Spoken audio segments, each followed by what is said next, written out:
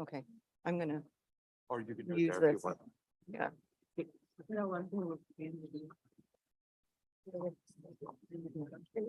And then, oh, yeah, no, you can just welcome everybody. Yeah.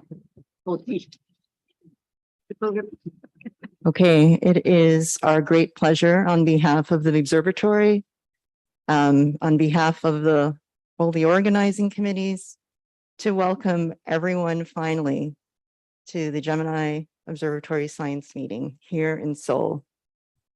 안녕하세요. 제가 바로 직접 번역을 할 건 아니고 저희가 그동안 오랫동안 기다렸잖아요. 제미니 미팅을 한국에서 하려고. 저희가 모든 여러분들 다 환영하고 이렇게 다들 건강하게 만날 수 있어서 반갑습니다.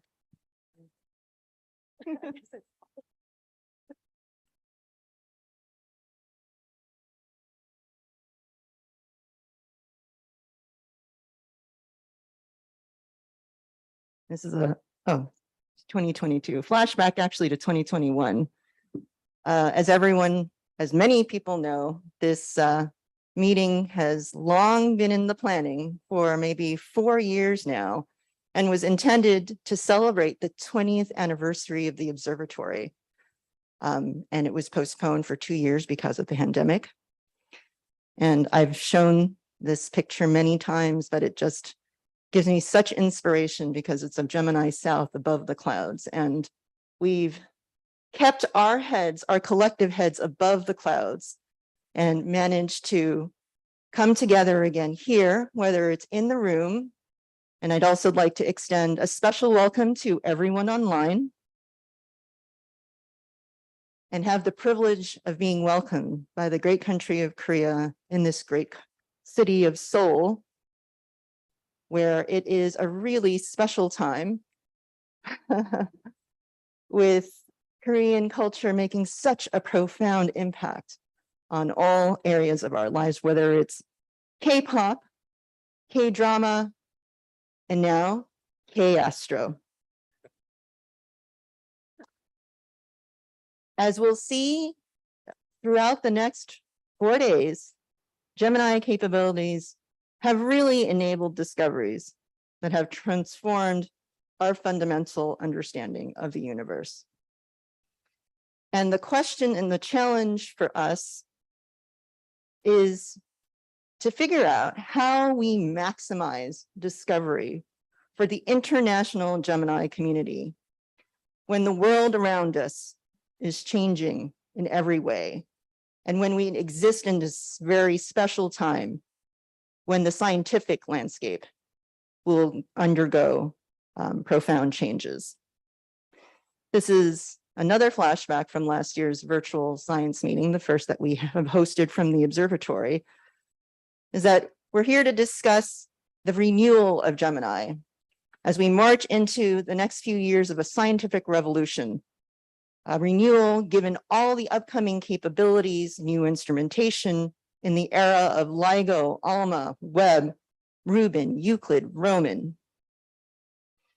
And so with that short introduction, I'm really here to try to orient everyone and provide some reminders.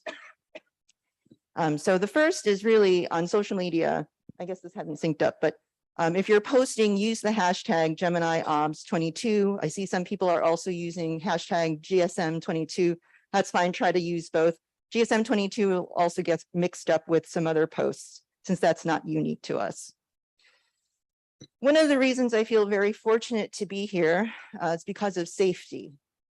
We have a culture of safety here in Korea that will keep the spread of COVID at a minimum in the meeting. And we've also provided some really cool masks that are branded with 2 different colors to match what you're wearing for the day. So please use those. Of course, in Korea, there's a mask mandate indoors as well as when you're outdoors in crowded areas. As you've seen, our swag also includes 2 COVID tests, rapid tests, and we also have additional ones if you take both of your tests and you feel like you need to be testing more. Everyone who has been coming into the country, of course, needed to pass through 2 tests And we're asking that people take another test prior to the beginning of the conference. So everyone should have tested again already with the rapid test. And if you haven't, please try to take it before you go to a meal with everyone. Right now, we're relatively safe because we're wearing masks, but it really is when we go out and eat and drink together that we have a higher chance of transmission. So please try to take a test, rapid test before lunch if you can. And the second test really is at your judgments, but 48 hours after you take the first one. Interaction procedures. We want this conference to be productive, not only for the people in the room, but for the many people who have joined us online. We're very lucky that our facility has this amazing AV setup. The audio is incredible, not only for the people in this room, but when we were testing, it came through very clearly for the people online. So as you can see, there are 2 microphones on both sides of the room. If you wish to ask a question or engage in discussion, we ask that you move to the mic so that the people online can hear you. We also have a Slack channel set up. If you haven't been on the Slack channel already, please get on there because we're going to be posting conference news and updates to the general channel. For every session, there's a different channel on the Gemini Science Observatory area. And then we're encouraging people to use threads to ask their questions if you're online. For each session, we have both an in-person moderator and a virtual moderator who will, today it's we, in the morning, later it's Zach, who will be monitoring so that we can have maximum engagement for those people online. And Slack also provides the benefit of allowing for discussions to continue when we run out of time at the Q&A. So if you have questions that we haven't been able to address, please go ahead and put them into the Slack. And we encourage those speakers to continue engaging after their talk, both virtually and during the breaks. As is the reality of the day, changes will happen on a daily basis, given the current status of our attendees. On day 1, we've made a couple updates to the program. There will be a few more talks online at the end of the day. We'll also have Kathleen Turner give her Dragons talk rather than Jake Turner. Kathleen Labrie give her Dragons talk rather than Jake Turner. Okay. And then another reminder for the speakers, in order to ensure a smooth running of the program, we have 2 testing times during the day, one in the morning and one during the lunch break, right before the lunch break. So we ask that if you have a talk, to make sure that you come and test your talk during one of those times. And I was asked to remind people that if you're trying to get on the Wi-Fi, use the conference Wi-Fi, and the password is ABCD, ABCD, so very easy to remember. Okay, and with that. The speakers become. Another reminder is that when you have a talk, please come up about 5 minutes before your talk to get mic'd up. That was my cue to look around in the audience to the other organizers to see if there's any other reminders that we should let people either online or in the room know about. Hui, are there any questions from our online audience? There's no question.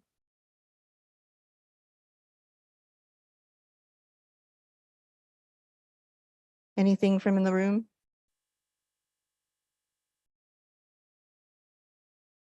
Well, welcome again. I'm very grateful to see everybody here. Okay, so our next talk will be from Insoo-Yuk, who will be giving the Cassie welcome to our conference.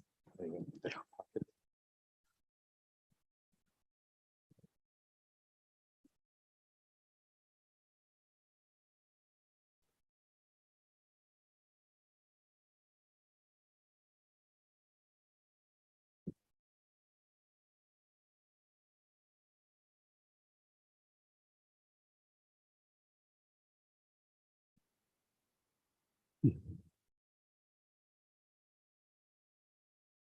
morning, ladies and gentlemen.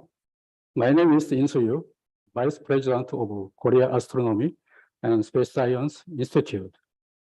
It's a great honor to here today and speak on behalf of CASI in this welcoming speech. My sincere congratulations on hosting the 2022 Gemini Observatory Science Meeting. I would like to express my deepest gratitude to all of you, including LOC and SOC, for your contributions to this meaningful event. I would also like to thank all of members for here coming to today's presentation and discussion.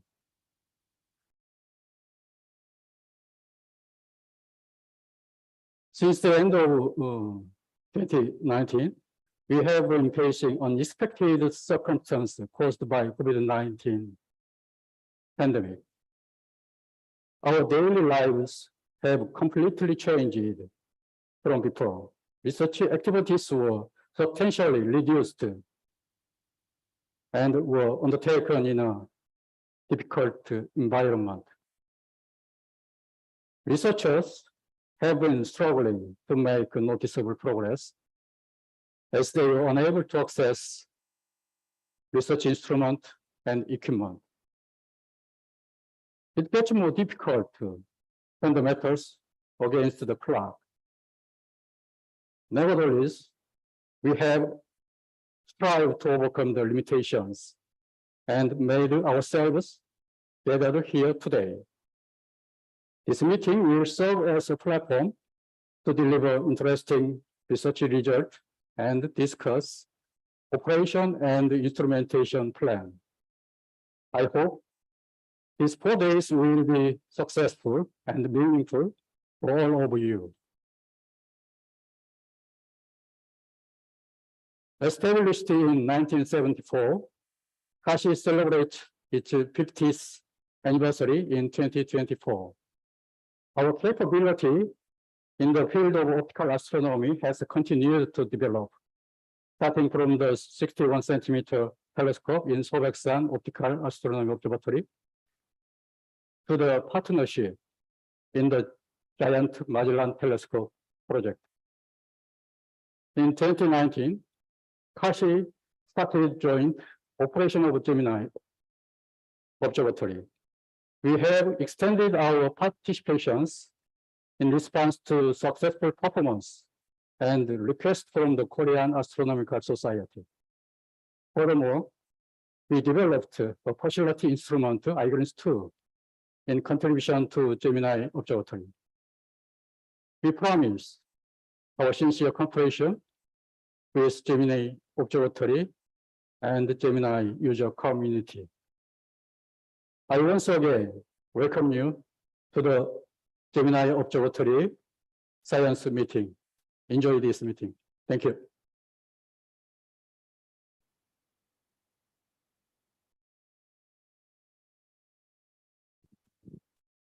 Okay, so our next speaker is Director Jennifer Lotz, who will be giving her talk on the state of the observatory.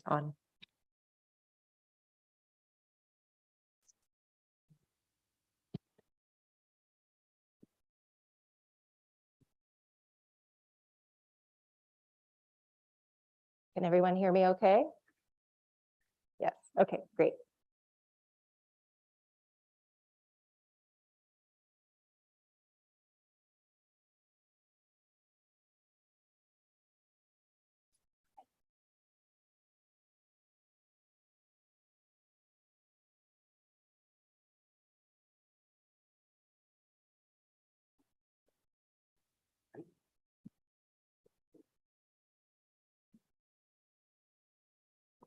Good morning, everyone.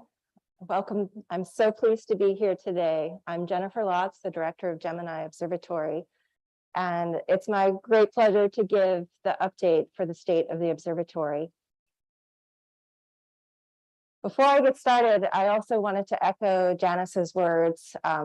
We're incredibly grateful to our hosts here in Korea, to the organizing committee, and to Cassie for being such a great support to make this meeting possible. I particularly want to call out Nare Huang, whose idea it was to have this meeting here. I think that was one of the first things he asked me when I came on as Gemini director about 4 years ago. And so it's a great pleasure to see everyone here who's made the trip, and many thanks to everyone who's online.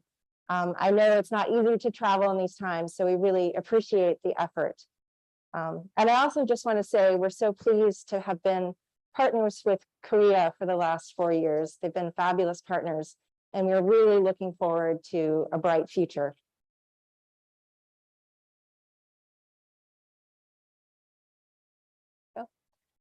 So for anyone who's been paying attention for the last few weeks, you know that the landscape for astronomy is dramatically changing this decade. I, like many of you, have been staring in wonder at the new images coming down from the James Webb Space Telescope. As we look forward, in March in 2023, we can expect the next run of LIGO, the Gravitational Wave Observatory, with new sensitivity and better capabilities. At NYLab, we're anxiously awaiting the start of science operations with Rubin Observatory, which is just across the way from the Gemini South telescope.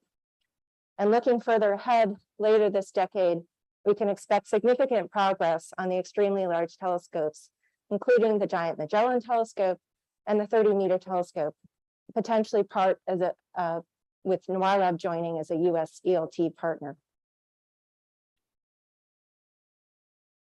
We know that these facilities will dramatically change our thoughts on the universe, and that the next decade will bring a lot of exciting science in the areas of exoplanets, exosolar systems now, our own solar system, the study of compact objects, and follow-up of multi-messenger astronomy, and my favorite, galaxies, black holes, and dark matter. But Gemini has a really important role to play in these, and is really well poised to make transformational discoveries in these areas.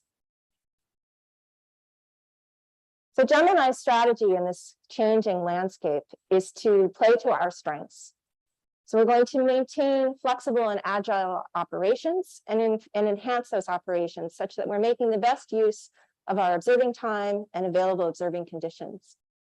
We're enhancing our adaptive optics capabilities so that we can correct for distortions in the atmosphere and make this really incredible high-resolution capability available on a nightly basis on both telescopes. And then you'll hear a lot over the next few days and in this talk and the next session about the new instruments that are coming online. So this will provide a diverse instrument suite that will support a diverse range of science for our individual PIs going forward. So it's been a long haul for the last few years, but it's been really exciting in the last few months at Gemini to see the momentum starting to build again. As travel restrictions are lifted, as we have wide vaccination rates of our staff and our host countries, as people are able to get back into the labs and just generally kind of get our mojo back, we've seen a lot of projects that have been delayed or on hold starting to pick up speed again, starting to get momentum. And all of these pictures are activities that have just happened in the few months. As you'll see, looking forward in the next couple of years are going to be transformational for the observatory. There's a tremendous amount of very exciting work being done. And I'm really looking forward to hearing in detail about each of these projects and people's science goals.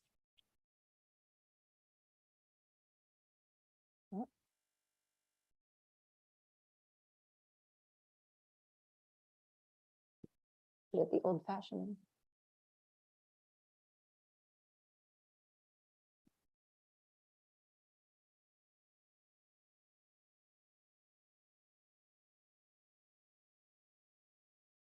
Looks like it's frozen, Jerry.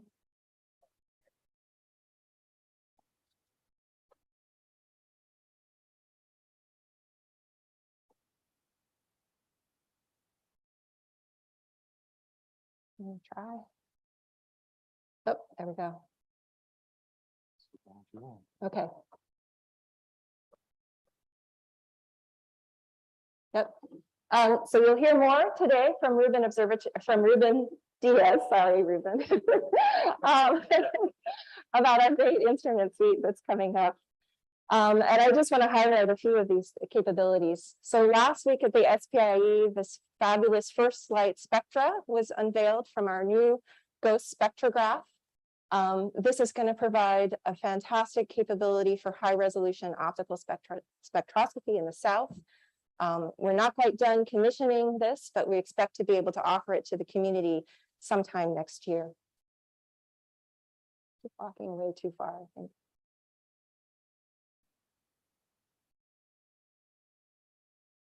Yeah, I'm not sure what I'm not doing.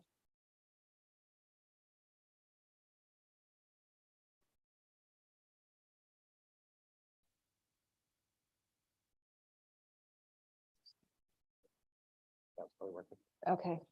Yeah, I just need to keep the cursor in the window. Cursor needs to stay over there. Yeah, okay, Yeah. all right. I'll do the- Thank you. Sorry, y'all. Also being commissioned is the Genius IFUs. So we now have the low resolution IFU on the instrument at Gemini North, and we expect to be installing the high resolution IFU later this year. This exciting capability will also be offered to the Gemini community in 2023. Igrans 2, of course, is being built by Cassie here in this country. It's the successor to Igrans, our very popular and successful visitor instrument at Gemini South. We'll be having staff heading down to Cassie later next week to check in on the progress. And we expect that that will be coming to Gemini North in about a year and a half. GPI 2. So one of those photos that I showed you was GPI in a shipping container heading down the mountain from Cerro Pachon. It arrived in Notre Dame not too long ago, where it's going to undergo a series of upgrades that are going to improve its contrast ratio, and make a smaller inner working angle possible, and make it possible to probe exoplanets and planetary disks around even fainter stars. So those upgrades will take about a year as well, in which time it will be shipped to Gemini North and be available to the entire community. Scorpio, which is our planned workhorse instrument at Gemini South. This is an 8-channel imager and spectrograph. We'll hear updates on Scorpio at this meeting, but our plan is to have this available to the community, not just for time domain science, but all science, in time for the start of Ruben science operations. Of course, it's not just about the instruments. We're also revitalizing our software infrastructure. A key part of that for our community is providing sustainable and reliable data reduction package. So this is Dragons, which is a Python-based code. We've been making steady progress, and we'll be continuing to provide updates and releases over the coming few years. This is going to provide quick look science capabilities, improved calibrations, and an interactive science mode. You'll also hear about our science infrastructure getting ready for time domain astronomy, but also supporting all of our users. So the first of those is an enhanced set of proposal and observing tools called the Gemini Program Platform, tools called Explore and Observe. Those will be coming online in the next year or two. We're also providing a target of observation manager for time domain astronomy. We have a prototype available now, but an enhanced version will be available in time for start of the flood of time domain astronomy requests we expect with Ruben Observatory. And then last but not least, we're developing an automated dynamic scheduler, which will enable us to handle the flood of requests that we are expecting with the start of Ruben Observatory without misplacing or mistreating the non-time domain science. So we're really going to support the full set of science programs that we plan for the next decade with Gemini. So the next 3 years are going to be really transformative for the observatory. So it's really fantastic that you're all here this week to hear the exciting talks and capabilities that are being done now and were planned for the future. Because it's really important for us to be able to engage with our community, to make sure that people know about all the possibilities that are just on the horizon. We want to be able to train our users and have people, make the most and hit the ground running as these new capabilities come online. And we also just want to excite the community and get people enthused and thinking about what they can do, particularly in this dynamic landscape. So with that, I will end and just say the future is very bright. I'm very much looking forward to the next several days and hearing from all of you. Thank you.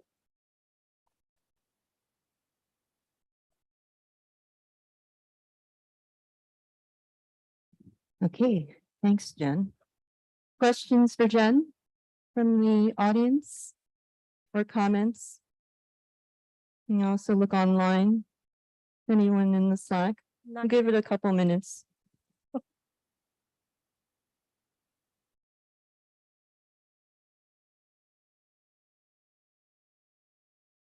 Get rid of this. We've had discussions about the complementarity between Webb and Gemini.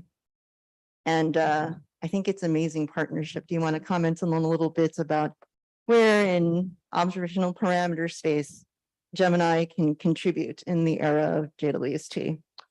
Sure. Well, Gemini telescopes, of course, are still 8-meter telescopes. Yeah. So So at the diffraction limit, we're they're better. there's some pretty powerful capabilities. I can see a number of exciting synergies with our current instrument and upcoming instrument suite, and also with our capabilities. I think in time domain in particular, I think it's important to remember that James Webb is a very big telescope. They'll take a long time to slew, and they'll have very limited chances for rapid follow-up of new time domain astronomy sources. So you could imagine Gemini and James Webb working together in partnership, where Gemini is the very rapid response, getting on the sky very quickly, following a source, and then perhaps after a few days, when the source is faded, it gets handed over to James Webb. Certainly our high resolution spectrographs are world-class and are not something that James Webb is going to be able to supersede. But you can imagine studies with Webb that are complemented by very high resolution studies, spectroscopic studies from Gemini. And that, there are many, many opportunities. I encourage people to think about those as we move forward. Shall we hand it over to Nare? Yes, so Yeah. let me just check one more time online. Anyone online? Not yet, no questions. Okay, let's give another round of applause for our director, Jennifer Lotz. Okay. Our next talk So- will be by Nare Huang. And the title is The K-Way of Exploring the Universe and Sharing its Wonders. Nare. Hello, everyone. Good morning. 안녕하세요. 서울에 오신 것을 환영합니다. So you guys can hear me very clearly, right? So I don't need to shout.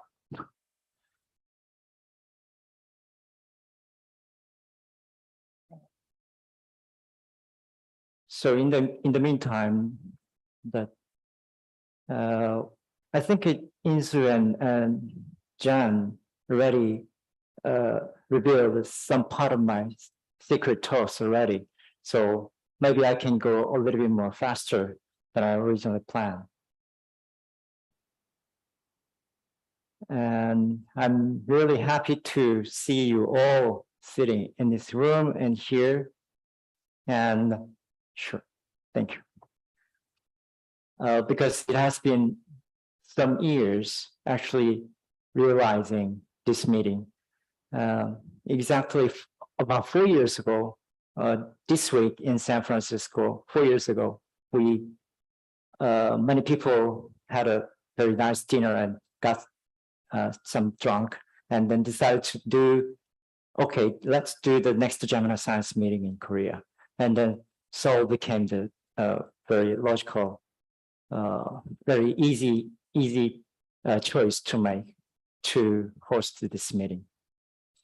So because you guys are in Korea, let me briefly introduce how we have been doing with the Gemini, and then what we have accomplished a little bit, and what we are trying to do to contribute to the entire Gemini community in terms of the science capability and something like that. And then let me start my talk from my personal experience of the past Gemini science meeting.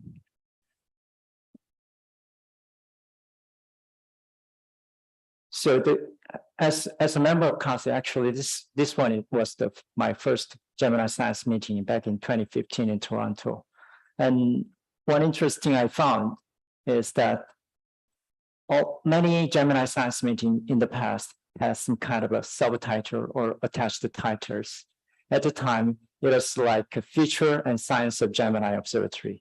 So I decided to give my sort of personal view of what is CASI's future plan as far as the CASI and Gemini goes.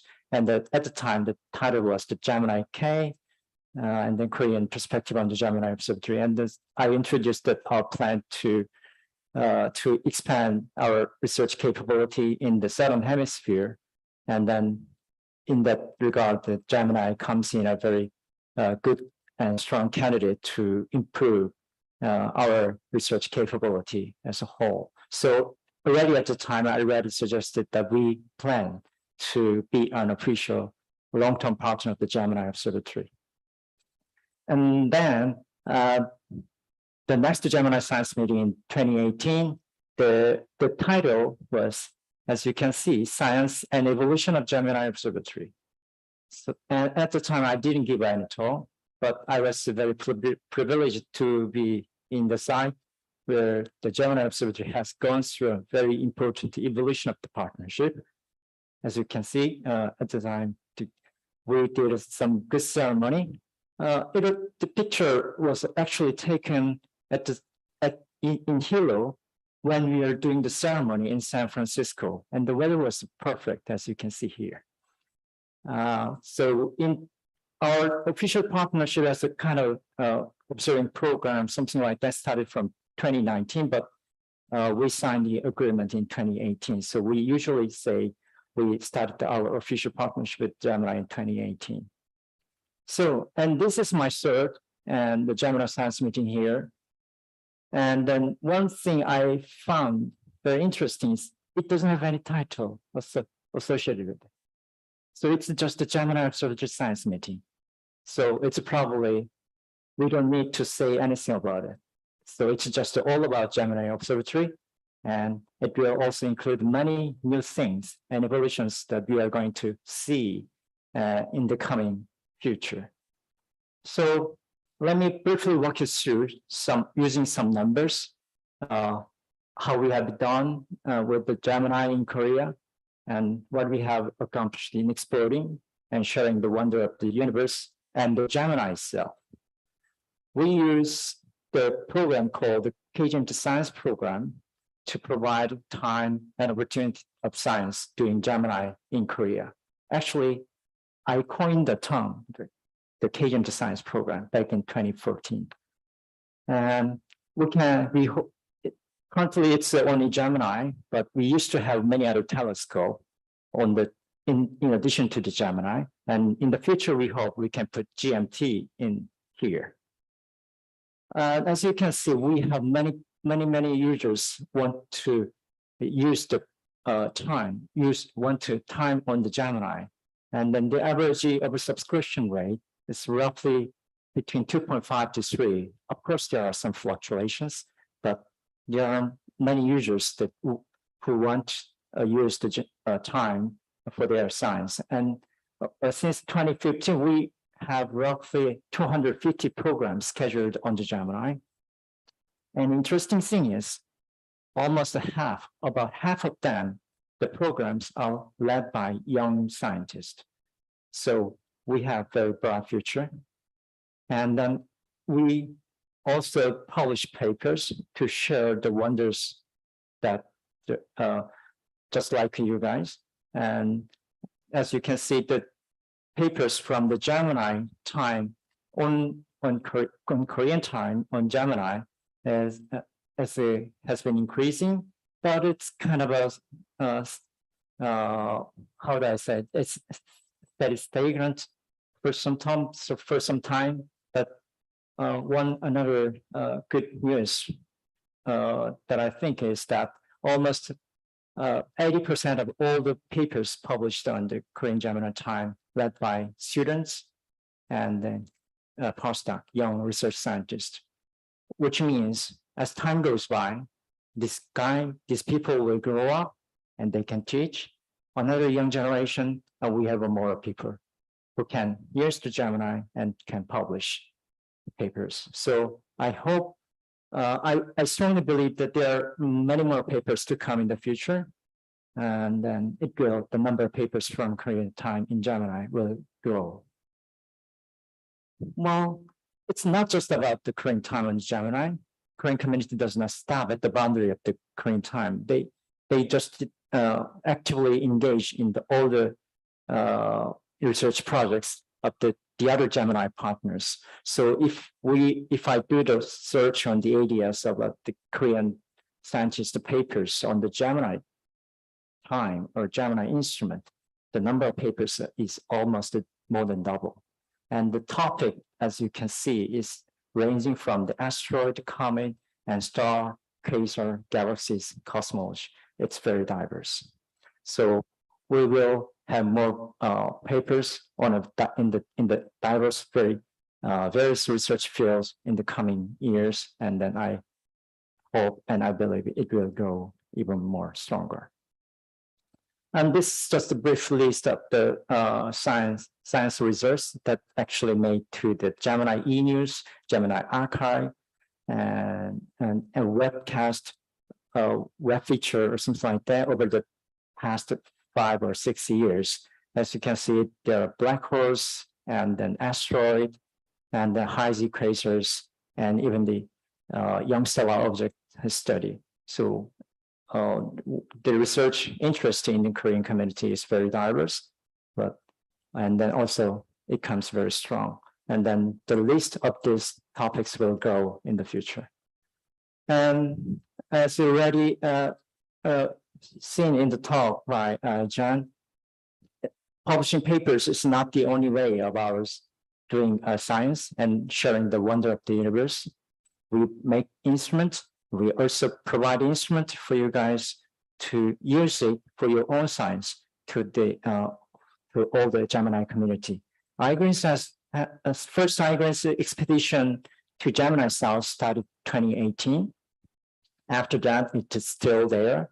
And then, as you can see from this plot, the iGreens has been staying very popular and very productive to make good science for the entire Gemini community.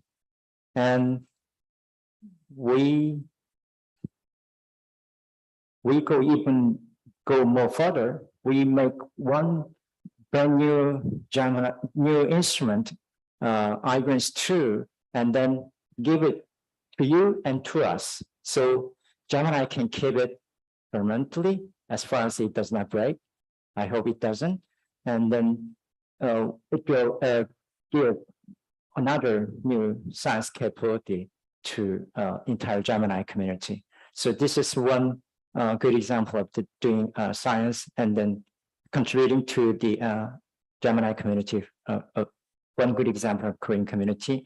And then probably you will hear more about the iGreens 2 from Hyung's talk today, and probably Ruben's talk right after mine. Well, iGreens 2 is not going to be the last one that you're going to expect from Korean community as far as the instrument goes, because I think there are many guys. I think you already seen when you come in here, Korean people love making things, buildings, cars, whatever. And the instrument is not going to be an exception. And then I already know some people that were already started brooding about the idea of building a new instrument. And then usually the Gemini Observatory usually comes as a first choice for their deployment. So I don't know, I cannot bring it up any specific name of the instrument project or now, but I strongly believe that you are going to see more Korean instrument coming to Gemini in the future. Well, we publish papers and we make instrument, we give you the chance to use the nice instrument. Well, it's good way to explore the universe and share its wonder, but it's not the last way that we do. We actually support a nice public outreach program. This is a very good example of very high resolution full dome video featuring Gemini sounds. And this movie, I think some of you may can see in the neighborhood of your town in the planetarium. As far as I know, there are 2 or 3 planetariums already playing this nice movie. And by doing this, right, we can introduce the Gemini sounds in a more friendly way to the general public, and of course, the beautiful night sky in the southern hemisphere. And then another thing that I'm considering, and that I think it can be productive, is use the Live from Gemini program. And currently, it may be renamed as a Live from Noah Lab or something like that. But I have made an arrangement to try Live from Gemini program for school teachers in Korea, and the first session will start in early August. And I'm more than looking forward to hearing what they think about this program, if there's any kind of room to develop further using this kind of program. I think it will serve as a very good platform for the remote science STEM education tool. And then we'll do a great job of public outreach, introducing Gemini again. And the public special talk scheduled this Thursday also is going to be given by this Mr. Kwon Oh-chul, who is a very renowned astrophotographer, and I believe he's going to attract many general public to the talk, and will play an important role to introduce the Gemini to the Korean public. And then in the talk, he will also introduce what is the COSIS role, what Korean scientists are playing in the field, in the operation and doing the science in using the Gemini. So we are publishing papers, we are making instruments, we are doing the public outreach with the Gemini. So this is a very brief summary of what we have been done in Korea. And so probably it's time to look into the future. It's my just personal view. It's going to be very short. And then maybe you may want to take a look at the COSIS network of observing facilities, mostly overseas. There are many. And then, as you can see, Gemini Observatory are key optical facilities that COSI is involved in the operation. And then Gemini will remain as a major observing facilities infrastructure, at least until GMT comes online. And hopefully, even after GMT comes online, we hope we can use the Gemini Observatory in addition to the GMT. So we are going to invest, we are going to keep focusing, investing more, and we plan to expand even further our network to include some part of the moving and of course GMT in the future. And so we are planning to post our research staff in Chile a little bit longer time scale, so that we can expand our research collaboration in the in South America. And in that process, I think COSIS partnership with the Gemini will grow and expand to include the COSI-Rubin collaboration, and then it will also definitely include the US ELT program related to collaboration and more.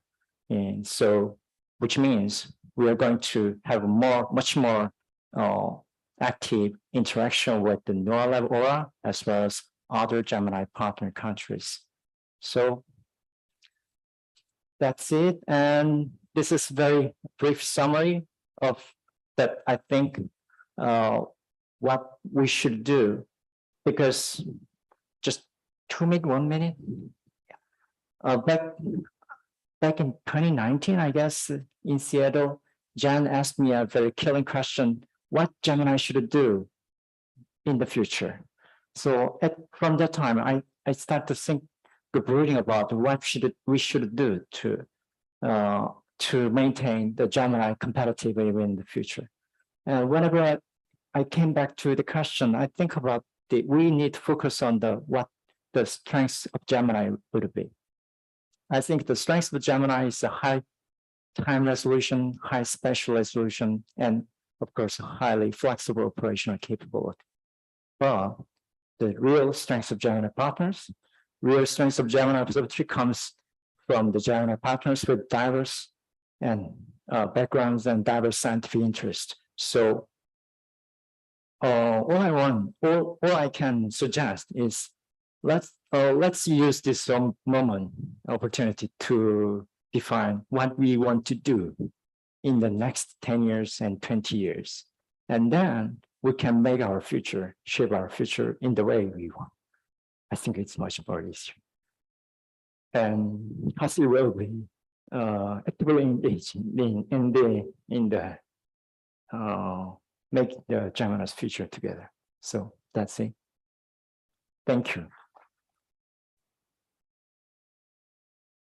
So we need this many words to say thank you. Yes. This is the strength of Gemini, I guess. Thank you, Nade, for an inspirational talk overview of the transformation of Korean astronomy and a look ahead to the future. And so with that, are there any questions or comments from the audience, either in the room or online?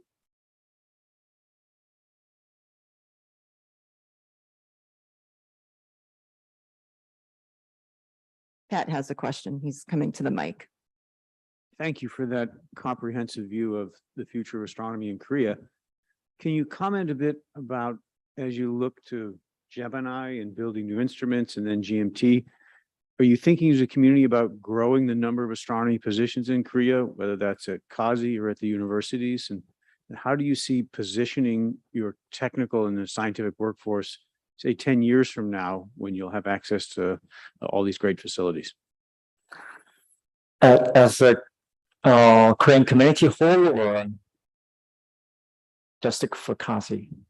Whichever you're comfortable addressing. Well, the size of the astronomical community in Korea has been increasing, as far as I know. But we may not have enough manpower in Korea to engage very actively and very productively with all the major international projects. And the number of international projects has been growing. So we need more good people coming to the country, Korea, to get involved. So in that sense, well, I don't have a very good answer to your question, but I think we need to keep investing ourselves into make Korean community more inclusive and to attract more talents. And that way, maybe we will be in a much better position to contribute more efficiently and more productively. I hope this can be a part of answer to your good question. Are there any questions online? So in your personal opinion, in terms of scientific area, what excites you the most? The beautiful picture of the spiral galaxies, that excites me very. very, very, very hard. When, in that case, JWST is amazing, but we can beat JWST.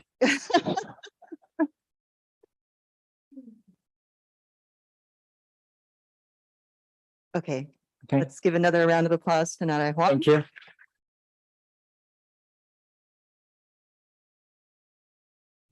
And our last Oh. talk of the session to help set the stage for the rest of the conference is from Ruben Diaz rather than Ruben Observatory. And he'll be giving us an overview of the bold future ahead. Gemini current and future instrumentation.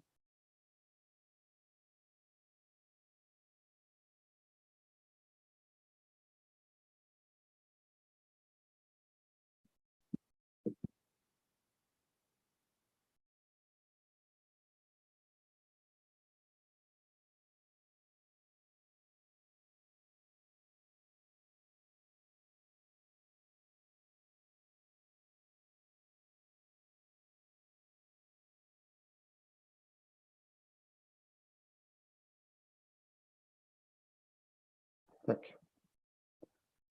you. I can see here. Okay. Hello, everyone. My name is Ruben Diaz. I'm instrument program scientist at Gemini and interim associate director for development.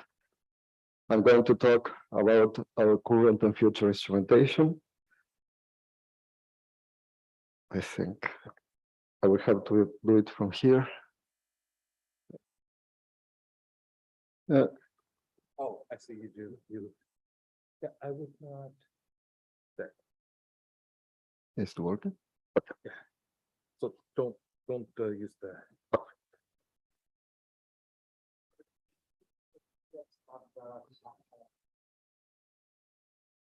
Thank you, Dory.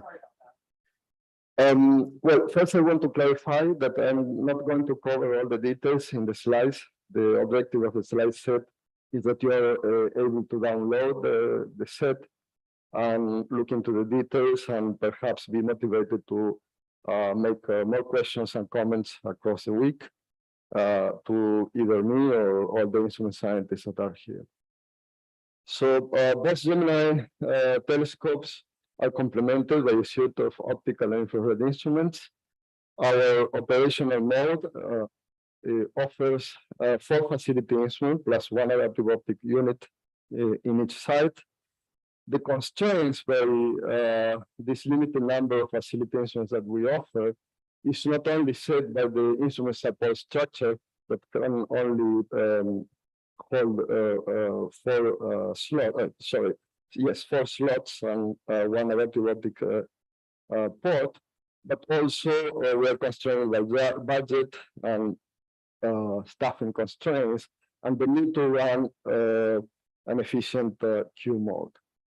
We keep our set of instrument capabilities competitive in 3 ways: by replacing the less demanded instruments with new facility instruments. This is the most direct way, but of course it is the most resource consuming way. We also run an active instrument upgrade program, and we support a visiting and community instrumentation program. The table on the right shows the facility instruments that we are currently offering or planning to offer in the next semester. As you can see, we have a variety of modes. We offer currently 7 facility instruments, and we're about to start offering an 8th one, which is GHOST. The most important thing I would like to remark here is that the optical workforce instruments are almost identical, and they are used about 900 hours per year per site, each one. And each telescope also has a workforce near-infrared instrument, which is used at about 500 hours per year. Those are Geniers and Flamingos too. And we provide a spatial resolution of 0.5 arc-second in the optical and 0.75 arc-seconds in the near-infrared in the best under the best natural seeing conditions. This is one of the fundamental requirements of the facility instruments. And we are able to provide image quality of about 80 milliseconds at Gemini North, thanks to the altered adaptive optic system. At Gemini South, we reach the fraction limit at the K-band at 60 milliseconds, more or less, by means of the James adaptive optic system within a field of 85 arc seconds on the side, which is a world-class capability. The facility instrument suite has to enable multi-instrument queue, as I mentioned it, and it has to enable switching between instruments in about 2 minutes.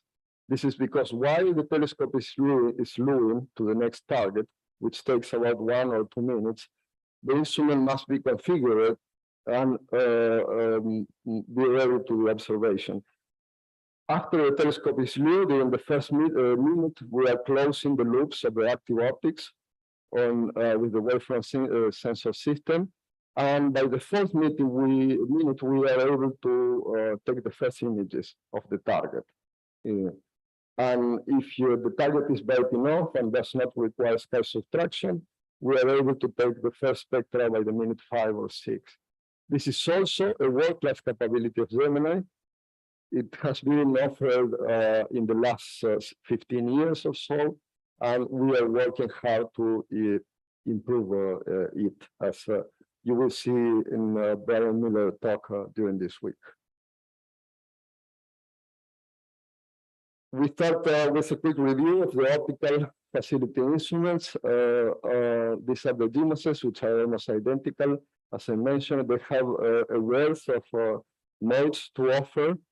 They have almost 30 square minute field of view.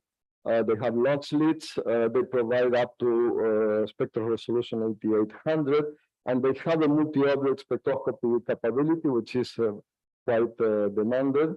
They have 2 integral field unit options, which are fiber fed and have a sampling of 0.2 arc second, which is well suited to the natural scene at each site. The GMOSes are quite tall. They have 2 decades, but these are among the most scientifically productive instruments at Gemini. They have more than 2,000 papers, and so we keep upgrading them.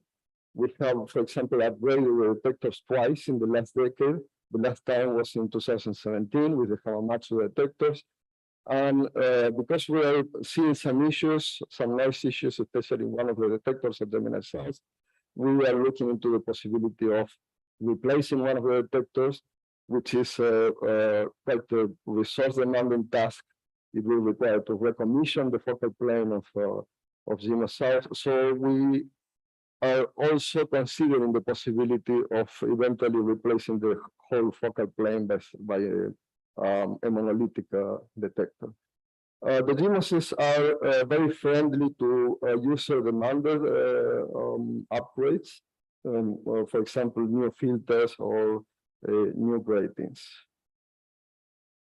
GNears is a workhorse near-infrared instrument at Gemini North. It offers a wealth of modes, including cross dispersion and long slit, with resolution up to 18,000. And it can be used with the altered adaptive optic system. If the base imaging capability at Gemini North, which is new, is not available, you can use the GNears acquisition system to take images within a small field of view with a variety of filters also. GNears is going through an important instrument that way. We are providing 2 IFUs, a low resolution IFU, which matches the natural scene at Mauna Kea. It has the field of view, the number of pixels, and the spectral resolution has some synergies with the low resolution with the IFUR at GMOS North. So the users will be able to explore synergies between the optical and infrared integral field spectroscopy. The low resolution IFU is currently being commissioned on Sky at Gemini North, and we are expecting the high resolution IFU by September. This high resolution IFU will have a sampling of 50 milliseconds and will provide a spectral resolution of 18,000, which is quite a unique capability. So we all look forward to having this at Gemini North. At Gemini South, the workhorse instrument is Flamingos 2, which provides wide field images, relatively wide field images, the widest field at Gemini at 6 minutes. It achieves a uniform spatial resolution of 0.4 arcseconds under good seeing conditions. It has a long slit mode, and we keep upgrading it.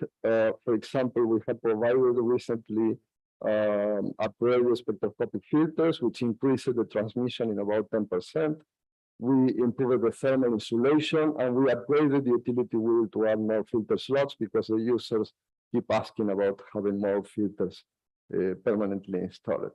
We are offering the Flamingos 2 multi-object capability, which allows to place up to 150 slits on targets in a field of 12 square arc minutes, and a spectral resolution up to 2000 and a superb image quality of 0.4 arcsecond. And we have started a feasibility study to report which are the resources needed to offer Flamingos 2 with the GEMS adaptive optics system. This will not only provide long slit spectroscopy, but also the possibility of doing multi-object spectroscopy within a field of 2 times 1 arc minute, corrected with GEMS adaptive optics system.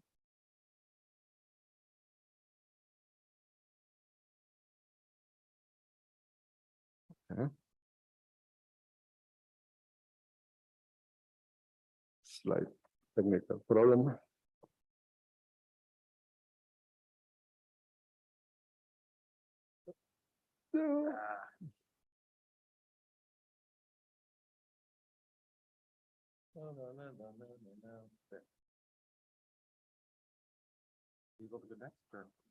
Okay. So about NURI and NIFS, we're going to simply mention that NURI is the base imaging capability, provides the base imaging capability at Gemini North. It has several camera options. It can work with the Altair adaptive optics facility. And NIFS is also the base near-infrared integral field unit in the near-infrared for Gemini North, which will be soon complemented and perhaps superseded by the GNSS fields. One important note is that NIFS will be decommissioned in 2024 in order to release resources that will allow us to complete the commissioning of iGains 2 and GPI 2.0, which we expect will demand a lot of resources during 2024. The Altair adaptive optics facility has been upgraded by having a new laser in 2019. And we're also looking into the possibility of improving the transmission of the dielectrics under 1 micron and over 2.4 microns. At Gemini South, we have GSOI, which is a primary imager for the adaptive optics system. As mentioned before, we have a corrected field of 85 arcseconds on the side. GSOI is quite stable. And for GEMS, we have upgraded the laser in 2018. We have a new natural gas star system in 2019. This allowed to go deeper into the wavefront sensor stars and, of course, increase the coverage and the stability of the system. In order to increase the stability of the system, we're also looking into an upgrade of the real-time computer. And where we have procured a third deformable mirror, this will serve as a spare of the already quite old deformable mirrors. They have more than 15 years, I think. And eventually, we could use the third deformable mirror to increase the scope of GEMS to the original scope that was thought to have 3 deformable mirrors. As mentioned before, we are looking into the possibility of having a spectroscopy with GEMS. About our future facility instruments, GHOST is currently being commissioned. I think Chris Hayes will give a talk about the first results this week. This is a high resolution spectrograph which has high throughput, simultaneous continuous coverage across the whole optical range. It can provide a spectral resolution up to 75,000, and it can observe up to 2 targets plus the sky within a field of regard of 7.5 arc minutes. It was built by HIA and the Anglo-Australian Optics Group. Another important future facility instrument for us is IRIS-2. IRIS-2 is a high-resolution spectrograph which provides resolution of 45,000 in the H and K band simultaneously. It is closely based in the original visiting IRIS. The PI is Chan Park, and the instrument is being built here by the Korean Astronomy and Space Science Institute. The whole project is progressing as planned into the assembly and integration phase, and we expect to be commissioning it in the second half of 2023.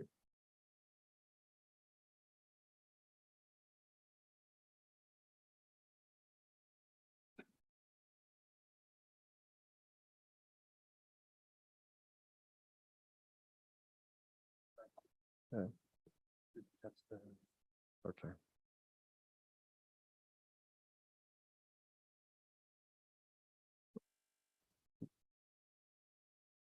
Yes.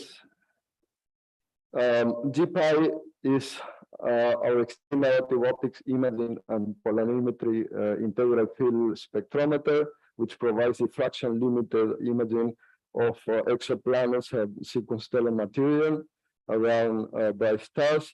After completing its base science, GPI has been shipped to the University of Notre Dame and will be upgraded to increase the contrast and the sensitivity.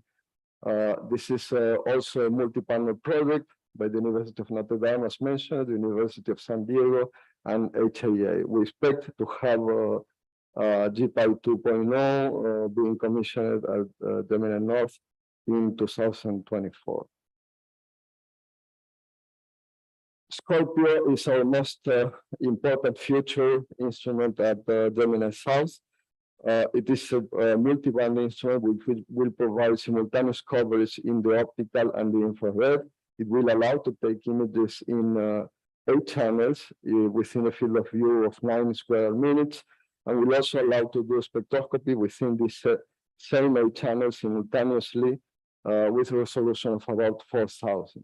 It is designed for rapid acquisition and readout, and we expect to have it delivered on time for the start of the legacy survey of space and time of the Rubin Observatory.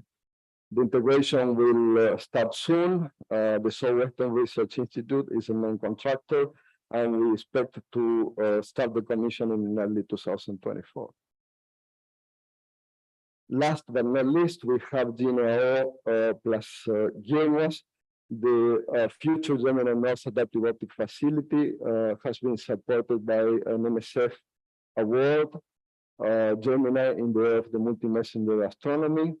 GNO includes 4 side-launched laser beams, which will support 2 primary modes. One primary mode, which will have a correction that will significantly improve the natural scene within a field of 2 arc minutes, and another narrow field that will provide mere diffraction limited within 20 by 20 arc seconds. The PI is Gaetano Zero, who will also give a talk this week. And the first light instrument for GNO is a community-led instrument led by Suresh Sivanandan from the University of Toronto and funded by the Canadian Innovation Fund. GNOS will provide wide field MOAO within the 2 minutes field of regard of GNO. It will have a multiple fuse when it's with its own complementary adaptive optics. and will achieve a spectral resolution up to 80,000. Sorry, 8,000.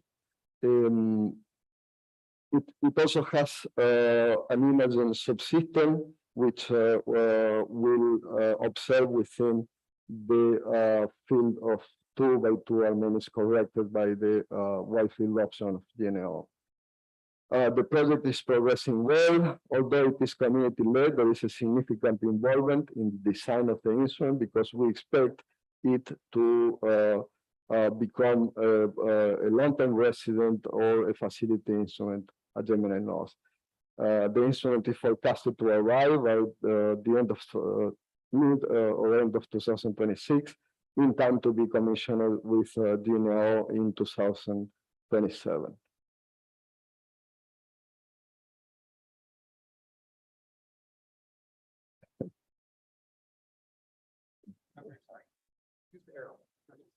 Okay.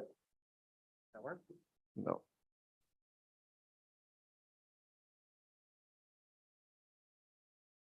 Thank you. Well, as Maria mentioned, one of our strengths is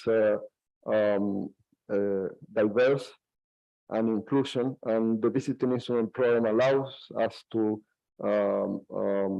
offer a more diverse instrument suite. The PIs have the opportunity to use their own instruments with support from Gemini Engineering and the operations staff. And this has been a very successful program. The demand of the visiting instrument at each site is around 30%, sometimes more. And the time that is finally used on sky is in the order of 20% of the available observing time. The visiting instrument program expands our capability to precision radial velocity to at the order of 20 centimeters per second of uncertainty. We are able to offer high resolution spectroscopy in the near infrared, and in the medium infrared, we can do high precision polarimetry, very rapid imaging, and we can also do spectral imaging in the optical. Finally, you will hear more about the Gemini instrumentation program. There are several talks in this meeting. Today we have Jeff Chilcott and Garima Singh talking about GPI 2.0, and Hyun Oh, who will talk about iGrains 2. Thank you.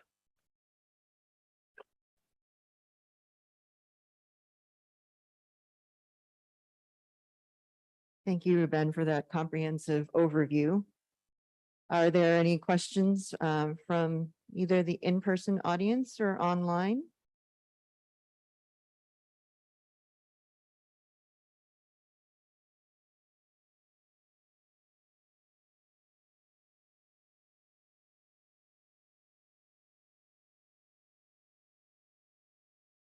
Okay, I will be available the whole week, and of course, there are many of our instrument scientists here also. So please explore this opportunity to talk with us. Yeah, we can just wait for a moment to see if there's anybody, because it takes a while to type sometimes. Jen?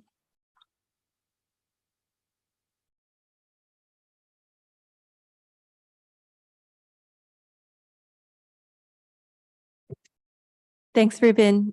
Maybe you could say a little bit about how the visiting instrument program works and what the process is like for bringing a visiting instrument to Gemini. And you know, as you said, some of these instruments are getting turned into facility instruments. So we have these transitional projects.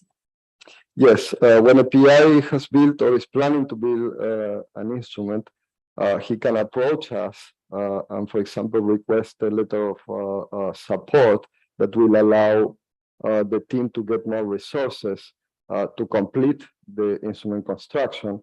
Or we can eventually, for example, support any adaptation, any change that the instrument needs to be used at Gemini. For example, in some occasions, we have funded the for optics of some visiting instruments. The first time that the PI comes, it has to receive an allocation of observing time via one of the national tags. And if the observing run is successful and the PI wants to come again with their instrument, they can do it, but this time they have to offer it to the community. In that case, we also ask the support from the team on the community, in the sense that they have to provide the reduced data if at all possible. And in some cases in which the demand has been high through our national tax, we have considered the possibility of including them permanently. For example, Solo and Alopeke are spectral instruments that are installed permanently in our acquisition and guidance unit. They don't take a port, so that allows us to offer them almost permanently across the year. And other instruments like iGreens or Maroon X, they are highly successful, and we expect to have them for a bit of more time. In some cases, we are in the case, for example, of Maroon X, we are considering, we are starting to study how much resources we need to convert them into a permanent facility available at Gemini. Yeah. It takes quite a bit of resources to convert a visiting instrument into a facility instrument, because there are a series of constraints. One of them, the instrument has to be robust enough to allow us to make long-term planning, and it also has to allow operation in the queue mode. Just out of curiosity, online and in the room, if you are working on instrumentation, can you raise your hand? Everyone in the back. Now, if you are interested in becoming involved in instrumentation, but do not yet work on it, and this is including people online, you can also raise your hands too. Can you raise your hand if you're interested in getting involved in instrumentation? Don't be shy. It's like, maybe. There's one person online. And one person online.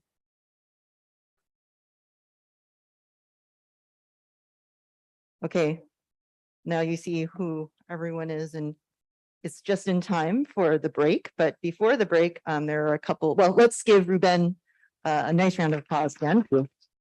Ruben. Okay, so this is our first break. We have posters on the other side of the partition, and I believe 2 stations for refreshments here. And before everyone goes on break, if Megan is here and Zach is here, can you come and see me? Otherwise, enjoy the posters in the back, and we'll see you back here at 10:55.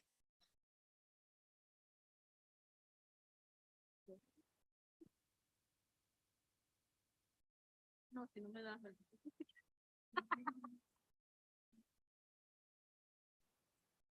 Oye,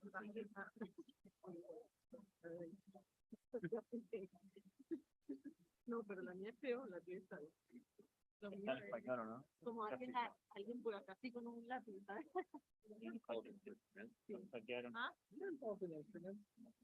Yeah, but no one is doing anything. I am not involved in instruments. I am working. Software development for instruments is the thing. Okay. I'm not sure. I'm not sure. I don't know to touch them. Nos vamos a mirar el póster. Sí. A ver si se cayó o no. ¿Tienes tamales? Sí, igual, pero a mí me pasa igual y me lo he cambiado. ¿Cómo te lo pones? No, porque tenía la letra más bonita. Digo mi nombre, por favor. Doctor Ricardo Salinas. Tuya, ¿viste? Mira, aunque intento hacerla legible, no.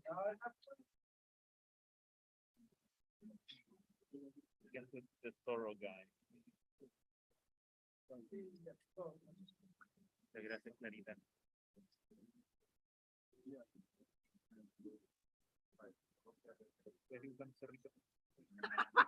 No, ahí no llego, ahí me pasa mi Espérate. Allá basta que vaya con el. No, espera. Con lo único que está autorizado. No, te pongo instrumentation. No, voy a poner Gemini. Ahora. Oh, sí, pongo. So, yeah, I know. Yeah, I mean, the only thing I was gonna ask, we had a million of course, or something, I think, is putting all the stars when they're like 5 minutes.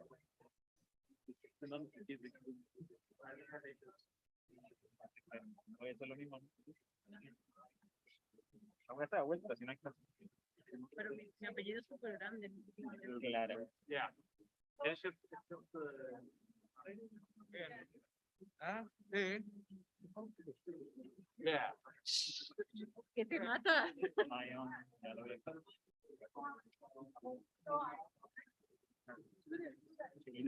Se transforma en Julián. So windy.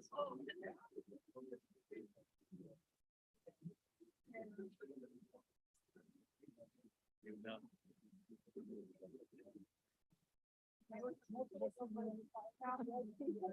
I have an issue.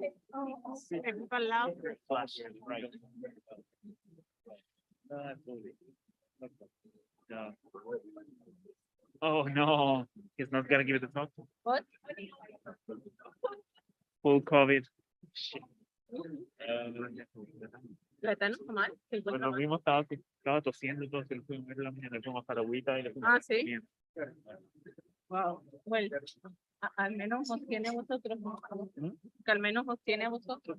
Sí, pero venía en el avión junto con Rubén y con.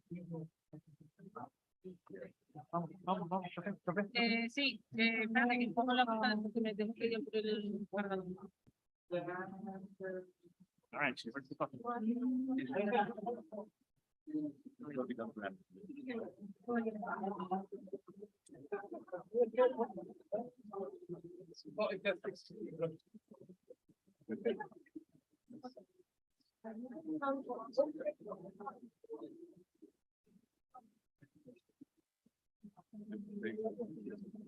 Oh, no.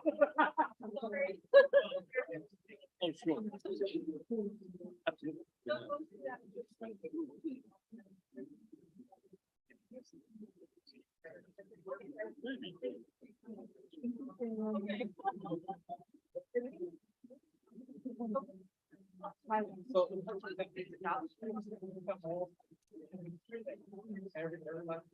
Oh, the highlights, yeah.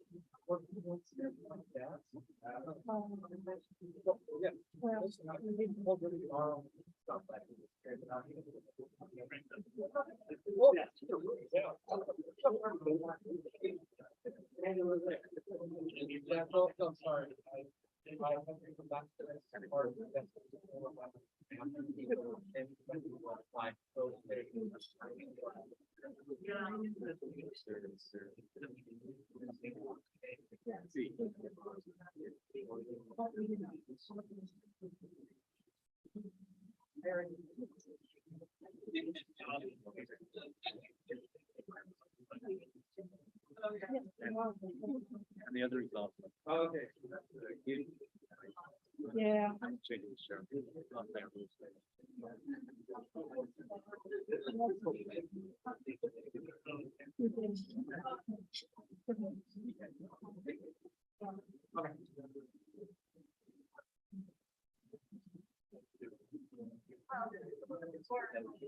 See.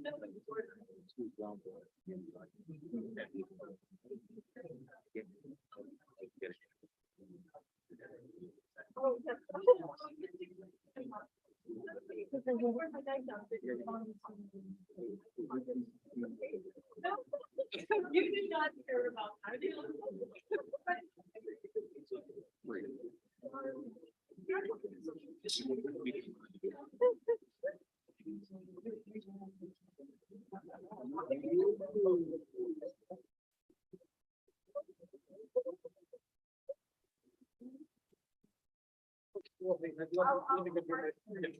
Yeah, I need that.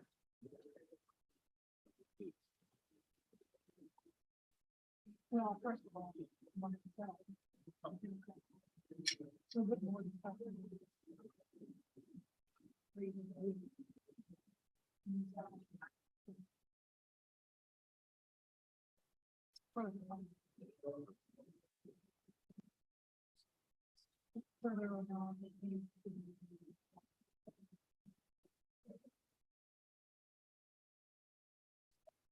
but it doesn't happen.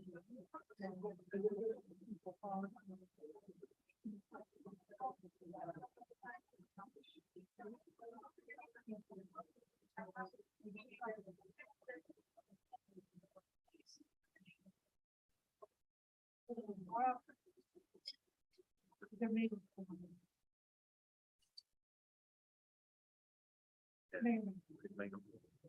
Yeah.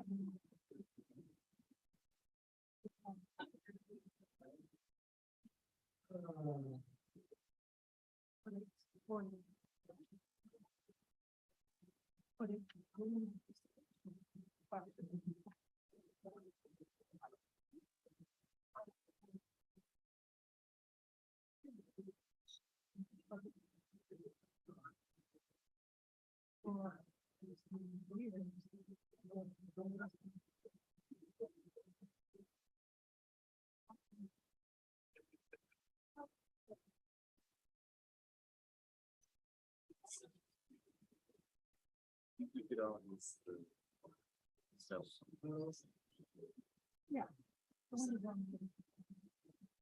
The next virtual. Yes.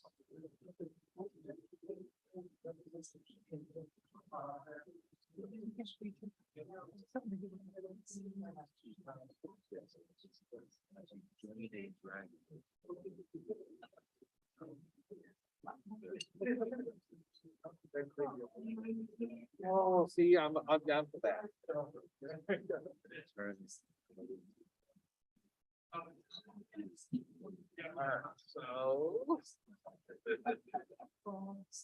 Everybody see that? So.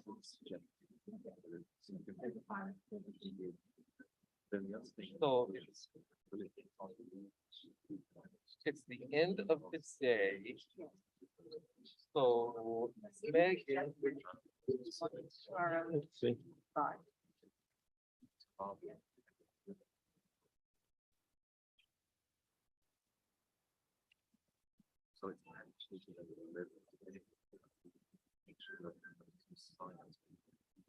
And even spot. And Stephen will be. Yeah, I know. I said, this is really important to see, you know.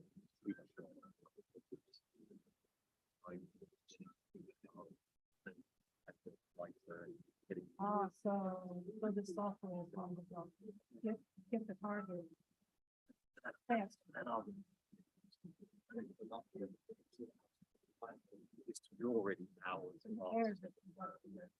It's not the real value of it is the jam up those 2 minutes. Right now. Heads up.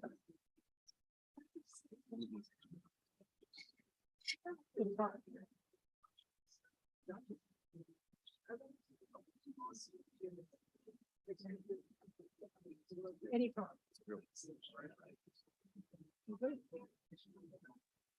So again, You know, I would say. we need to have more discussion. With the feature. Before we. And talk. We need to-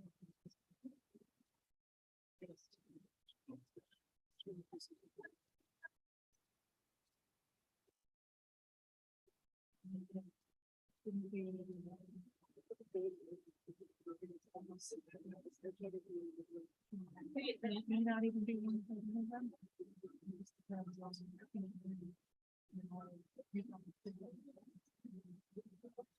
Really flesh it out.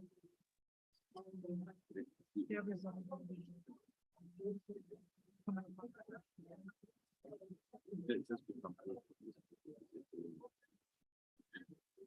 We internally say, okay.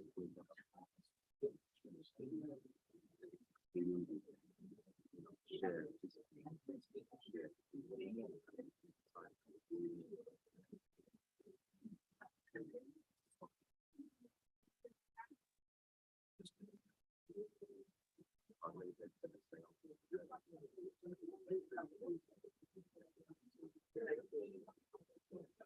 So, Yeah. Yeah, but we gotta figure out. The so, I'll find this stuff. And then maybe one, double the page.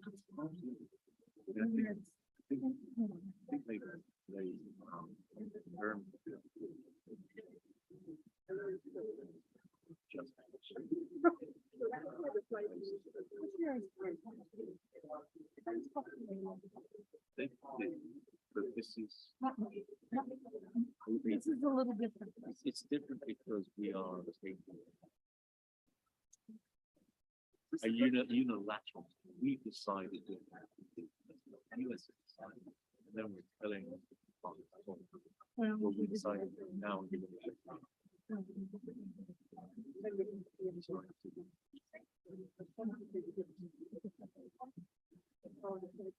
But we've tried to do it. And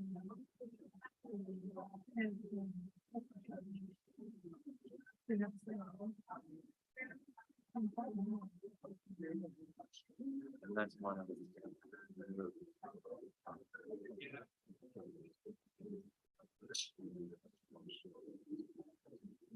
no, I think, well, yeah.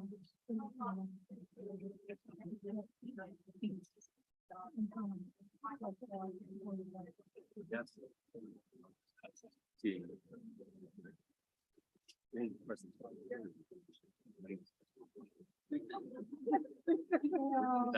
Without something in it. There was some other.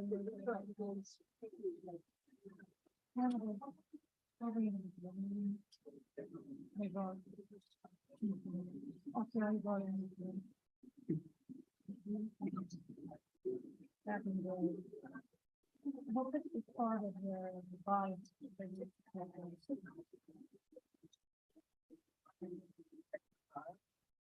Well, I think it's don't know. So you say, yeah,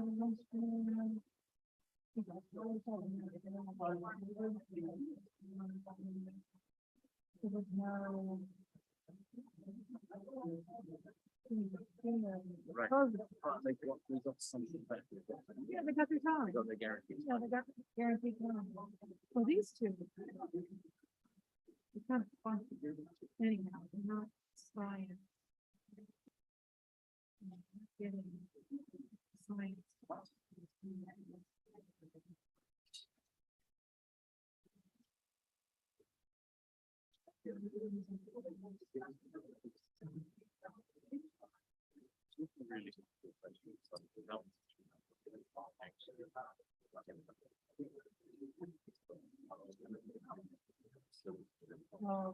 That one.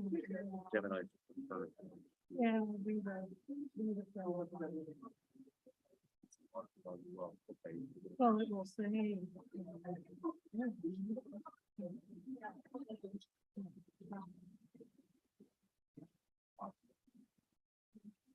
I don't deal with numbers. How we'll do it. So how many years you can this week. One more.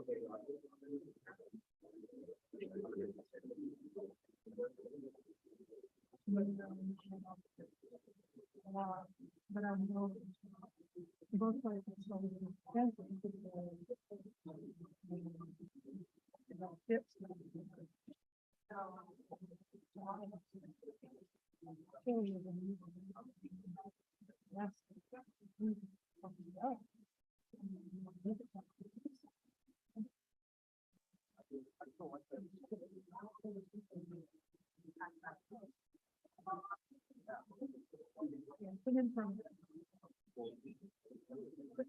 It's not ready.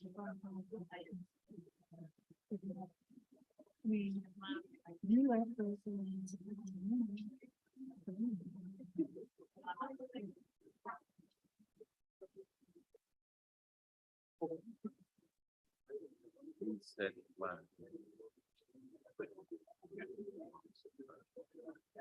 Oh, okay. Well, they do. I think it's good.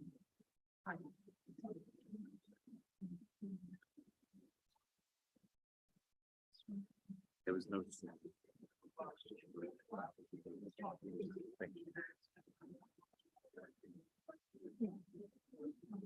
But that's fine.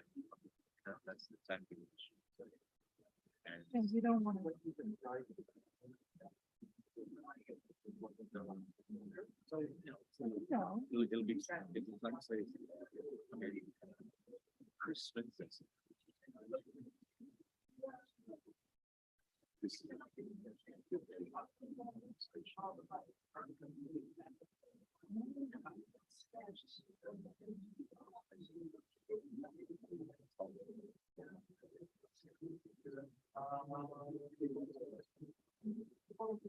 So Oh, I see that.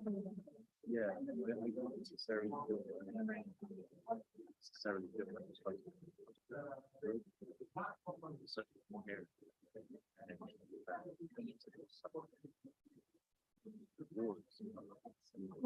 Well.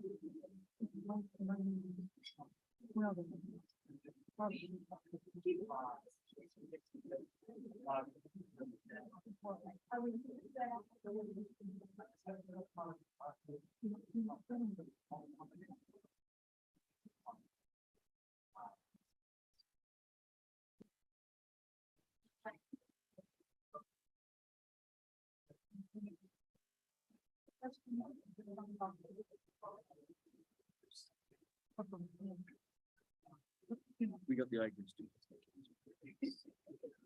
Yeah. So the first- yeah. Windows. Okay, well, it's the first time they did it. Well, we keep it.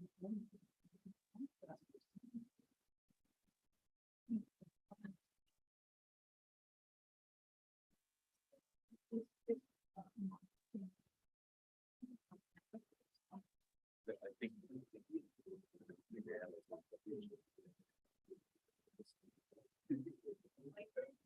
Actually, and yeah, I think it's Yeah.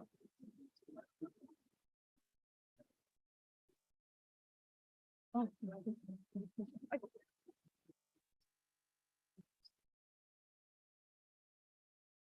East side. yeah.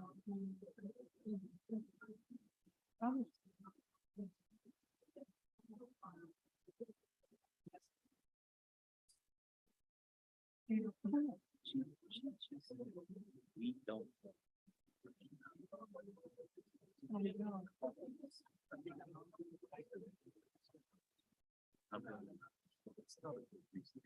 No.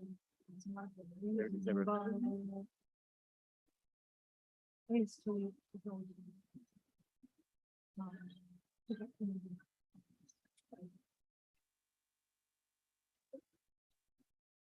Not everybody.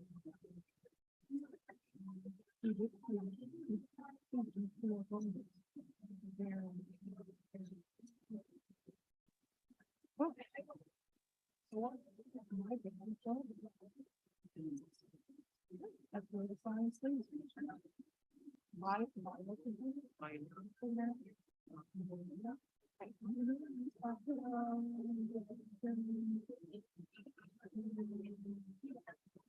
leadership. $1.3 billion. So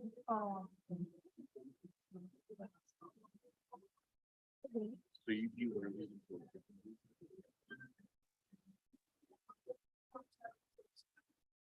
No.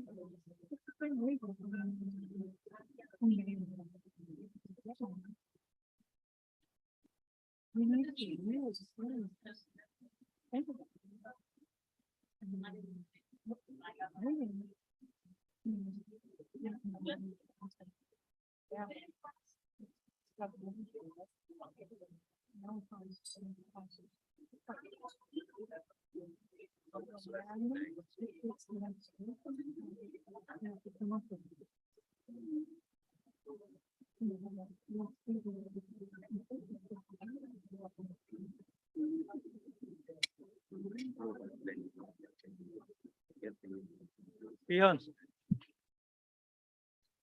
No, I don't know. Well, you don't get a new freeze. Well, in that case, you took them years. The second one. No. But you don't get one. You see, you also have fun. So, say it's. No, no. 12 years. No, not 20, 20. 10% of it.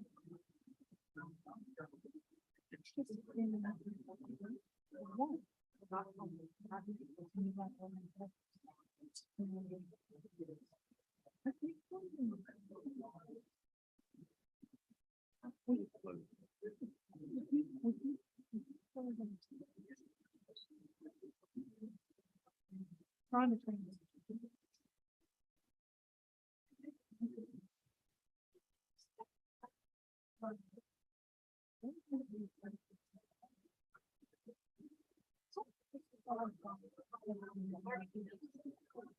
Literally to the left. We already covered it. You're right. Yes, you will. Get some extra exercise. So we'll go all the way around.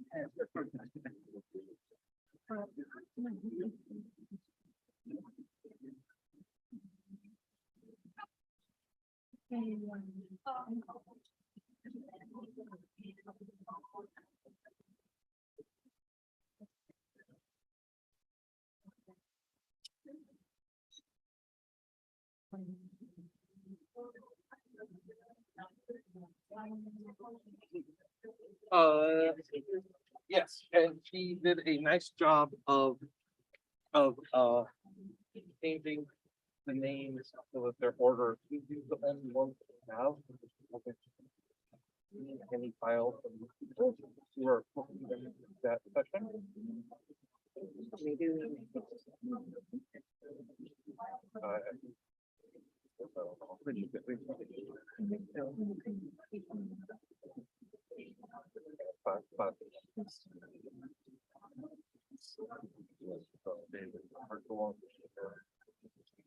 The same.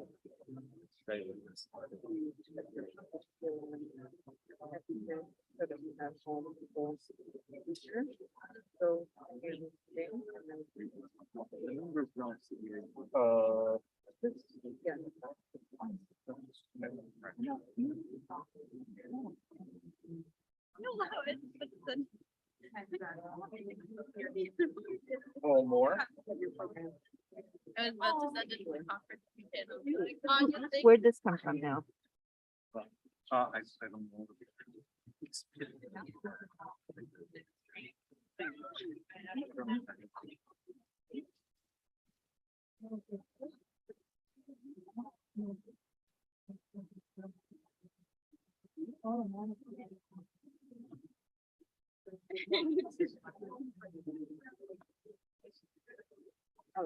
Planetary. Oh, they put it here because I actually am just. It's something to follow. Oh, no, no, I just put the rest of my own hand in. It's not gonna be. It's not gonna be.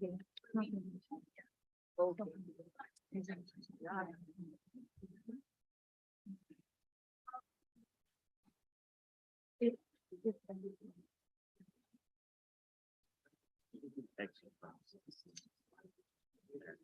year,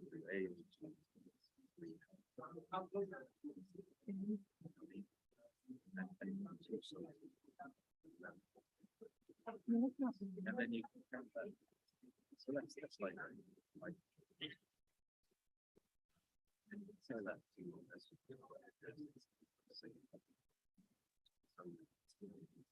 it's in the no, they have a very similar program as well, but they do give out those 50,000 attached to the facility installation. But at the same time, they have these big programs like here, which is give out like free for the heart.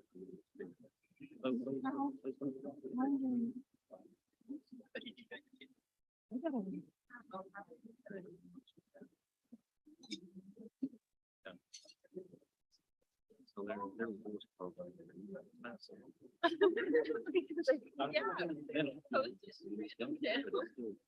They gave us the arcade.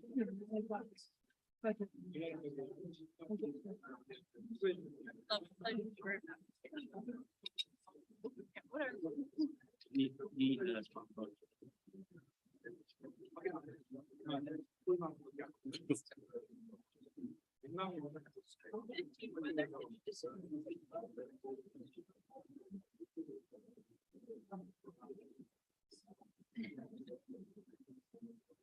He has one.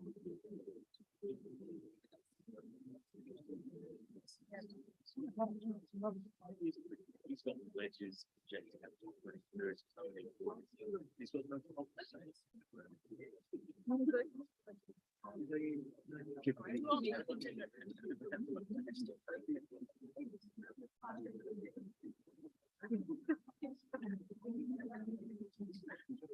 No, I mean, I don't know what it is, right?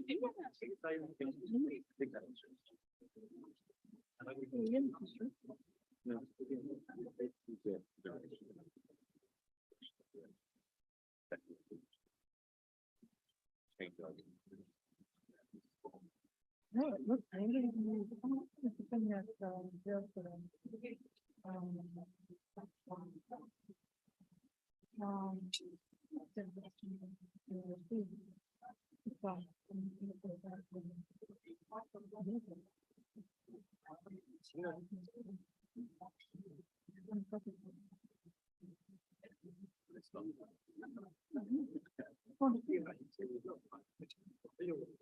So if there's a no, then we'll stop through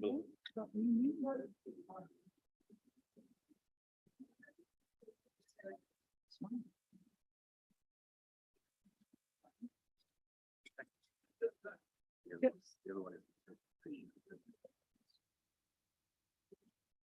prime politics,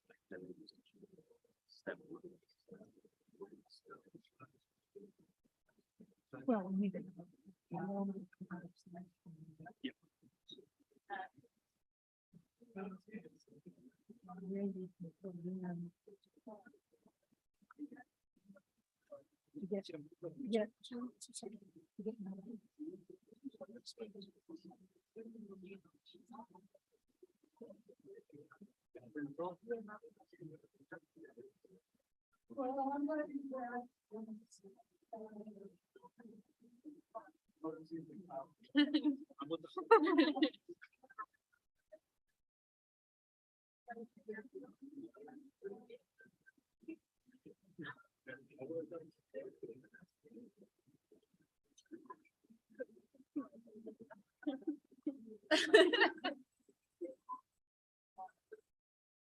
One page of you.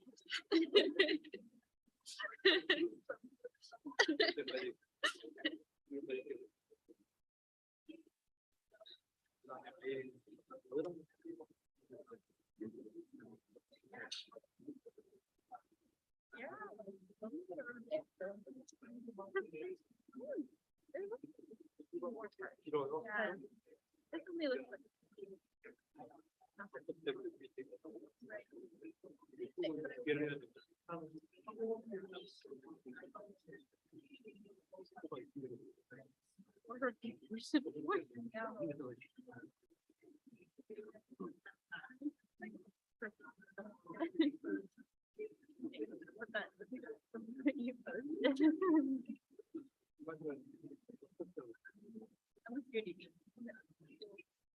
Oh, you did.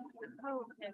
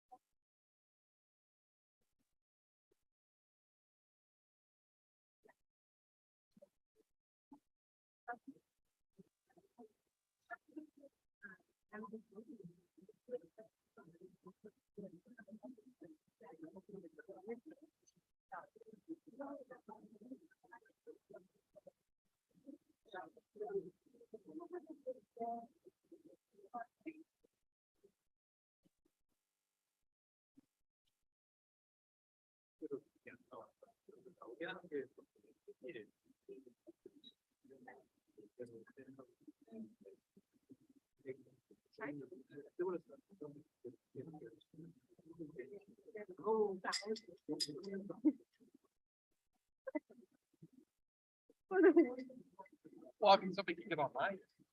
Oh, yeah.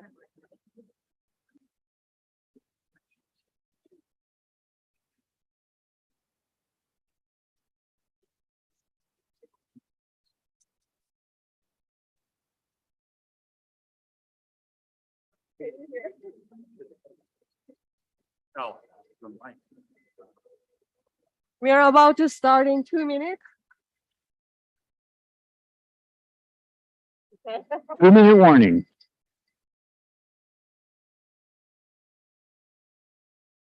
One minute warning. Please come back to the general session room.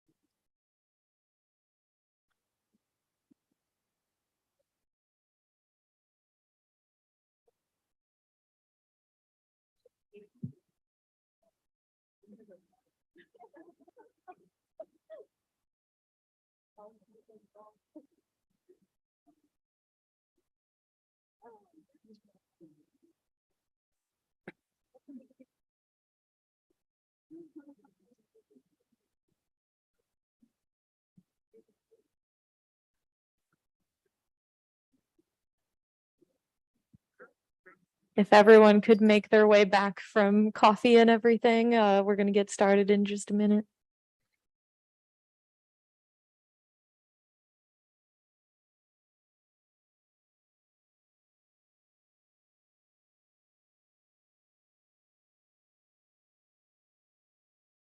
All right, looks like everyone's back. So welcome everyone to the first solar system and exoplanets session today. It should be very exciting. I'm Megan Mansfield. I'm going to be co-chairing this session with Zachary Hartman, who's going to be managing the virtual side of things. And so our first talk of this session today is going to be David Trilling from Northern Arizona University, who's going to be telling us about Gemini speckle observations of close approaching near-Earth objects.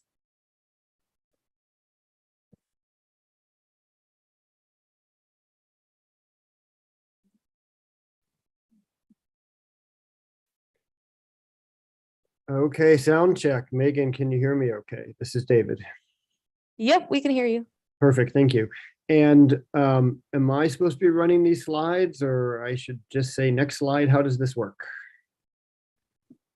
You should have control of them. You should just be able to use your right arrow key to Oh, the yeah. next slide. Perfect. Okay, thanks. Thank you, everyone. Thank you, Megan. Thank you, organizers. Thank you, attendees. I'm happy to be able to present to you speckle observations of near-Earth asteroids. Here's a list of my co-authors there. Let me briefly tell you about near-Earth asteroids, and then I'll tell you about some Gemini observations, of course. Near-Earth asteroids are bodies whose orbits bring them close to the Earth's orbit. It is interesting and important to study them both for reasons of science and also planetary defense. I'm showing you 3 pictures here. On the upper right and the lower left are pictures that spacecraft have taken of near-Earth asteroids. You can see we know actually quite a bit about what their surfaces look like in detail. And that tells us something about how these asteroids formed and where they came from, and maybe about the origin of life on Earth and so on. Those are science investigations. But also planetary defense is important. And this figure in the middle in the bottom is, that's a picture from a security camera in the Russian city of Chelyabinsk. It was taken in the year 2013 when an asteroid entered the atmosphere over the city and exploded. You probably saw a lot of YouTube videos of this. It was very impressive and created an awful lot of damage in that city. And it would be useful for planetary defense reasons to know what are asteroids made out of so that we can prepare for impacts. Okay, so there's sort of a spectrum of how to characterize NEAs, near-Earth asteroids. On the one end of the spectrum, which I've laid out here horizontally, is a spacecraft kind of study. This could be an encounter or an orbit or even a sample return. These provide very rich data. They are extremely expensive, hundreds of millions of dollars, and are only really a very small number of targets are accessible, maybe 2 or 3 or 4, some number like that, can really be accessed through this kind of study. On the other end of the spectrum is sort of traditional ground-based observing, where you might use spectroscopy to determine compositions, you might measure light curves to tell you something about the shapes, and so on. These are relatively poor data of unresolved bodies. They are relatively cheap.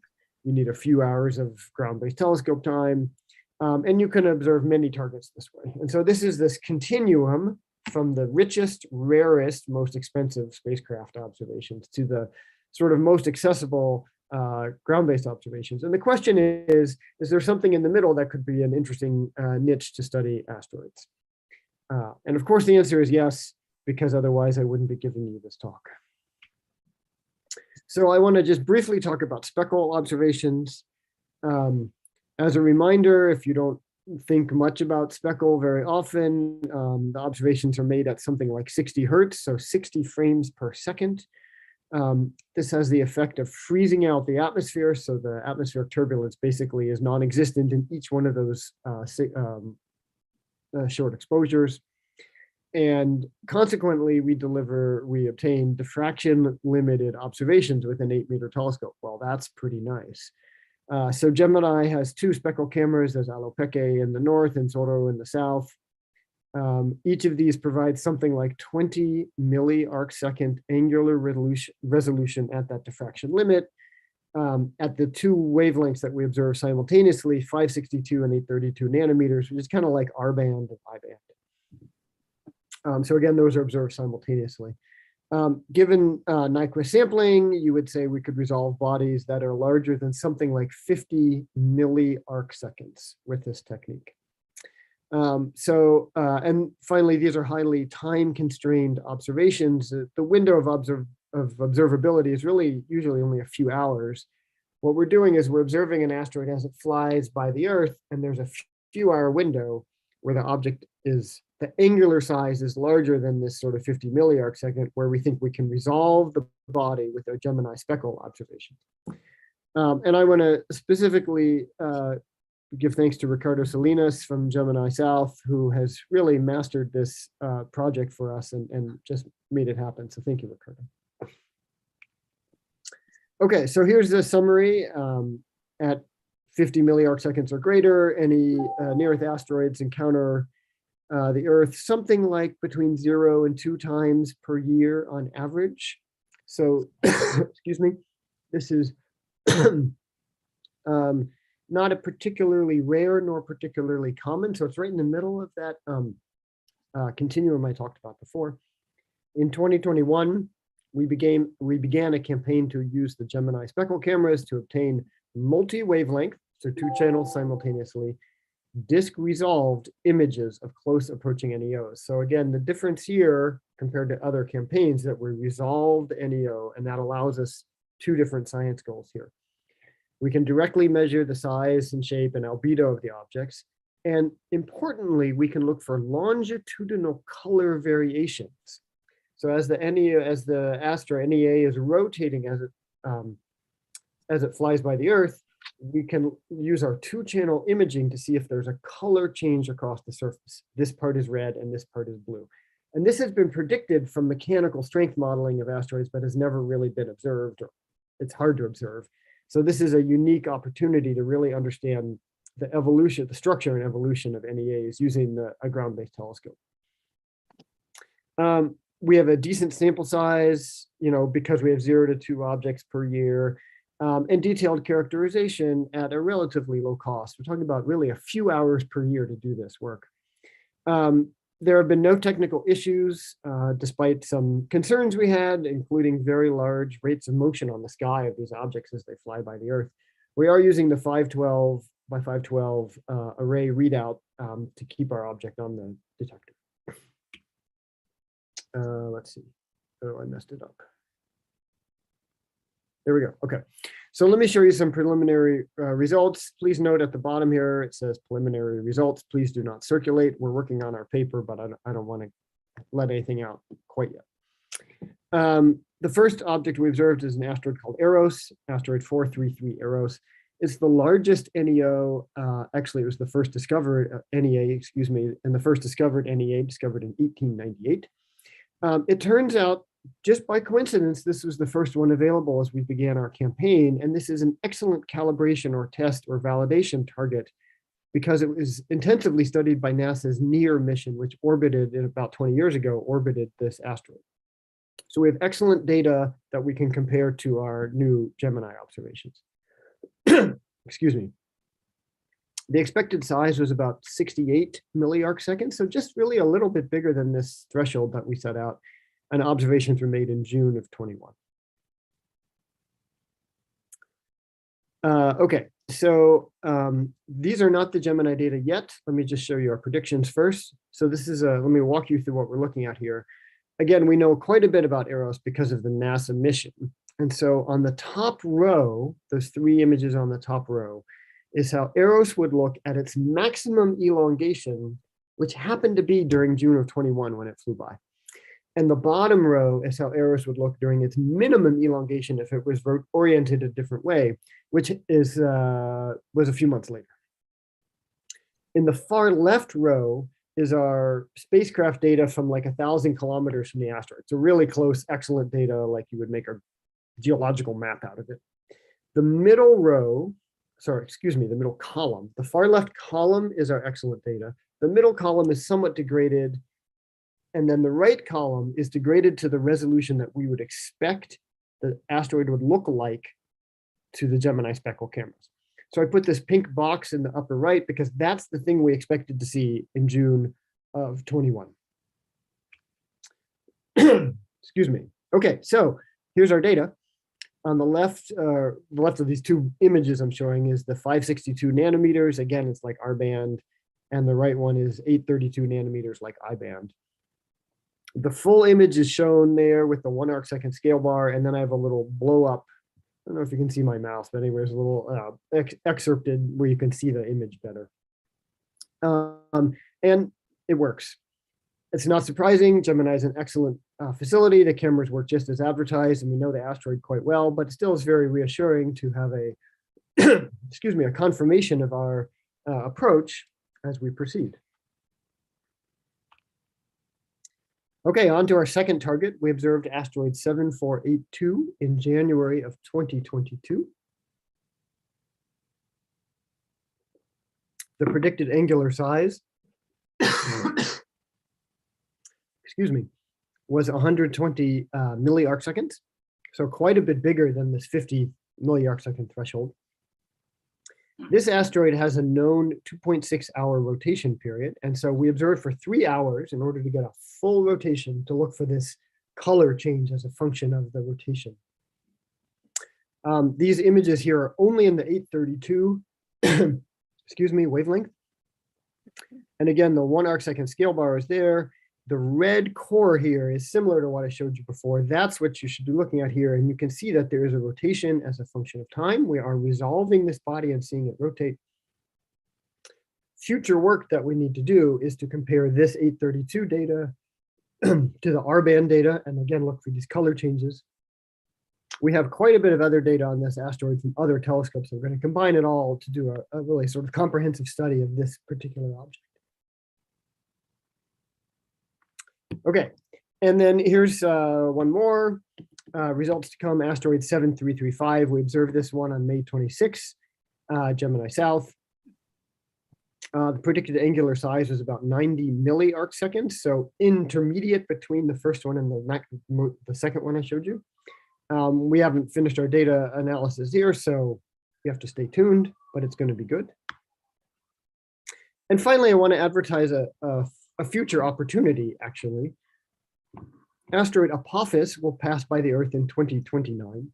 This is, you may have heard of this asteroid. It's a very famous one because it will come so close to the Earth. The angular size at closest approach is going to be something like 440 milliarcseconds, so like almost half an arcsecond. And this is something like 20 resolution elements across the disk. So this is far and away the best opportunity of any asteroid as it flies by the Earth. This is a fabulous apparition. NASA's OSIRIS-APEX mission, it was recently announced, is going to have an encounter actually to orbit this asteroid shortly after the asteroid flies by the Earth. So first the asteroid goes by the Earth, and then a matter of days later, the NASA spacecraft will catch up and start its orbiting mission around the asteroid.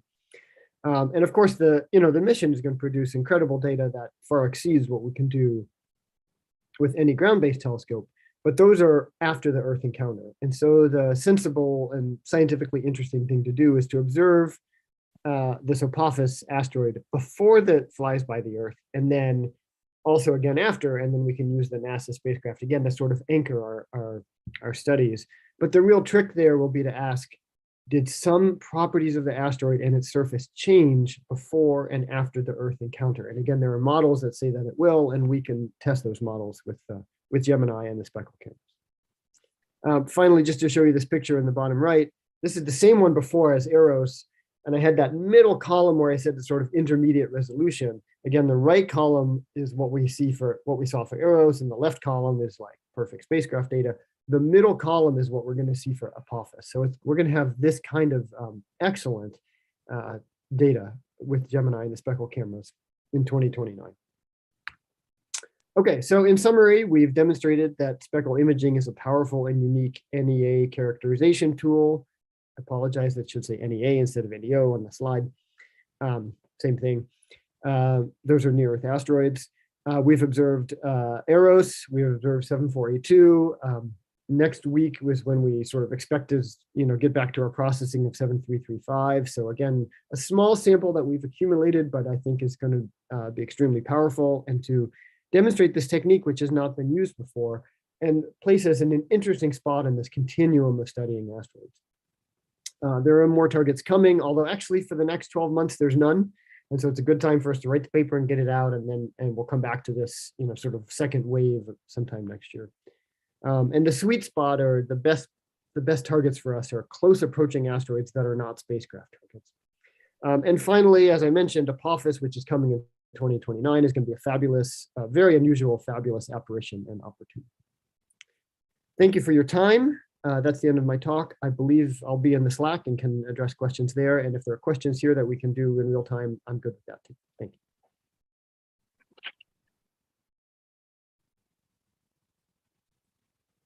All right, thank you, David, for your talk. Are there any questions? If you're in the room, you can come up to a mic. I'll Yes. ask the first question. Hi, thanks for the great talk. This is Hui-Han Kim at Gemini. One of the example you showed, like 7482, I believe, and the 832 nanometer images, I see some diffuse feature around the actual object. Is it real, or is just some kind of artifact after post-processing? Yeah, it's not.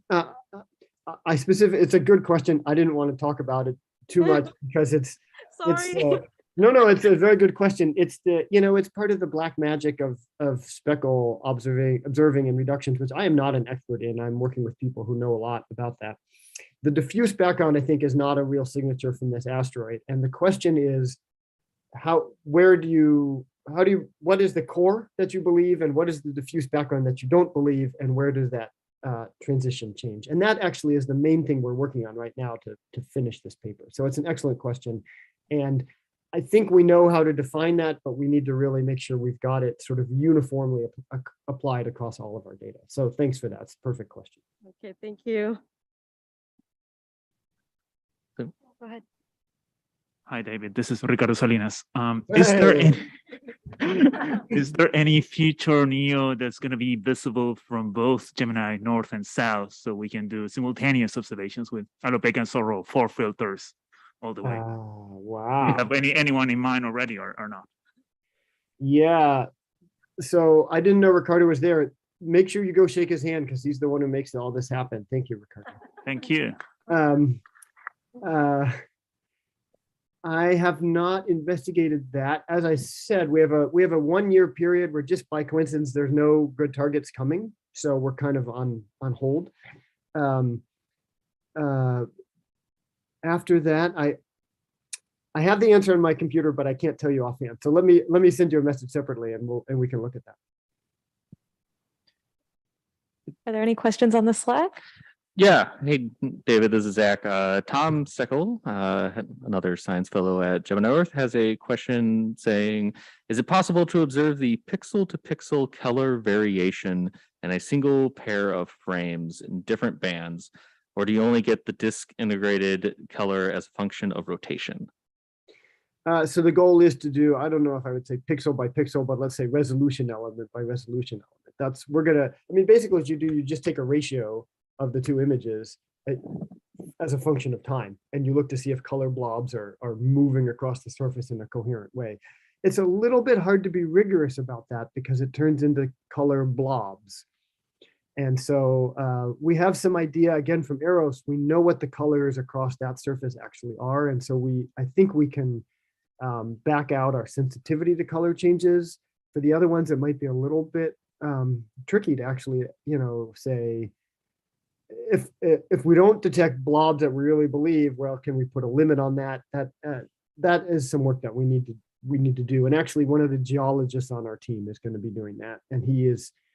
It's pretty fun that we're doing asteroid geology with a telescope. Everybody should just think about that for a moment. Thanks, Tom, for that question. Thanks, Zach.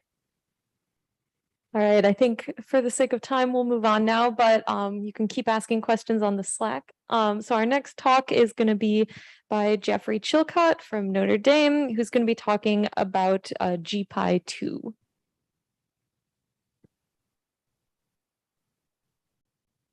And just as a reminder for the speakers, I will be putting stars, if you're doing a virtual presentation, in the corner when it's at 5 minutes.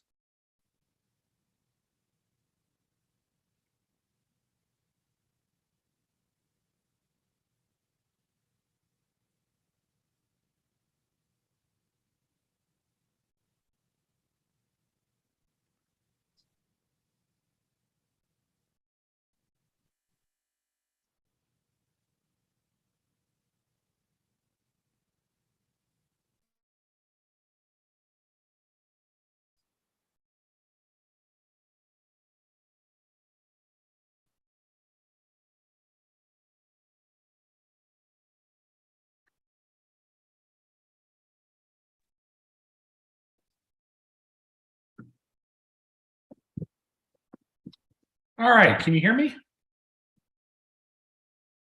Yes, we can hear you, and you should be able to change slides with the right left arrow keys. Excellent. All right. So I wanted to thank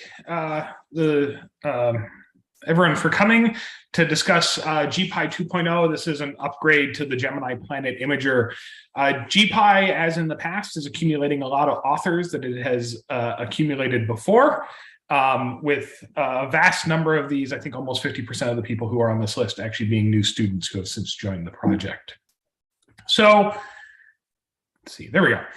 So a little bit of recap of what was GPI 1.0. So GPI 1.0 was delivered to Gemini South in 2013 and underwent science operations, was part of the general queue from 2014B to 2022A. Of the accepted proposals, there were 58 different unique principal investigators with about 1,700 hours of total queue time between all of them, split very close to 50-50 between the large-scale survey and the LLPs, the standard proposal calls, director's discretionary time, and fast turnaround. This resulted in 78 refereed publications, which were cited approximately 300, I guess it's not an approximate number, 3,287 times. And I want to point out that those are just the refereed science publications. If you include the instrument publications, GPI has had a large influence on the instrument community and is used widely for its instrument papers. That gets up to about 5,100. It has an instrument H-index of 33 of science papers and 39 of instrument plus science papers. The science data resulted in 14 unique PhDs during its tenure from 2014 to 2020, and it was delivered with a robust IDL data reduction pipeline. It produced a number of important scientific results, including some important movies that get shown a number of times. It was able to look and understand the atmosphere of Beta Pictoris b and also chart its movement and make predictions if it would occult or not occult its star. It discovered the lowest mass Jupiter-sized planet, 51 Eri b. It discovered a number of different brown dwarfs that we were able to get spectra of. And it had a wide variety of different debris disks and was able to make interpretations and understanding of our debris disk structure. The Gemini Planet Imager Exoplanet survey was focused on understanding the demographics of planet formation, not necessarily on discovering planets, but on understanding where we sit in the universe. As a result, we found out that planets are relatively rare and had a very strong, or it found a very good detection range for hot start planets, but it was a little bit lacking in the number of stars that it was able to survey to understand the parameters for cold start planets. And these are different planet formation scenarios. And so GPI was being considered to move from Gemini South to Gemini North. And at the same time, the GPI team decided in 2018 to go out and discuss with the scientific community and bring the science community in for a meeting to discuss what proposals or what requirements GPI would need to both meet their next generation science and their sort of wish list or their goals of science. And out of that two-day meeting resulted a number of different science cases, including different requirements to push on the instrument. These were formed around a couple of different ideas, including not competing with existing instruments that are on the summit, but being complementary, and also pushing the science in a realistic way that could be met. So what we did is the teams went out, found the scientific community. The scientific community reported on essentially the requirements here, and these were turned into technical requirements for upgrading the instrument. These were backed by a couple of different simulations and surveys and resulted in two major pushes in science direction, and then some auxiliary science. The two major pushes are for the detection of both hot and cold start planets.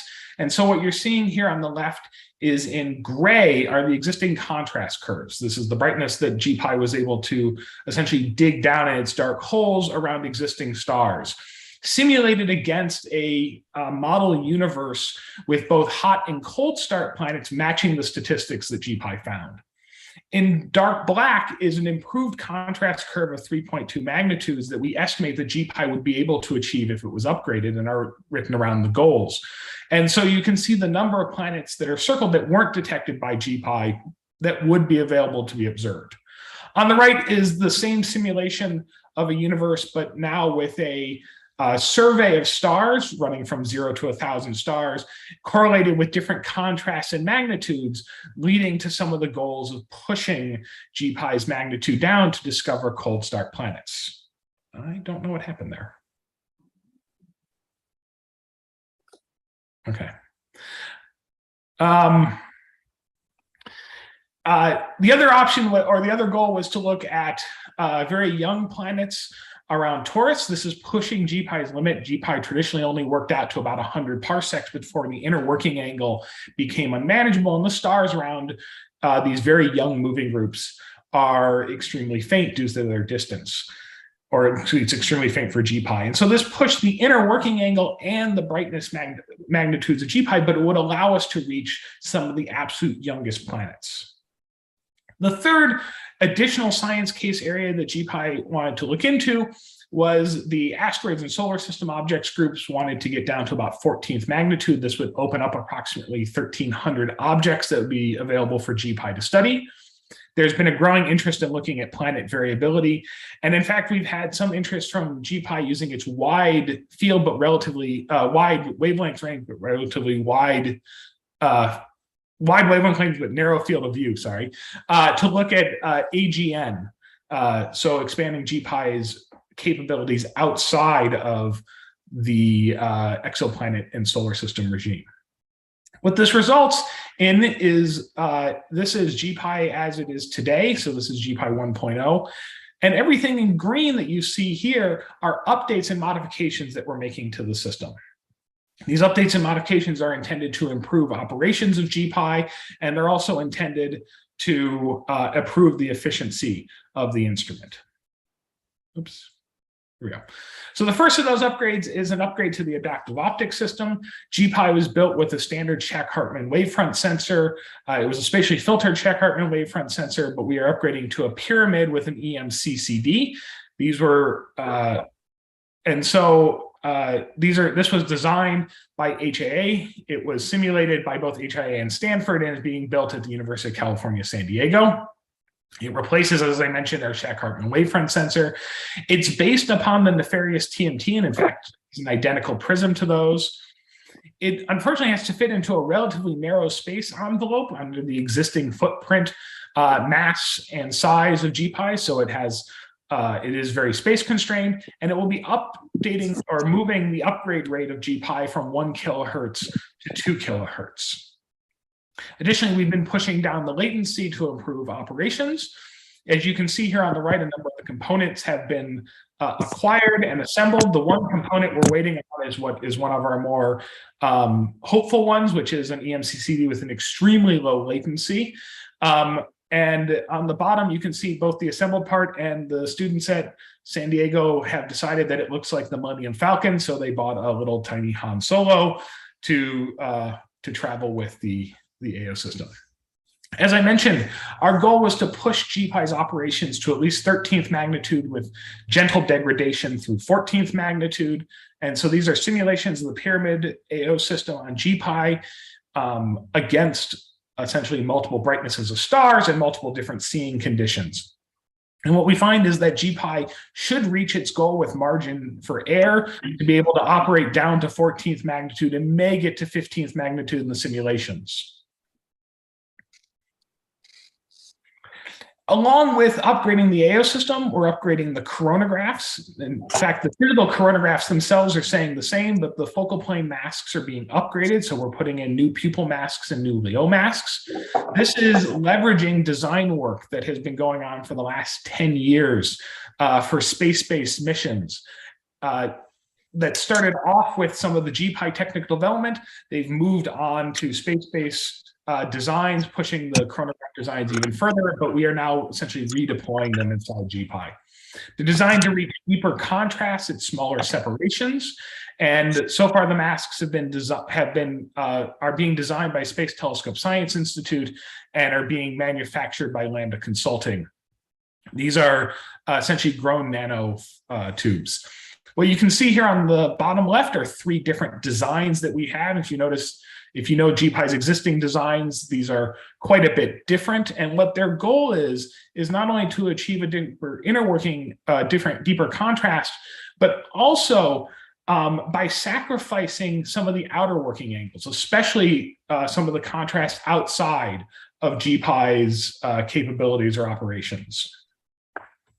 One of the interesting things that we found is that we're actually able to improve throughput substantially by having essentially tighter alignment tolerances. Because GPI has been operating for the last decade, we've been able to find that it has it is able to maintain an alignment much tighter than what the original designs were for. And so we are now building around that knowledge of GPI's decade-long information. We're also upgrading the integral field spectrograph for GPI with a low resolution prism and more even resolutions between the existing high resolution prisms. That will enable it to do Y, J, and H band at about the same capabilities with slightly higher resolution in Y and J and a tiny bit lower in H. It will be able to do K band simultaneously. And then what is interesting for a survey mode is it will be able to do broadband all the way from 1 to 2.4 microns at the impressive resolution of 11.8. All in one single shot though. So we will get all those simultaneously by being an integral field spectrograph. And in fact, it's not in this slide, but those prisms arrived today via FedEx.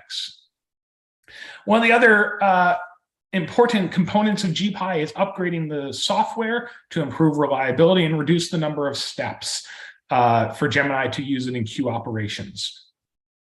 As you can see here on the left, this is a checklist in order to operate GPI on a single target. And it's a little disingenuous to say that it has 27 steps in it, since a number of the steps are wait for certain things to occur or to ask the SOS to do an acquisition. And several of the bottom steps are just for data monitoring that we underwent. But the idea is that GPI is multiple instruments in one. It's an AO instrument, it's a CAL, and it's an integral field spectrograph. And so by being complicated, we have the ability, and we've learned over the last decade of where the complications are. And our goal is to simplify the operations to get it closer to a single button operation. This includes translating the high-level control library to Python and improving Q operations and to improve time domain science. The current status of GPI is it is preparing to ship from Gemini South. Or did prepare to ship from Gemini South. It went down the mountain, it traveled up north, it arrived at Notre Dame, it was unloaded, and it is now safe and sound in the lab. GPI arrived at Notre Dame in June of 2020. It's undergoing a complimentary set of pre-ship tests that were done last year to confirm that its state, and then to essentially confirm its arrival state. These are the same tests that were actually performed when GPI was originally shipped from North America to Gemini South. GPI is approximately 24 months behind schedule, and the goal is to ship it to Gemini North by the end of 2023 to early 2024. Upgrades to GPI will enable it to study fainter stars for closer exoplanet populations. Its new adaptive optics will hopefully be capable of locking onto stars 4 magnitudes fainter. The upgrades should allow us to find lower mass planets closer to their parent star than the current system. It will be able to obtain full spectral across the entire near-infrared band simultaneously. And as I mentioned, the goal is to be available for science by late 2024 to the general community. And with that, I'd be happy to take questions.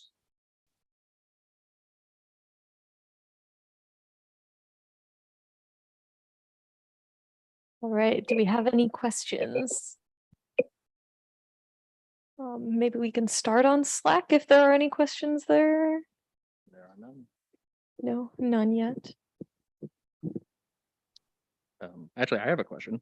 Do you have an expected number of planets you can image with GPI 2 compared? Like, is there a number of more planets that you gonna, what's the upgrade for GPI 2 gonna give us compared to GPI 1 in terms of number of planets we can image? Yeah, so there's two, let's see here. I can't remember if I have this in my spare deck set or not. So there's two different ways of looking at this. I don't have that in my spare. So there's the first one, which is the slide I gave earlier, which is right now we have one object that is maybe a cold start planet or maybe a hot start planet. And so if you assume that it's a hot start planet, then we would add 4 to 5 cold start planets. And this is using a blind survey. So essentially trying to understand, again, the statistics and not taking into account current planet finding, or sorry, not solely searching for planets, but actually searching for the statistical properties of planets. There's a number of hot start planets that I do have that I can't, but you might be able to sort of eyeball it based upon this figure. We do have simulations for different number of stars and different number of surveys.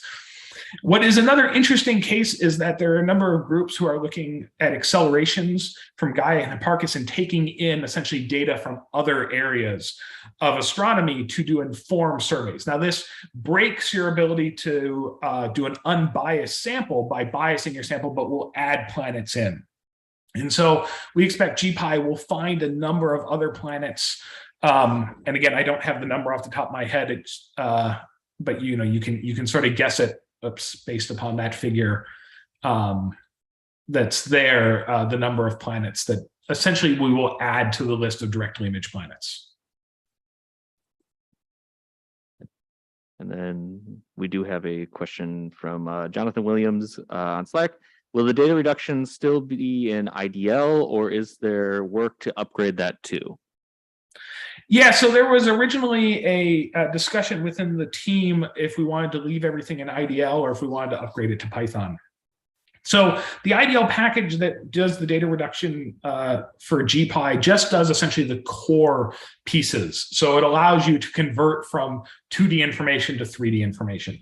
That core code hasn't been updated in many, many years. And while we're going to have to make a modification for the new filters, it was decided that right now, a number of people interact with that code through Python. That code will actually accept commands from Python. If you put things into the correct directory, all it is looking for is a config file, and then it immediately executes on that. Since that was written in IDL, it was written to be essentially standalone, being that you do not have to have an IDL license to execute it. You just have to point it at the correct folder. It was decided by the GPI team that as we were looking at different things and we were trying to most effectively use the money that we had, or to search for money in the most effective way, there were more important science questions than just translating the pipeline from IDL to Python, when right now the GPI team and other members of the community use Python to write the scripts. The IDL code runs on its own, especially in the compiled version, and then it spits out frames which are then promptly picked up by Python.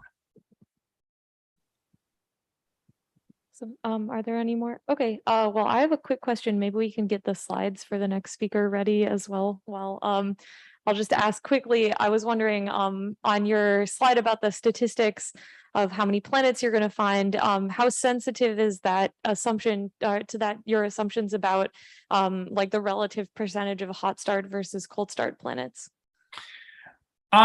So I will say that the, I wish I had the hot start one, but I will say that the prediction for hot start is a little bit more, we updated this using the GPI statistics that were available at the time, or the current statistics from the GPI survey about the number of planets. So I will say the hot start ones are well grounded, or at least are grounded in those statistics. The cold start ones are a shot in the dark. If there are no cold start planets that exist, then we won't find anything. If cold start planets are more plentiful than the existing hot start planets, then we would find substantially more cold start planets. So it's a little bit, since there aren't any known cold start planets, unless you count 51 Aries 1, and it's on the maybe line, we don't know how over predictive or under predictive we are, though I think no matter what we find, if you find 4 as we predict, or if you found many more, you found many fewer, that would have a big influence upon our understanding of planetary system formation. Awesome, thanks. And thank you for your talk. So our next talk is going to be by Garima Singh from NRC Herzberg Astronomy and Astrophysics Research Center, who's going to be talking about wavefront sensing and control for GPI-2.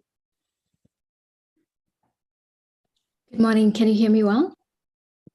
Yep, we can hear you. Great.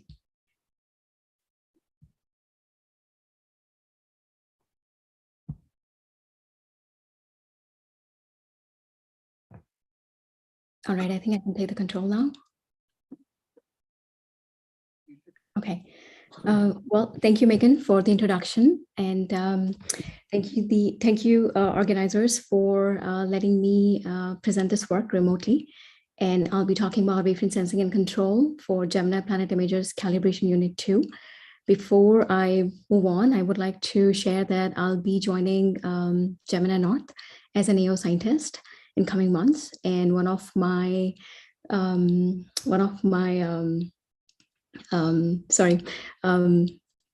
out. One of my roles will be to work as an instrumentation scientist for GPI 2.0, and I'm really looking forward to working with some of you directly. All right, so thanks to Jeff for giving this excellent talk on explaining Gemini Planet Imager and talking about its upgrade, and also sharing what kind of science GPI 2.0 will enable. I'll focus on the calibration unit, the upgrade of calibration unit, which we are doing at HAA. And Cal unit is basically the high contrast imaging. It will provide the high contrast imaging capability to GPI 2.0. And it's the second stage unit, which is going to correct for quasi-static speckles and also address post-AO residuals upstream of the IFS. So I'm just going to focus on Cal2, the Cal subsystem of GPI 2.0. All right, so here is just schematic of what Cal unit looked like for GPI 1.0 and what it's going to look like for 2.0. So in GPI, the Cal unit was a dual arm interferometer, and basically GPI, this Cal unit was designed to address the vibration, which it was not able to do properly. So GPI 1 was not able to achieve the contrast which it was designed for. So the Cal2 that we are developing for GPI, we are actually, it's a common path interferometer. So it's fed by the GPI 2 AO. And the focal plane mask is basically gonna send the light to the science beam splitter, which is gonna split the light between the GPI 2 IFS, and the rest of the light will go to the Cal2 science path, which is, as I said, it's a common path interferometer. And so we'll be using self-coherent camera as a focal plane wavefront sensor to suppress speckles, and we'll also be using a LOFIS, which is a low order wavefront sensor, to correct for pointing errors and well, not only pointing errors, but other low order aberrations as well. So the goal of this talk is to introduce how LOFIS and SCC works and how it's gonna help GPI 2.0 to achieve the desired contrast. So before I move on, I just want to mention the Cal2. We just want to show the organizational chart for Cal2. It's an effort led by NRC, and the PI is Christian Marwa. And Cal2 is basically, we have people working from HAA, both national and international partners, mostly from the US and France. And you can go through Christian's SPI paper to know more about Cal2 in detail.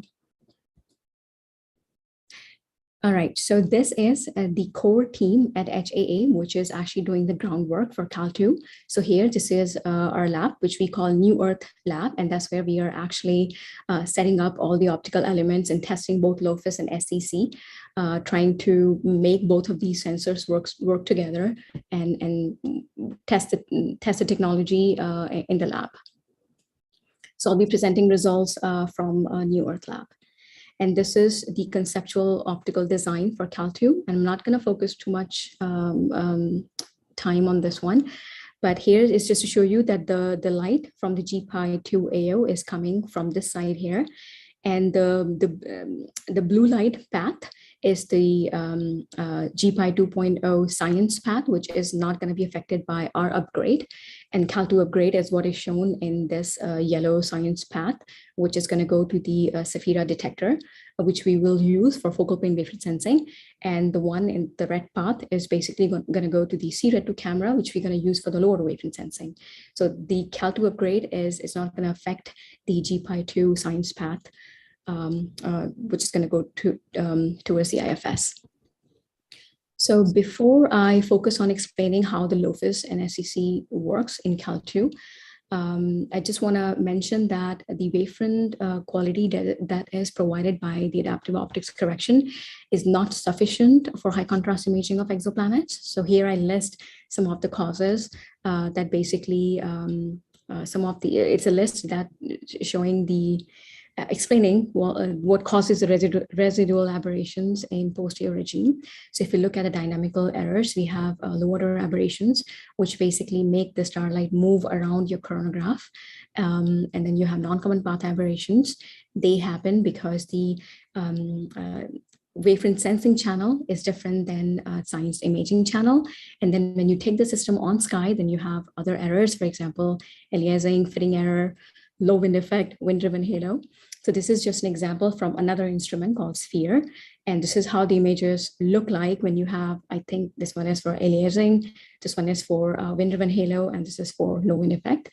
So all of these state-of-the-art high contrast imaging instruments are affected by these errors. And that is why instruments like GPI has been able to provide a raw contrast limit of 10 to the power -4 to -5 at large separation. And that is why GPI was able to image only the self-luminous young extrasolar giant planets. And with the Cal2 upgrade, this contrast limit, we're going to be improving this contrast limit by at least a factor of 10 to enable imaging of Jovian-like exoplanet at small angles. So let's look into how Cal2 is going to actually address low order aberrations and non-common path aberrations. And before I explain how these two sensors work, let's just look at the optical layout of a coronographic system. So here, it's just an example with a TMT pupil. So at the entrance pupil, you have the AO-corrected light coming from right. And at the focal plane, if you don't have a coronagraph, then most of the light, well, all of the light, the starlight or the planet light is going through inside the pupil. When you add a coronagraph, which is there to suppress the light of the star, then most of the starlight is diffracted outside of the geometrical pupil. And then in the re-image pupil plane, we use something which is called Leo stop, which blocks the residual starlight it's preventing the residual starlight to go into your science camera. So so in the posterior regime, these instruments, such instruments, basically, they suffer from low order aberrations, and they are caused by alignment errors, chromatic errors, vibration, thermal distortion, temperature variations. And they basically, these errors basically make your starlight dance around the coronographic mask. Here is a video from SCEXEO instrument at Subaru, an on-sky video, which is showing this is a coronagraph here, and because of the low order aberrations, your star is no longer aligned with the coronagraph. So there exists a low order wavefront sensor, which I actually developed during my PhD. And this LOFUS was especially developed to address low order aberration for coronographic PSF.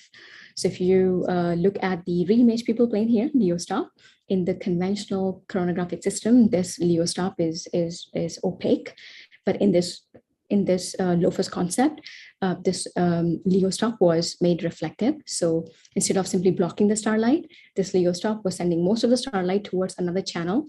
And this is just an image of a low order PSF. And you can actually use the single PSF to measure the low order aberrations. If you want to know more about how it actually works, I can you can ask me questions on Slack, because I'm not going to be discussing how this single image is used to do the low order wavefront sensing. So this is a well-proven technique. LOFUS was able to close the loop on sky on the Scorpio instrument.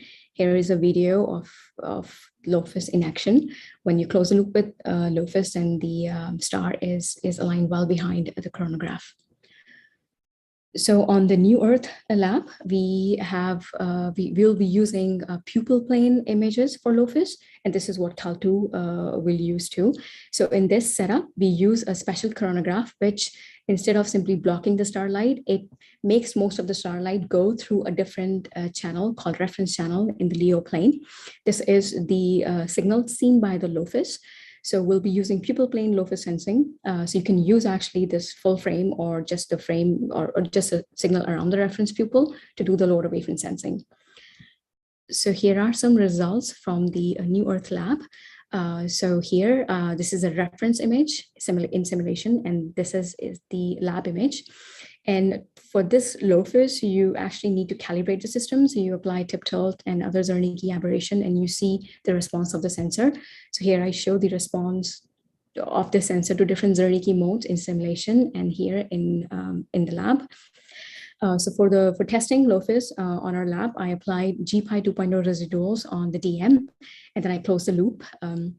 So here I basically show the open loop residuals and the closed loop residuals for different modes. And I also implemented model gain optimization with LOFUS. And this is just a result for tip mode. So in all of these graphs, the x-axis shows the frequency and the y-axis, and this one shows the PST for tip mode, cumulative standard deviation in the middle one, and the rejection transfer function in the last plot here. This is basically just to give you an idea that LOFUS, be it focal plane wavefront sensing with the LOFUS or the pupil plane wavefront sensing with the LOFUS, it works and it does its job, suppressing the low order, correcting the low order aberrations. So hopefully that's what we will be able to do for Cal2 as well. All right, now moving on to the non-common path aberrations. So as I said, they happen because your sensing channel is different than your science imaging path. And if you look at a typical long exposure coronographic image, it has basically three components. It has a smooth halo, which basically in long exposure, these fast moving speckles, they average out and they add a smooth halo while adding photo noise to your detection. Then you have static speckles that you can correct in differential imaging. And the real problem is the quasi-static speckles because they evolve during the entire observing sequence. And the non-common path aberrations, which evolve during your observing sequence, they are the one that cause quasi-static speckles to evolve. And that is essentially why the current high contrast imaging instruments, including GPI, is limited by speckle noise. So one way to correct for non-common path aberration is to use the science image itself as a focal plane wavefront sensor. And one such sensor is called a self-coherent camera. So here we have the optical layout again, and let's focus on the Leo pupil here. And so this is, as I said, is the signal seen by the LOFUS. And this coronagraph at the focal plane, this focal plane mask basically sends most of the starlight to the reference channel here. So what will happen in the science camera in this setup is that you will have some of the starlight going through the reference channel and some will go through your main pupil because of diffraction. And what you will see is fringes in your science focal plane. So SCC basically make use of these fringes to measure the electric field of speckles. So in this case, only your speckles will be fringed because they are coherent with the starlight, and your planet won't be fringed. So in this case, it's a simulated planet, and it's only the starlight which is fringed, but not the speckles. And SCC can use this information to measure the electric field of speckles and then apply the correction on the deformable mirror to suppress these speckles in real time. And I'm not gonna talk about how SCC does it. Again, if you have questions, please ask me on the Slack. I'll directly show you closing the loop with SCC on the New Earth lab. So here we are closing the loop and creating a dark hole on the quasi-static, quasi-static, and quasi-static speckles, especially under the, I think this is under the local lab turbulence. So here, this is a fringed image, unfringed image, and when we close the loop, in a couple of seconds, we can dig a dark hole, thus creating a region of high contrast. And in the lab, we have been able to show a contrast of roughly 10 to the power -7 beyond 5 lambda on the region. And we have also implemented coherent differential imaging. So if you look at this case here, it's a typical image that you get on sky. It's dominated by speckles. There is no SEC correction here. And we have added a speckle and, sorry, we added a disk and a planet, a fake disk and a planet in this image. You close the loop with SEC, you start to see some more details. And then when you implement coherent differential imaging, then you can actually subtract out the residual speckle which were not addressed by SEC actively. And with the differential imaging, you gain a factor of 20 to 40 in the contrast. So hopefully the goal is to actually be able to do this on Sky with Cal2 when it's going to go on GPI 2.0. You're at time. Okay, all right. So just take 1 minute. Here, what I'm showing is the simulations with a Subaru telescope pupil. We're actually developing SPIDER's instrument, which is the pathfinder for the Cal2. So SPIDER's will demonstrate what Cal2 will be able to achieve when it's going to go to GPI 2.0. And in the simulation, when I close the loop with LOFIS and SEC, we are able to dig a similar kind of dark hole, reaching the level of 10 to the power -7. And I'll stop here. This is my conclusion slide, and I'm happy to take questions. Thank you.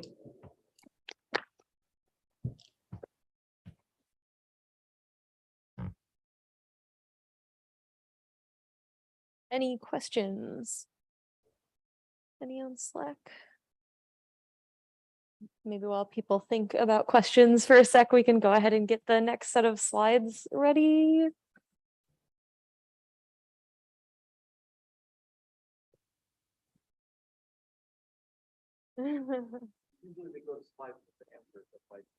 Oh, okay. Yeah, that's fine.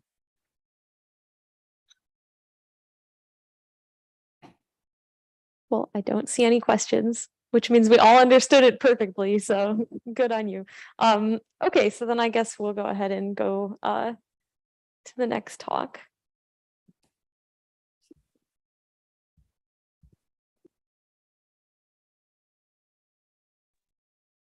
Yes. Oh, they can't see me online now.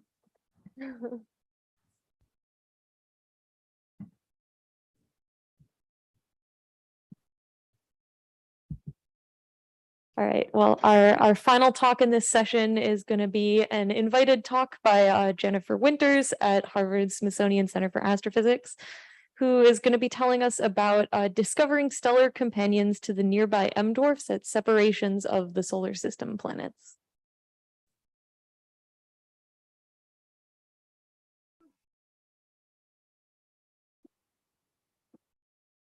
Okay, great. Sound check, can you hear me? Yeah, we can hear you, and you should have control of the slides with your arrow keys. Okay, let me just, all right, great, thank you. Well, I'm so excited to be able to tell you about this project I've been working on using the speckle instruments on the Gemini telescopes. My name is Jen Winters, as Megan kindly introduced me. I'm a research associate at the Harvard Smithsonian Center for Astrophysics. I'm moving on to Williams College starting next week. So I'm really excited to make that transition. And so I first want to just point out my collaborators on this project. This is, I want to give thanks to Elliot Horch and Todd Henry and Donna Cassetti. And then in addition, this has been an ongoing project for the past 4 to 6 years. And so I definitely want to thank the observers at Gemini North and South, as well as the instrument scientists, Ricardo Salinas and Andy Stevens, the support team there, as well as the Steve Howell and Nick Scott and Elise Ferlin, who's reduced a bunch of the data for me. So I'm going to be talking about the very nearest M dwarfs, but I want to first orient us by talking about the very nearest star to us, the sun. This is the sun and our 8 planets here. If we think about other neighbors of the sun within 10 parsecs, I show them here. The more massive stars are bluer, so these are the 4 A stars within 10 parsecs, out to the K stars here in orange. But I'm interested in M dwarfs, as you can probably tell from my talk title, and so when you add in all of the M dwarfs within 10 parsecs, you can see that these low mass stars really dominate the nearby star population. And in fact, they make up 75% of all stars in our galaxy. And so I just want to remind you of some of the physical parameters of M dwarfs. So here's an M dwarf, typical M dwarf star compared to the sun. These have masses roughly 10 to 60% the mass of the sun with similar radii, and they're intrinsically faint, so they have really low luminosities. And thus, not one of these types of stars is visible to the naked eye. But since, like I said, since 2018 and even before then through other collaborators' proposals, I've been conducting an all-sky survey using the speckle instruments on the Gemini telescopes to search for stellar companions to the very nearest M dwarf. So the speckle instruments, the original is the Differential Speckle Survey Instrument, or DISI, and then Zorro and Alapeke are the kind of replicas of this original instrument. And so I've been using these for a number of years to conduct this large survey. And the motivation for my survey, before I get into all the nitty-gritty details, the motivation for conducting a survey like this is encapsulated in this plot that shows multiplicity, stellar multiplicity, as a function of spectral type. And by multiplicity, I mean how frequently a star has a less massive gravitationally bound stellar companion. So this is there's an obvious decreasing trend with primary star mass, meaning that the more massive stars are almost 100% multiple. They almost all have lower mass companions. But then when you get down to the M dwarfs, you can see that that's roughly 25–30% multiplicity fraction. And we want to understand why this relationship, why we observe this relationship. So is this due to the binary stars' birth environments? Like, we know that M dwarfs it's been shown recently that M dwarfs have lower disk masses than more massive stars. But then also in like young nearby star clusters, or those lower mass stars have been shown to have a higher multiplicity rate than field stars. Is that due to some kind of metallicity effect, because younger stars are typically have higher metallicity than older stars, or is there some other kind of birth environment issue? Or is this possibly due to the evolution of binary stars, where low mass stars are just not massive enough to hang on to their companions, and so they lose them over time? So that's part of the motivation for the project I'm going to tell you about. And then in addition, of course, planets. You know, we can only know as much about our planet as we know about our star. These are the very nearest M dwarfs to us. So I'm surveying the M dwarfs within 25 parsecs. So we need to know everything that we can about these stars, because they're highly attractive targets for exoplanet searches. And first of all, we need to know everything about them so that we can properly characterize our exoplanets that we detect around them, which we think that they all have planets, at least one planet. But also we need to know if they have unresolved companions so that we can correct for that. But it also turns out that these M dwarfs, previous work has shown that these M dwarfs have these stellar companions at separations less than 2 arcseconds. So this is a stellar multiplicity fraction as a function of distance for M dwarfs within 25 parsecs that we published a few years ago. And it turned out that most of the stars that were multiple had these separations less than 2 arcseconds. And so we need Gaia can get us down to about 1 arcsecond resolution, but we need high resolution techniques to push below 1 arcsecond. And it turns out that 2 arcseconds translates to 50 AU for a star at 25 parsecs, which is on scales of our solar system. So I just remind you of the distance scale of the solar system. This is the logarithmic plot. If we put an M dwarf here where the sun is, it turns out that M dwarfs have stellar companions at these solar system separations. And using high resolution spectral imaging allows us to find binaries at these separations. So within the orbit of Mercury and out to Uranus's orbit. And so we use, like I said, we're using the high resolution speckle instruments on the Gemini telescopes. DISI was originally on Gemini South, and then it's now moved to the Lowell Discovery Telescope. And actually now I think it's in at APO in the Southwest. But what we do is we take one speckle image, it's 60 milliarcseconds. So like Dave Trilling mentioned earlier, but we take stacks of these images. So we take sequences of 1,000 of these 60 milliarcsecond images, depending on the brightness or the faintness of our M dwarf target. We can take many sequences of 1,000 60 milliarcsecond images. So then we take the Fourier power spectrum of the sum of images, from which we can create a reconstructed image, which shows a companion, a stellar companion. And so this technique is amazing. These instruments are amazing. Like Dave Trilling was saying, we can get down to 20 milliarcseconds, and in some cases below the diffraction limit of the telescopes, because we observe simultaneously in 2 filters. There are a number of filters that are available. Generally, it's best to do, you know, kind of a 500 nanometer filter with an 800 nanometer filter, so you get color information for any new companions or any known companions that you detect, so we can differentiate between a white dwarf companion or an M dwarf companion. And these speckle instruments are capable of roughly 1 milliarcsecond precision per individual measurement.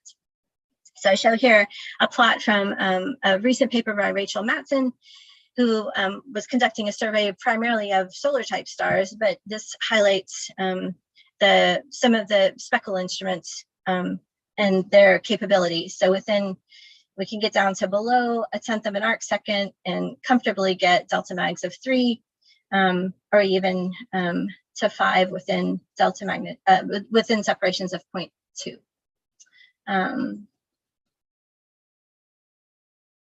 And so I want to talk about explain to you our sample. So we're surveying 1,200 M dwarfs. These all have distances less than 25 parsecs. It's an all-sky sample. As you can see, this is an ATOF projection plot that shows the projected positions of all of our stars on the sky, and they have a wide range of V magnitudes. So Ricardo Salinas can tell you about the pain of trying to observe these really, really faint M dwarfs, but some of them, he did it, so grateful. And then if you look at the masses of all of these stars, I want to emphasize that these are all the different flavors of M dwarfs. So there are early M dwarfs and mid M dwarfs and late M dwarfs. There's these where M dwarfs become fully convective below masses about 0.35, 0.3, depends who you talk to. But we have a representative sample of both early M dwarfs and mid to late M dwarfs, as well as these really, really low mass objects down here.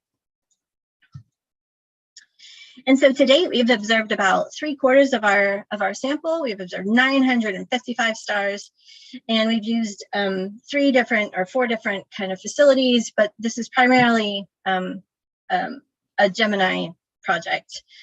We use the Lowell Discovery Telescope and WIN to try to mitigate using all of our Gemini North time. So we observed the northern closest M dwarfs with those smaller telescopes, and then Gemini North for the rest of the northern targets, and then Gemini South has been amazing.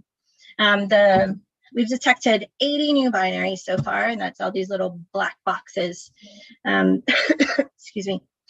And so we're super excited. This is just amazing.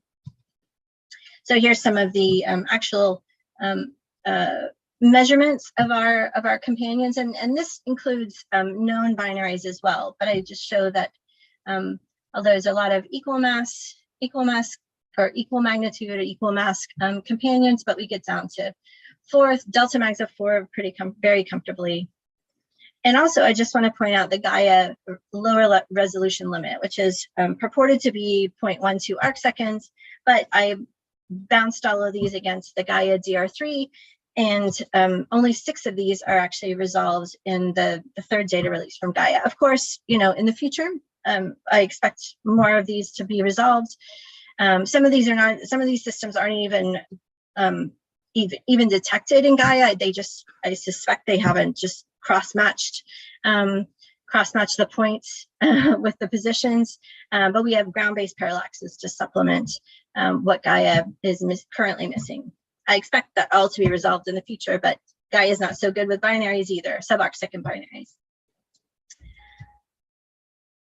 And so we can use these new measurements to update what we knew from a number of years ago. So roughly, we began this project in 2016. And if we compare what we knew about this population of nearby M dwarfs then and their binary separations, I show here the log of the projected separations of, excuse me, all of these binary pairs. And for the 25 parsec M dwarfs, we estimated the peak at about 20 AU. But if we compare that to what we know of the M dwarfs within 10 parsecs, which we assume are thoroughly surveyed at all separation regimes, they've just been observed to death. So spectroscopic surveys, AO surveys, direct imaging, speckle, lucky imaging, like everybody's looked at these stars. And the peak of those few binaries within 10 parsecs is at 4 AU. And so we generally expect this peak to be, for all of these 25 parsec M dwarfs, to be around 4 AU.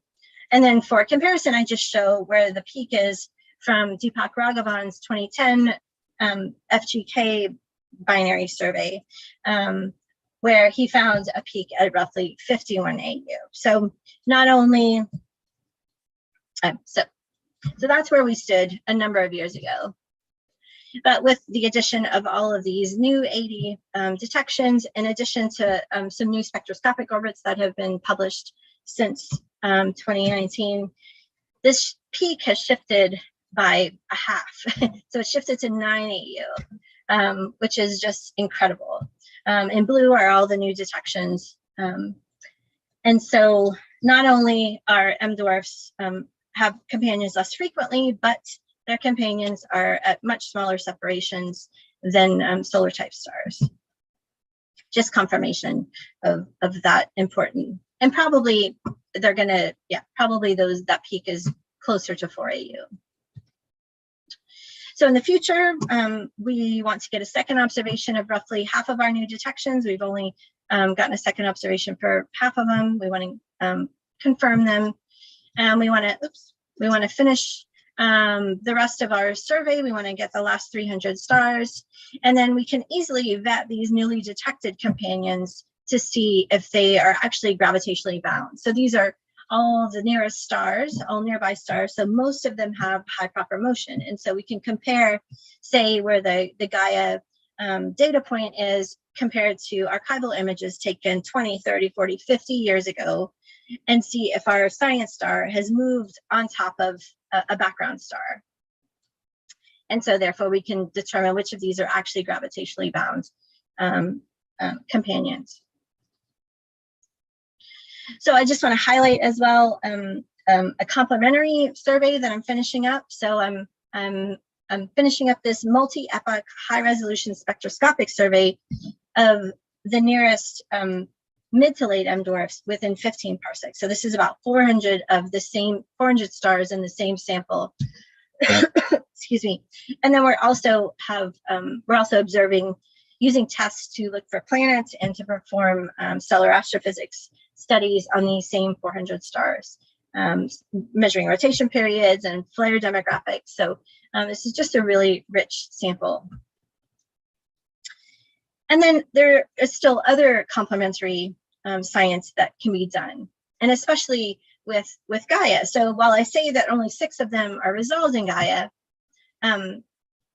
that's not the end of the story. That's not the end of Gaia's usefulness. So if I went through and I searched for all of these new detections in the DR3, and it turns out that many, like 50 of these, have this RUWE parameter that is significant. So this parameter indicates how much excess astrometric noise there is from a single star solution in the Gaia astrometric solution. And so hopefully, so there roughly 50 of these have a significant non-single star excess astrometric noise. So hopefully we can get perturbations from Gaia. And so we can get the magnitude of the perturbation. Using our Gemini speckle data, we can get definitely the relative flux, because we get delta mags for every single companion, from which we can deblend the photometry and get individual masses for each star. And then if the orbits are a reasonable, few years, we can get a number of, we can map out the orbit with speckle, and then we can get masses for each of these stars, with which we can constrain the mass luminosity relation, and also determine, the mass ratio distribution of these types of stars, and then split into different subsets based on primary star mass. So in conclusion, I've been conducting this all sky survey of many nearby M dwarfs, looking for really close companions. And we've observed roughly 3/4 of our sample, 955 M dwarfs, and detected 80 new companions. And we learned that most of these M dwarfs have companions at these small separations, which is at 25 parsecs, 10 AU is 0.4 arc seconds. So we really need high resolution techniques for these to detect these companions. And then finally, this work is important for characterizing our planet discoveries. So not only is it important to know if your science star is a binary, like a really truly gravitationally bound binary, that's important for subtracting off excess light and subtracting off excess like rate of velocity trends. But also if these are just background stars, we need to know about those as well, so that we can still correct for any excess light. So thank you. I'm happy to take any questions.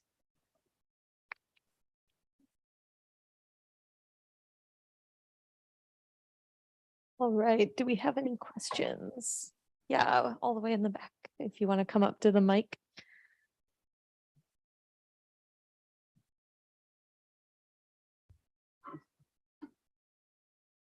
Thank you for your great talk. I have a quick question. What is your expectation for the maximum or peak of the the binary fraction in AU?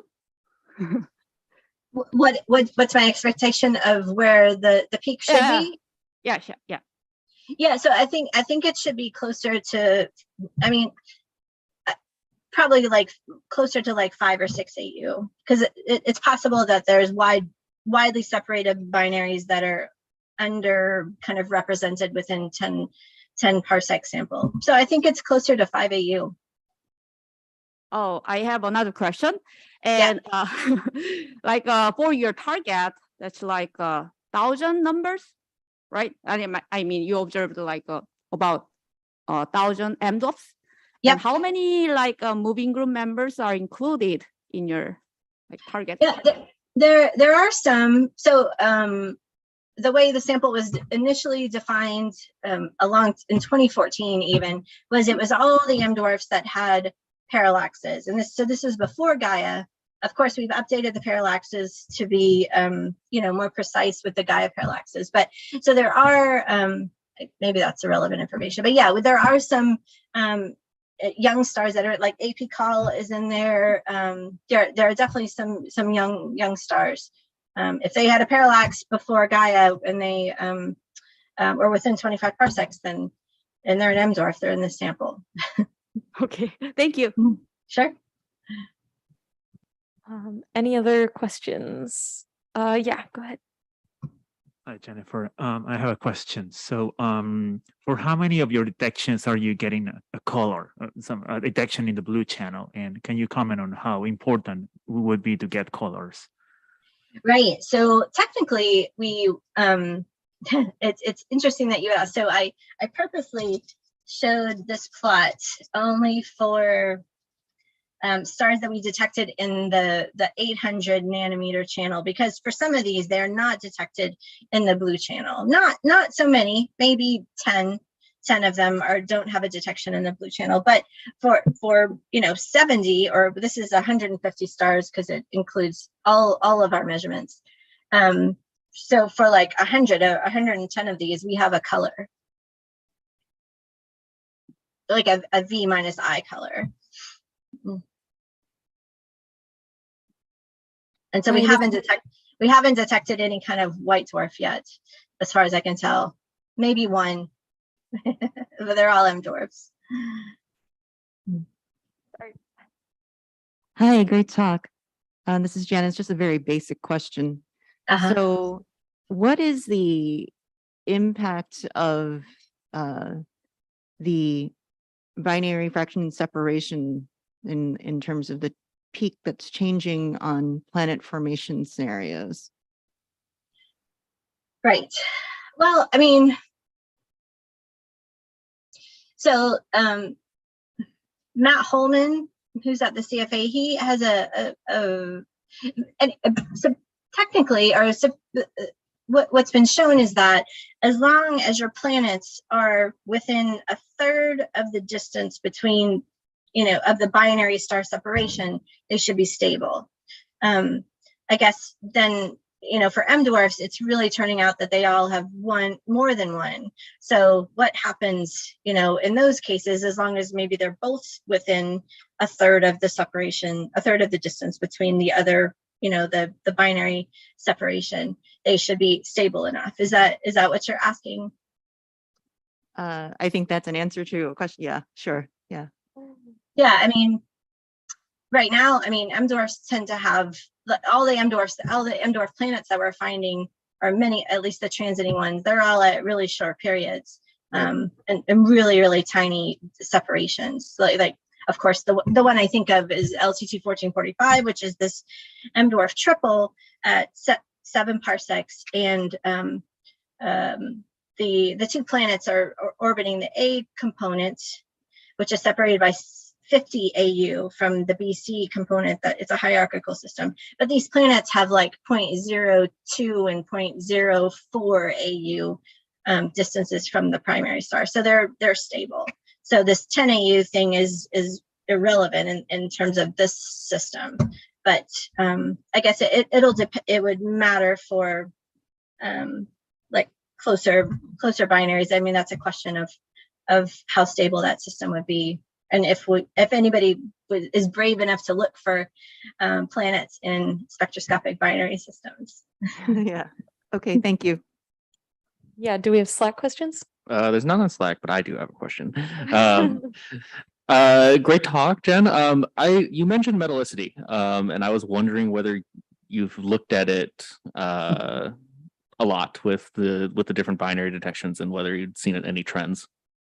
So, I mean, metallicity is tricky, right? So you need to they're not very there have been a lot of surveys, but hardly anybody's done a decent sample that is consistent, right? So so that's definitely on my list of things to do, because I want to know if there's a trend of of changing multiplicity with metallicity, but it's hard to measure that. I guess SDSS is perhaps doing that, so that would be possibly, but no, I haven't looked into this, but it's definitely something that I'm interested in, and I would like somebody to do it because I really want to know. But my current what I'm currently looking at is galactic space motions to see if, as a proxy for age, to see if these binaries are getting stripped at larger galactic space motions compared to smaller galactic space motions. But this sample is too small to really definitively tell. So I need 1,000, 1,000 rate of velocities. All right, let's quickly thank all the speakers in this session one more time. And then just a quick announcement before we leave. Yeah, so we had our first session, which was all virtual. So I'm really thankful for the fact that this room is really well equipped to support our virtual speakers and audience.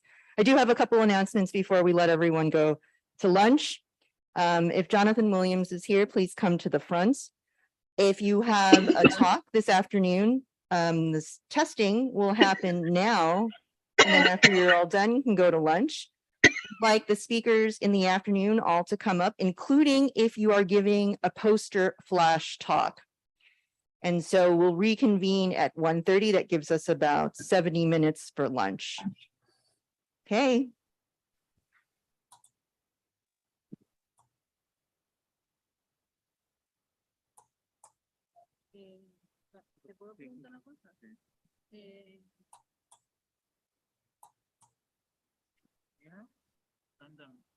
So where y'all? Oh, I don't know. Here or lunch here or somewhere else?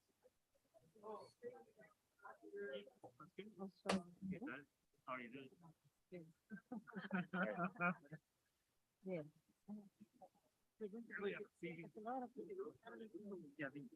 But if you put it in expert of the spectral instruments, Gemini, yeah. Jamás utilizado dados las características de los instrumentos, pero si yo podía la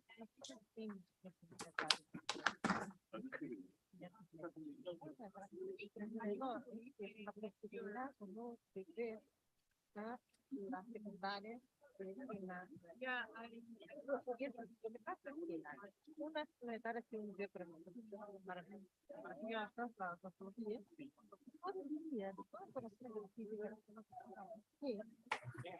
las cosas coordinadas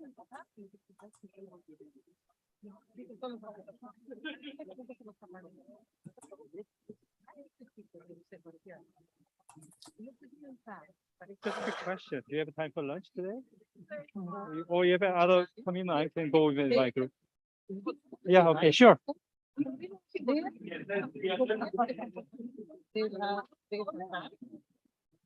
Claro, no tiene cálculo binario muy cercana, que es capaz de ver lo que sea. Yo entiendo que quizás no, porque sí, porque esas binarias son hubo algún tipo de mass transfer, ¿cierto? O sea, son binarias la que tú estás hablando para symbiotic stars. Significa que no tiene que haber. Si pudiera, fuera el mismo evolve de, ¿no? Entonces sería gigante. Pues no sabemos. Funciones hay para que pero nada está haciendo con esto. Porque ponemos la maravilla y el dolor de tener esta función fuera de la regulación tan importante.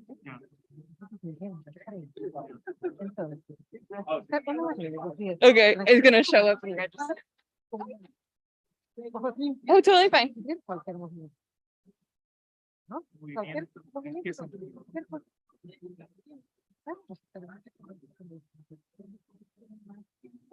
Sí.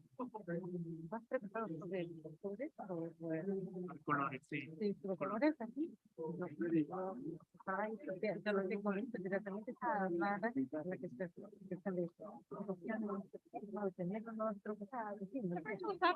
porque hay separación.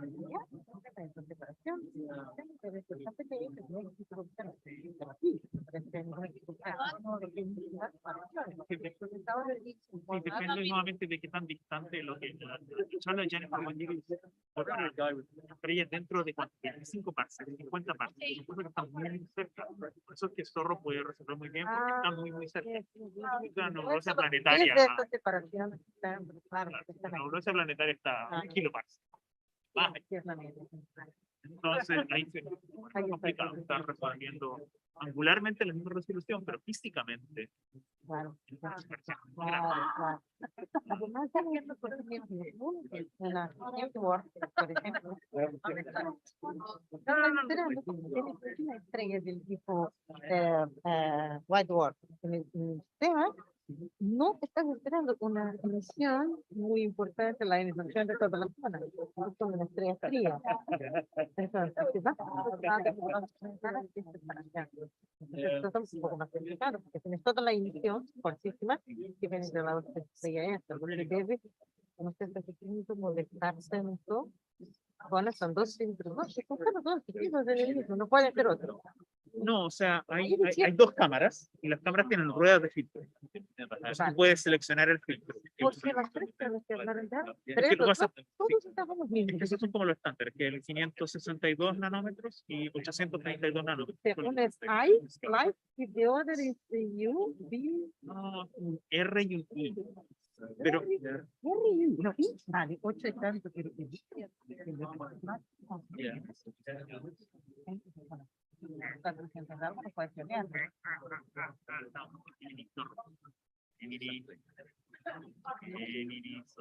no es verdad que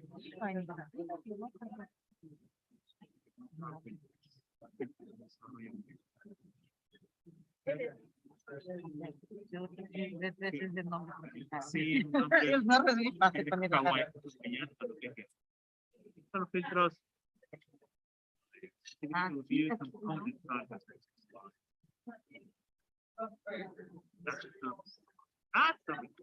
Bueno, hay un montón. Entonces, esta es la cámara azul, que tiene, estos son los filtros que se usan para Spectral. Son a 466 nanómetros, 562 nanómetros, en teoría tiene una ancha alfa, que muy poca gente lo ha usado, pero es muy interesante.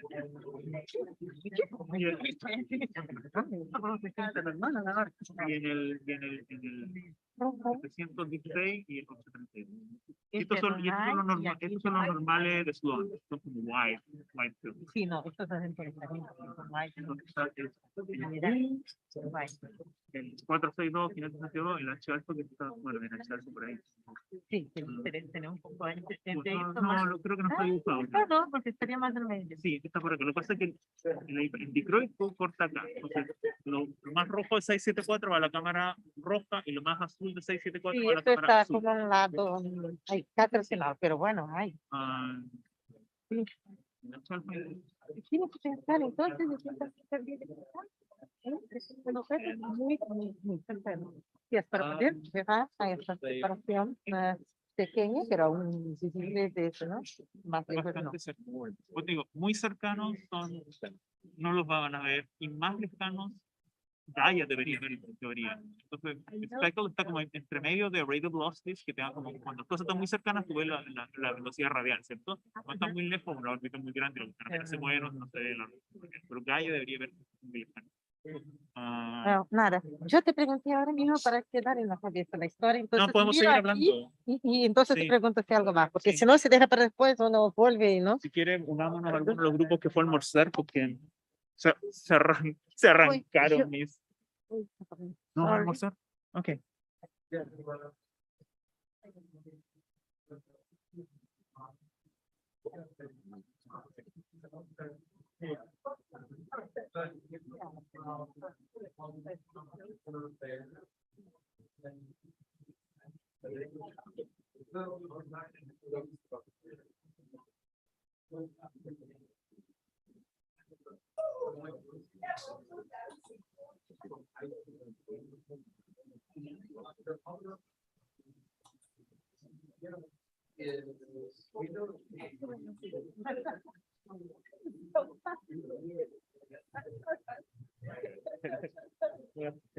I like them. Canadian nice.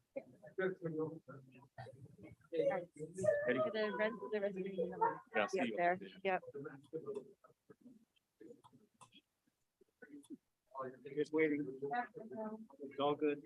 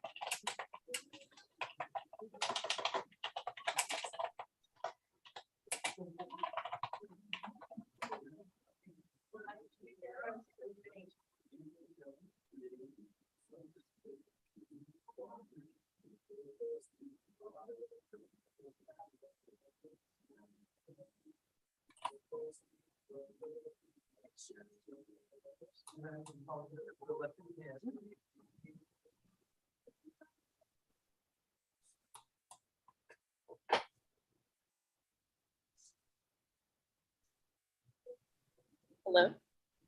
Hello. Hi. I don't know if anyone in the actual room can hear me. I'm one of the remote speakers, and I was wondering if I could test my slides during this time. Oh, heck no.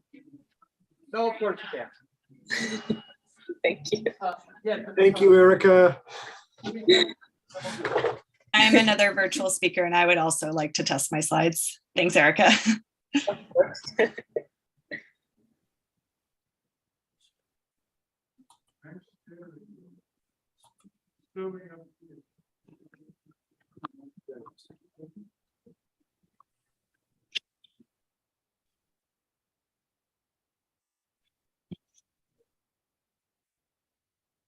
There we go. I'll put this on so you guys can hear me remotely. Showed up there, and then you controlled it going on this. Hold up, but you're sharing. Yep. Oh, that's so yeah, you're sharing with all the remote people. Not here.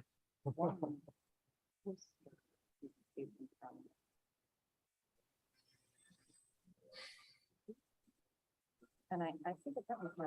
I can't make that go to that screen. Do you want to email it to me? Damn it. All right, yes, stop the share for a second. Another backup is PowerPoint. It'll have a movie embedded. So don't do a live demo. I would just play a movie. I mean, you could do that. That might be a nice backup.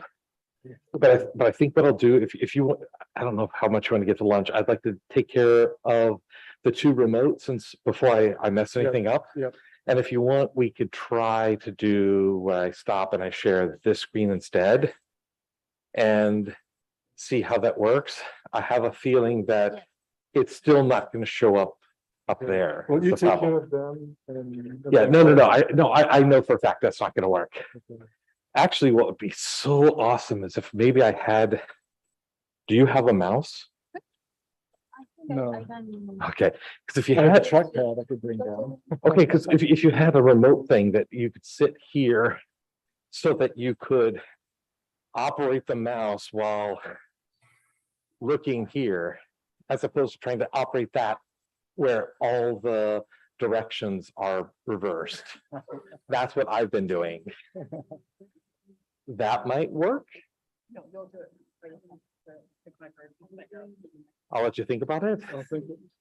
If you want to do the video, uploading the video so that I can get in there for the just in case.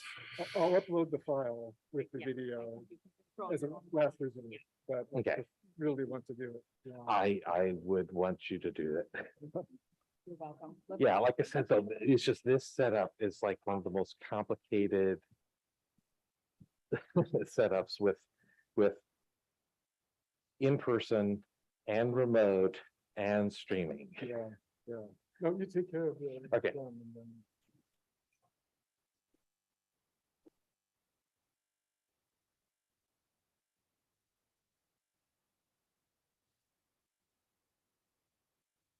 Okay, who wants to go first? Remote testing.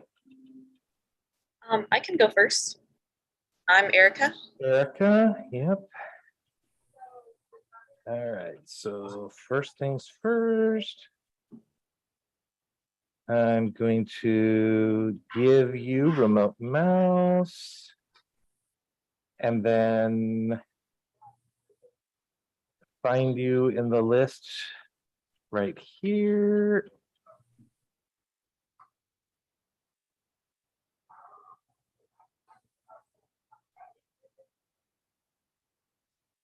Okay, so you should now be able to control the slide movement with your arrows, with your arrow keys. Okay, it started at the end, but I'll just go to the front. I don't know why that's been doing that. They're like on half of them. I think maybe when people give me the files, it remembers where they were. And so it's on the end because that was the last slide you were working on. So as long as I think we leave it at the front, maybe it won't do that. But no matter what, don't worry, when I put these up during the talk, I make sure it's on slide 1. Okay. I'm just making sure I can see on the projector behind you. I'm just making sure nothing is cut off on the bottom, but it looks like everything's okay. So. Oh, yes. Oh. I want to see this talk. This looks awesome. Oh, thanks. Okay, I think I'm good. Okay. Extra special sneak preview. Thank you. All right. So. All right, okay, I'm next. Don't move your mouse for a second because oh, you did it again. Don't move your mouse until. Oh, I'm sorry. You had control because you can use the mouse to like point at things if you need to. I have a question. So when I have control of the screen, does that mean they can see my screen, or is it just no? They're seeing this screen. You are actually, interestingly enough, totally controlling my screen. Okay, good to know. Thank you. All right, I got rid of that message that people were complaining about. All righty. And who's next? I guess I am Megan Tannick. Megan. All right.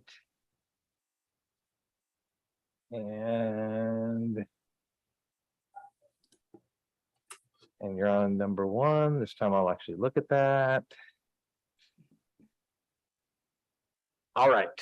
You should now be able to control with the mouse, with the keyboard, going back and forth. Yeah, see, you've already moved the mouse so you can point at things. Great. Okay. I have notes open on my other monitor, so I just want to make sure I can switch between the windows. Looks like, yes, I can. Okay. Okay. And then do you have any animations or anything that you want to check to make sure? Or? No, I'll just go through the slides real quick though. They're all still, so I think it's just gonna. Okay. Yeah, this all looks fine. Okay. Cool. Okay. Thank you. Now I know how it works. So not so horrible. Yep. But don't move your mouse because I need to. Yep, I need to turn off the mouse control. All right, now I have full control of the mouse. Perfect. Okay, is there anyone else? Thank you. Oh, you're welcome. Thank you for testing. Is there any other remote people on that will test? Me, Stephen Gwynn. Stephen? I've been rescheduled from tomorrow to today. Oh, yes. So I think you were towards the end. Yep, second to last. All righty. Oh.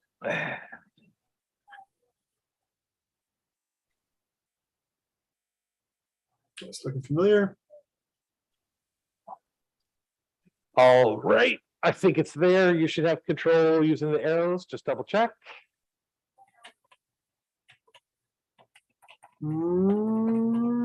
Not much happening here arrow-wise.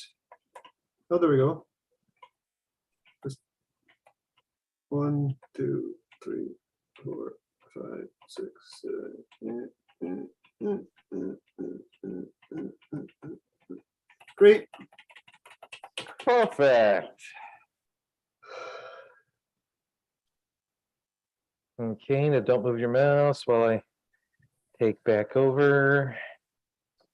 All right.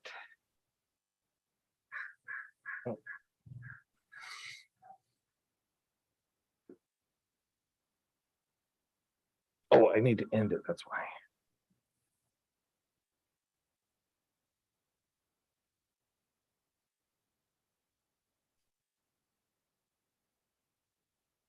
All right, anyone else?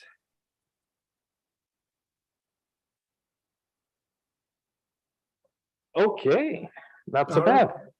Are you Jerry? Yeah, I'm Jerry. Nice to meet you, Jerry. Yes. Hi. I guess you can see me on camera. Sometimes called the IT guy to the stars. Literally the stars. And sometimes the IT guy to the comments.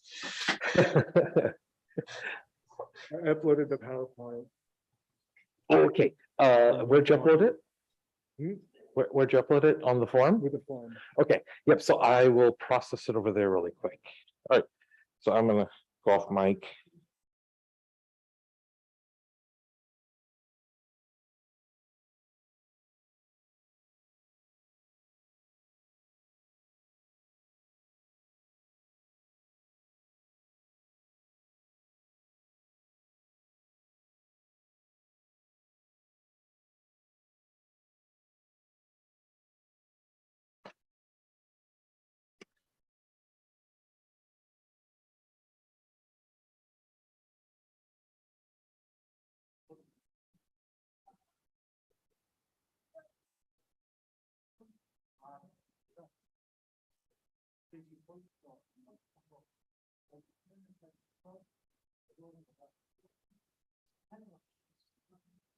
Oh,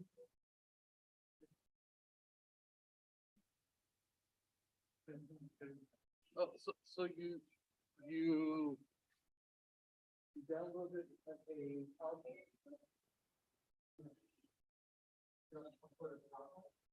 okay. Here's the thing right.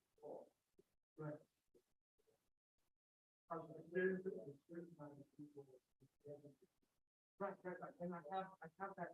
So you can do the all right. Okay, but it's okay. They just haven't come through yet. They could try to strongly plan out to do the way so that it's a bit or position online, get it to try, and then to get down to here, and then I test it or process it, and then take the rule of all the so that's really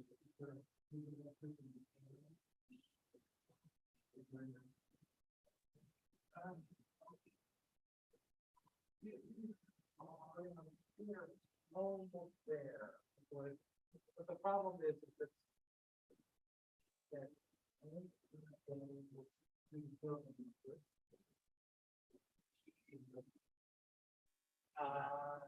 no, this is only showing the remote people.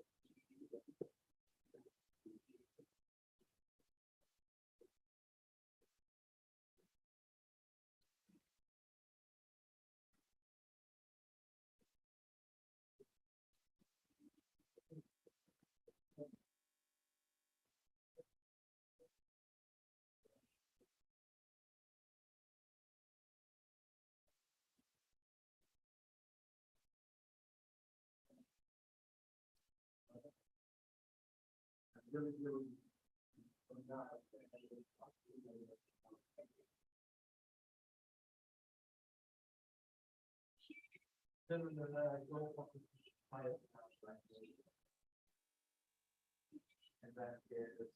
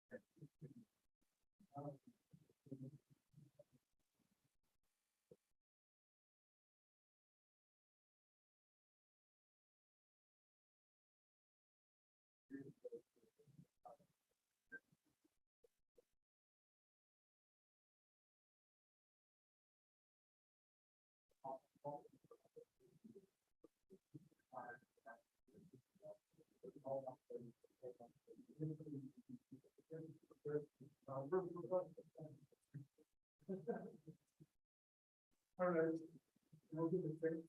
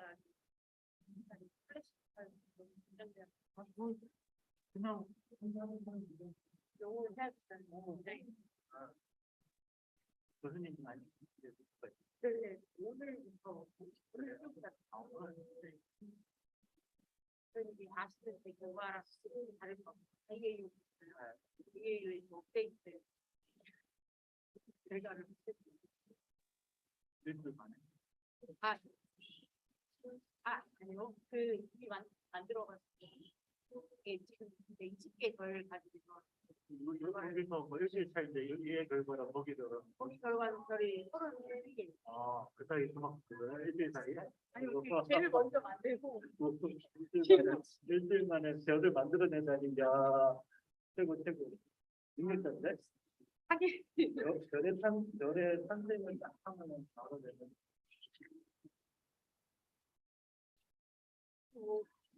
잘 소화한 다들 알고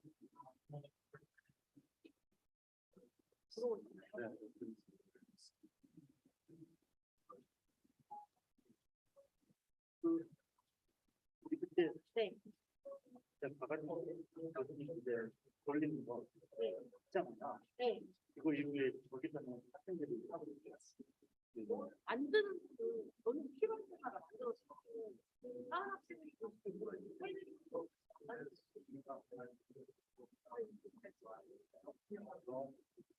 몇번 쓰다가 또 이제 한다고 최근에 저희 수문연에서 병렬부터 이렇게 만들었어요. 신청하면은 스튜디오 여러 개 해가지고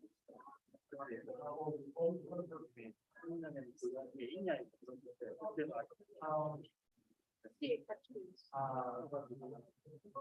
한번 그거 해봤고 한번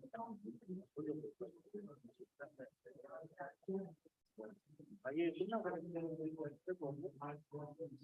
결과물을 안 보게 되면 일단 한번 근데 연구진이 본인이 직접 안 된다고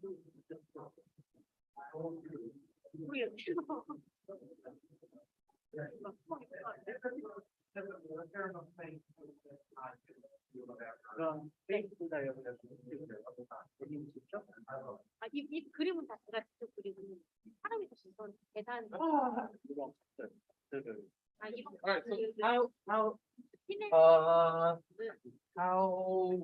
How is my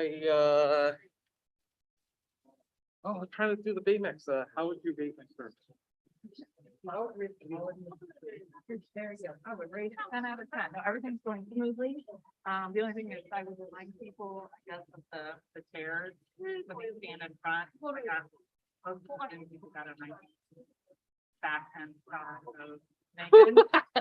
No. I just want, there was no way for me to be like, can you just move slightly to the right? It's actually really funny when people start coming up to the mic to talk. She was on this camera. She was exactly eclipsing the microphone. Yeah. Actually, one thing I want to do tonight, I think, would you get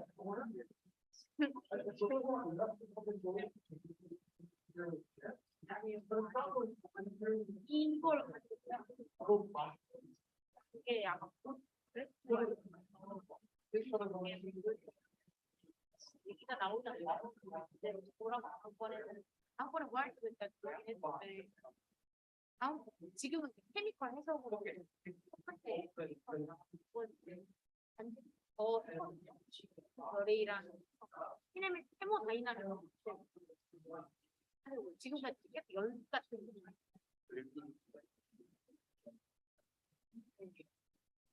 브레인스가 연습을 해서 다음 번까지 갔어. 다른 기회를 하나 방법을 찾아야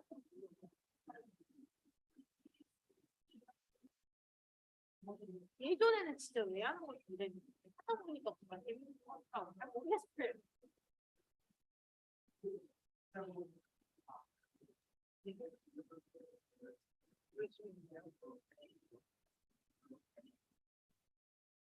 약간 기분 마음이 떨어질만 할 때 앞에 오면 구조되는 것 같아요. 이번에 헬라 네. 내일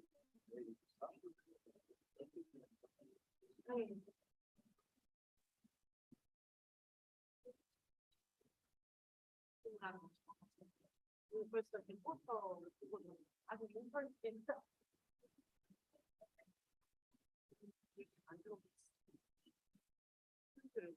받을 수 있는 분 많이 있어. 네, 네, 네, 제가 뭐 하는지도 네,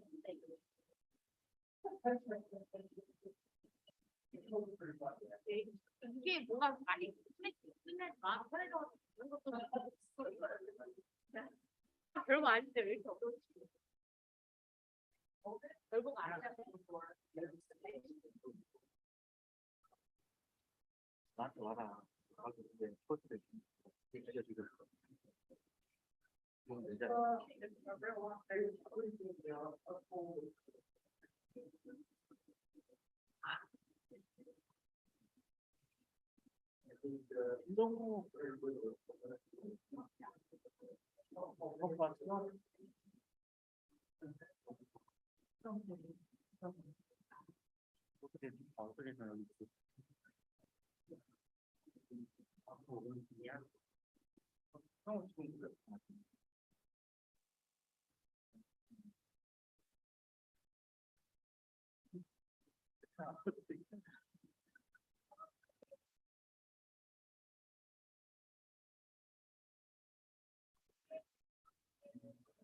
먼저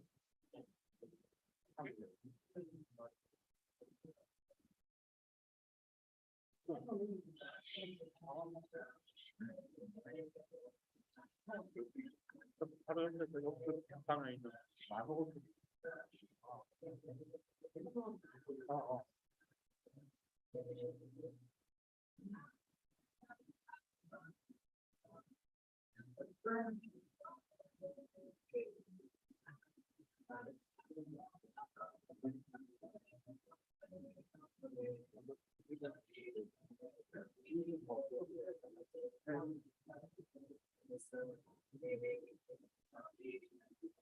여기는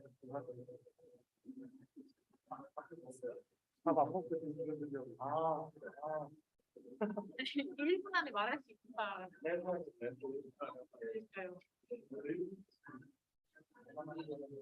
안보 바람 보내리더라고. 1분 안에 모든 걸 다 얘기하고 그냥 랩도 뒤에 쓰고 와서 같이 얘기하자 이렇게 하는 이분 알려줄게.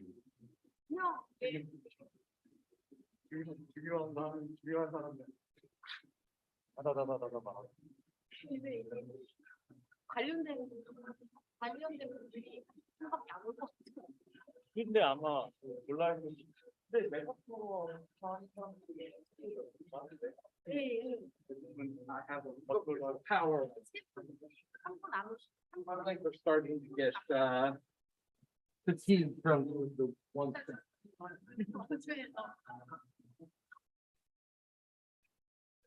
너 아이를 어디냐? 잘 잡아. Silence.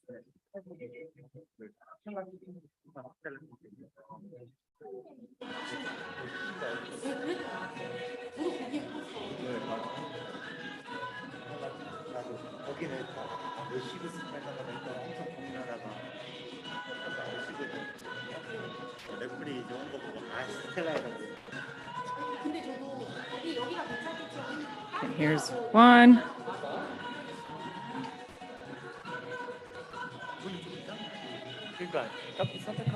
Here's two.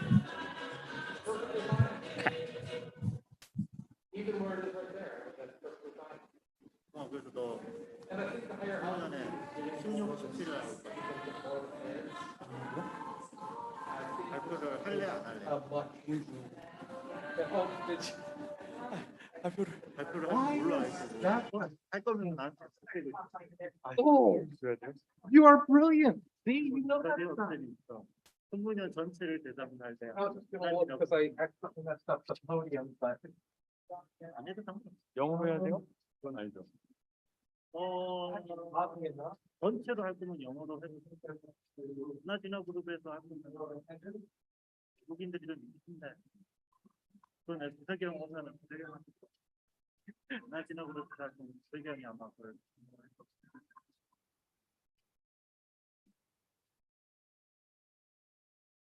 그래서 여기서 할 때 말 거냐 아니면 아이말이 아닌가요? 아니요 아이가 아니요 만약에 그렇지 그거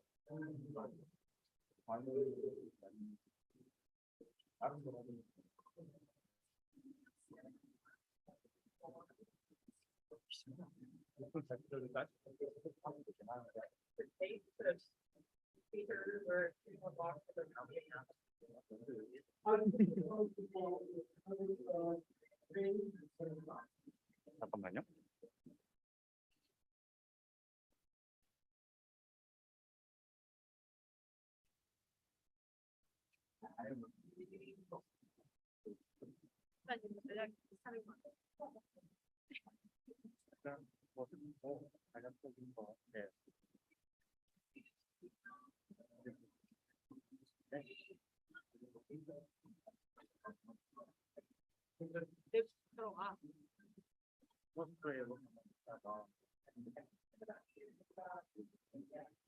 재미있는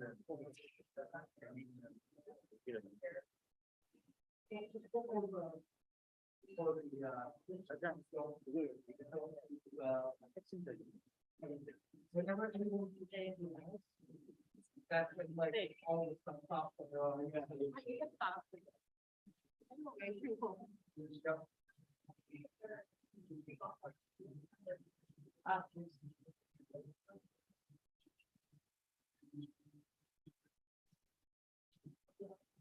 Alright, so I got rid of the thing at the top.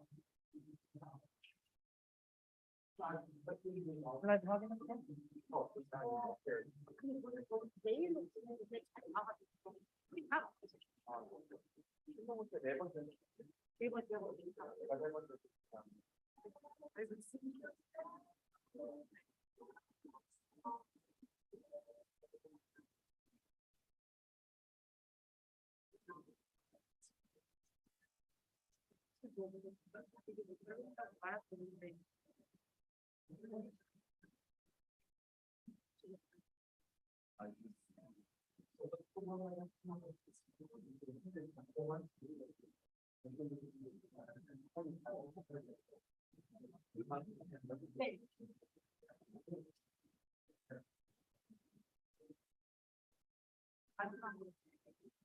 하나 남아라.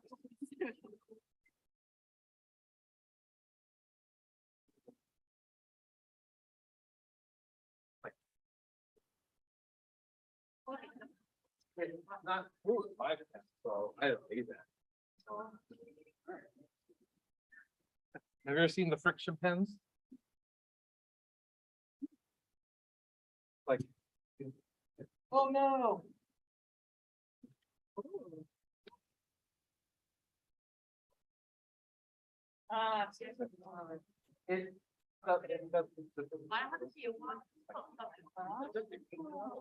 I also have this other special paper, it's a little tougher, and I can write all kinds of notes on it. I can pop it in the microwave for 5 seconds.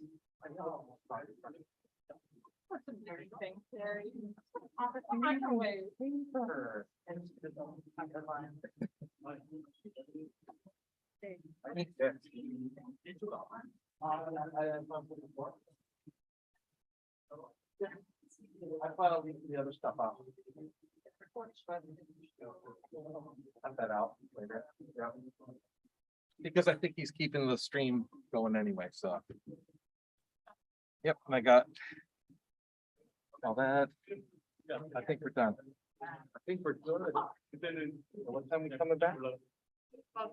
Theoretically. 1:30? Yeah, 1:30. So we've got 7 minutes.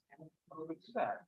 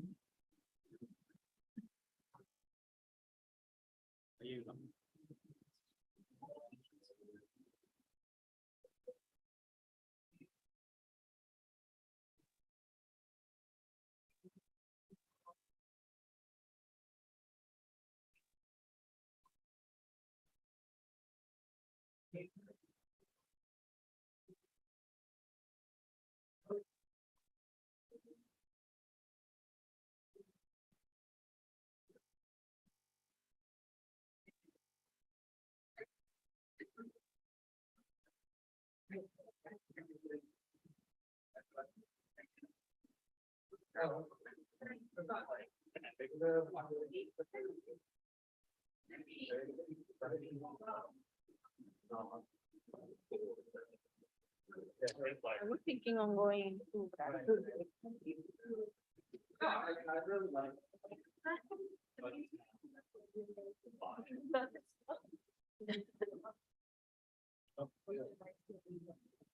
Yeah.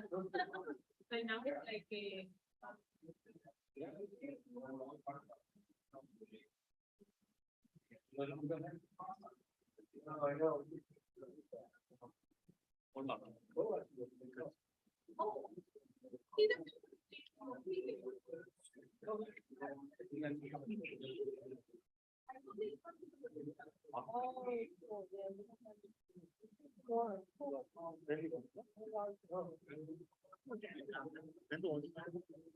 I got this. Yeah. Oh, I took it out. Yeah.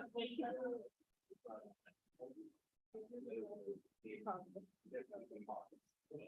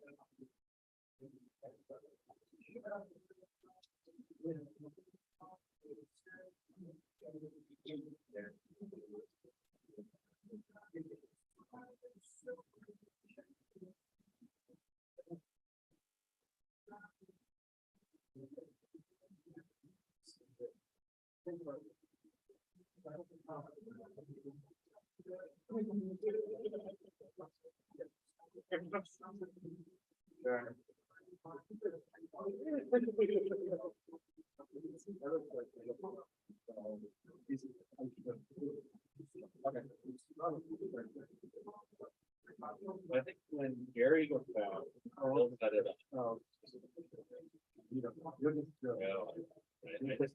If I sit over here and like, and then for the virtual one, I do the phone. I'm the timekeeper. You can be the timekeeper. So that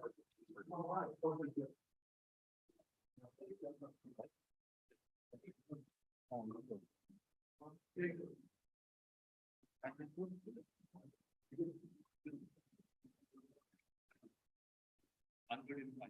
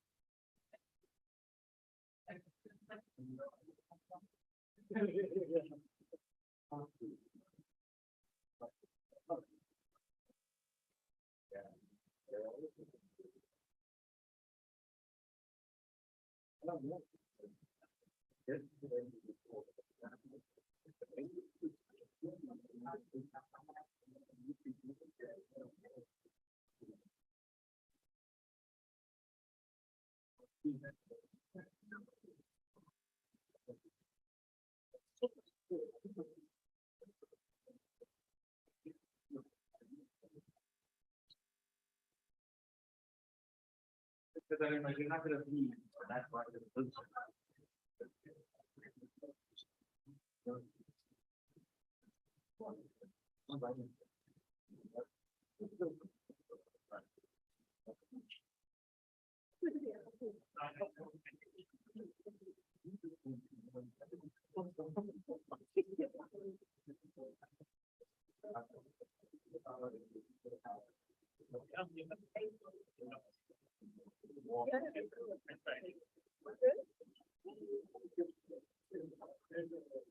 Really loud, I told you. Yeah, I know. Yeah, it's a people older version. Hi. Hi, how are you doing? Yeah.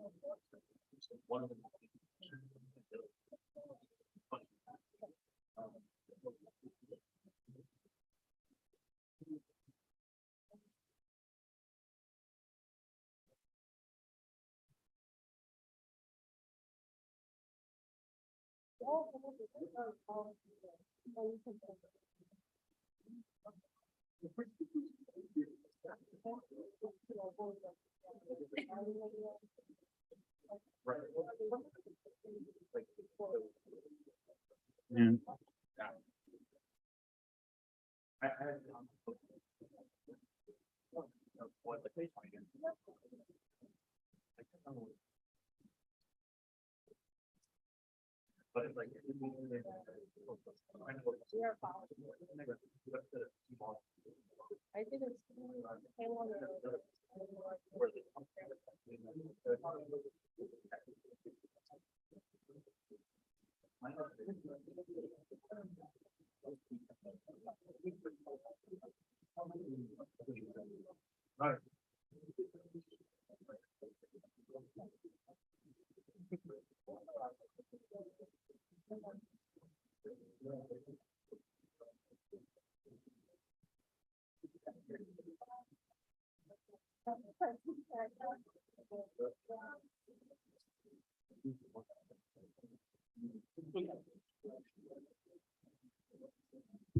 Hey, everybody, we're approaching time, so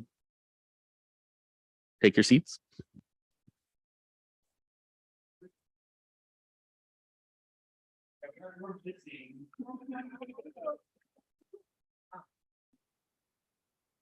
You're the chair?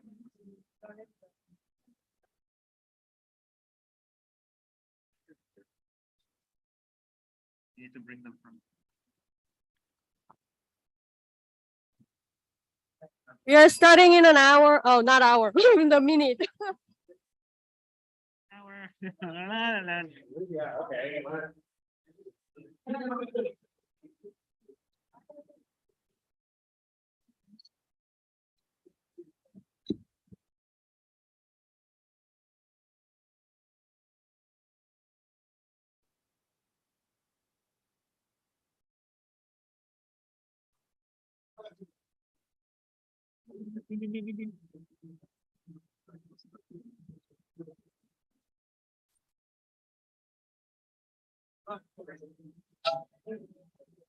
Can you hear? Please. I shoved it down. I'm good.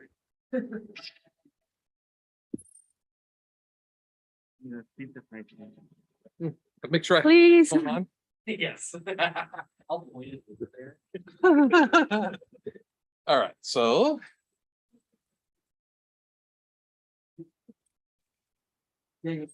This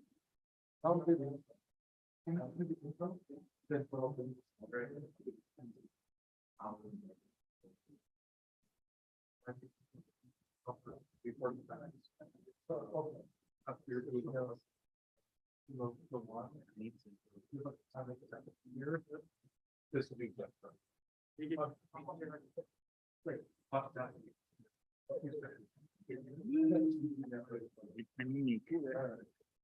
All right, where's the people? And then make sure to turn it off when you're battery. Yeah.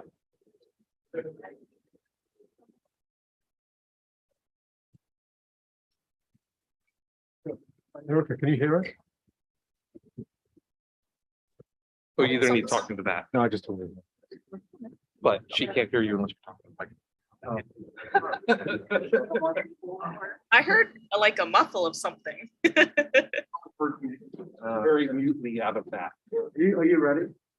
Yes. How come you didn't come in? Was there another question? Sorry. I'll see you later. I'll see you back in line. Yeah, let me put my headphones on. Maybe I can hear them. Wait, can you say that again?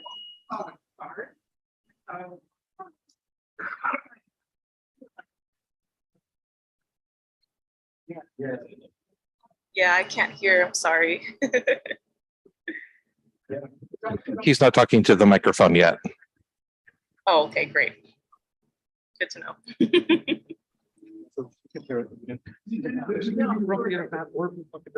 but then I can't do it. Everyone's gonna hear you no matter what. We're gonna go to the room system and also feeds directly into Zoom. Okay. So what the room hears, they hear. We're gonna wait until 1:35. 1:35? Yep. Okay, we will have we'll start in about 2 or 3 minutes at 1:35. Sounds good.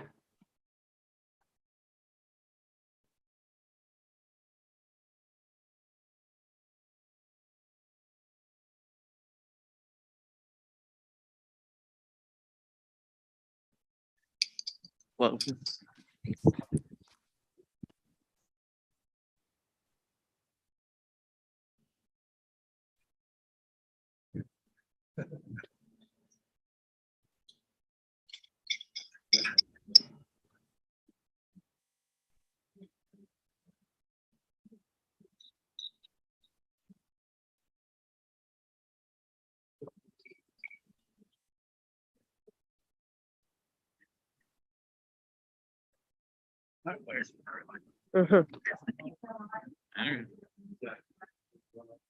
think this is the guy I've met more than once.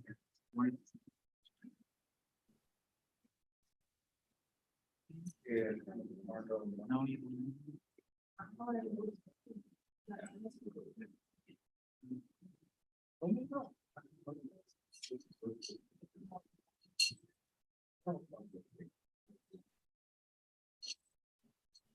I had a did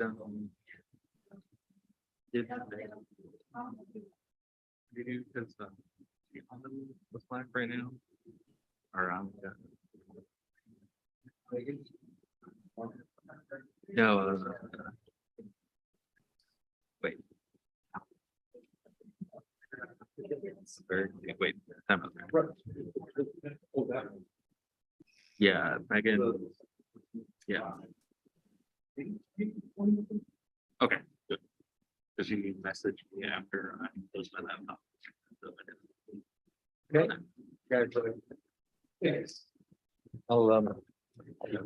Okay, welcome back from lunch, those who made it back from lunch. My name is Jonathan Williams. I'm at the University of Hawaii, and I'll be chairing this afternoon's session, which is on solar system and exoplanets. The first speaker is also from the University of Hawaii, but she's not here. It's going to be Erica Bufanda from Hawaii on Zoom. And she's going to tell us about volatile vehicles to the past, characterizing the activity of long period comets.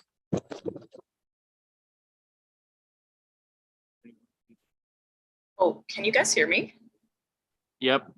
Okay. But we don't have these slides up yet. So 1 second. Okay. Ah, it's not the end again. Can you guys make it start from the beginning?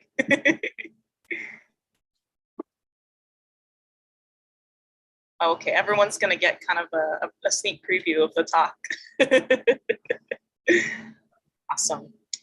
All right, thanks for that introduction, Jonathan. I guess I'll go ahead and begin. I am Erica Bufanda. I'm a 6th-year graduate student at the University of Hawaii, Manoa Institute for Astronomy.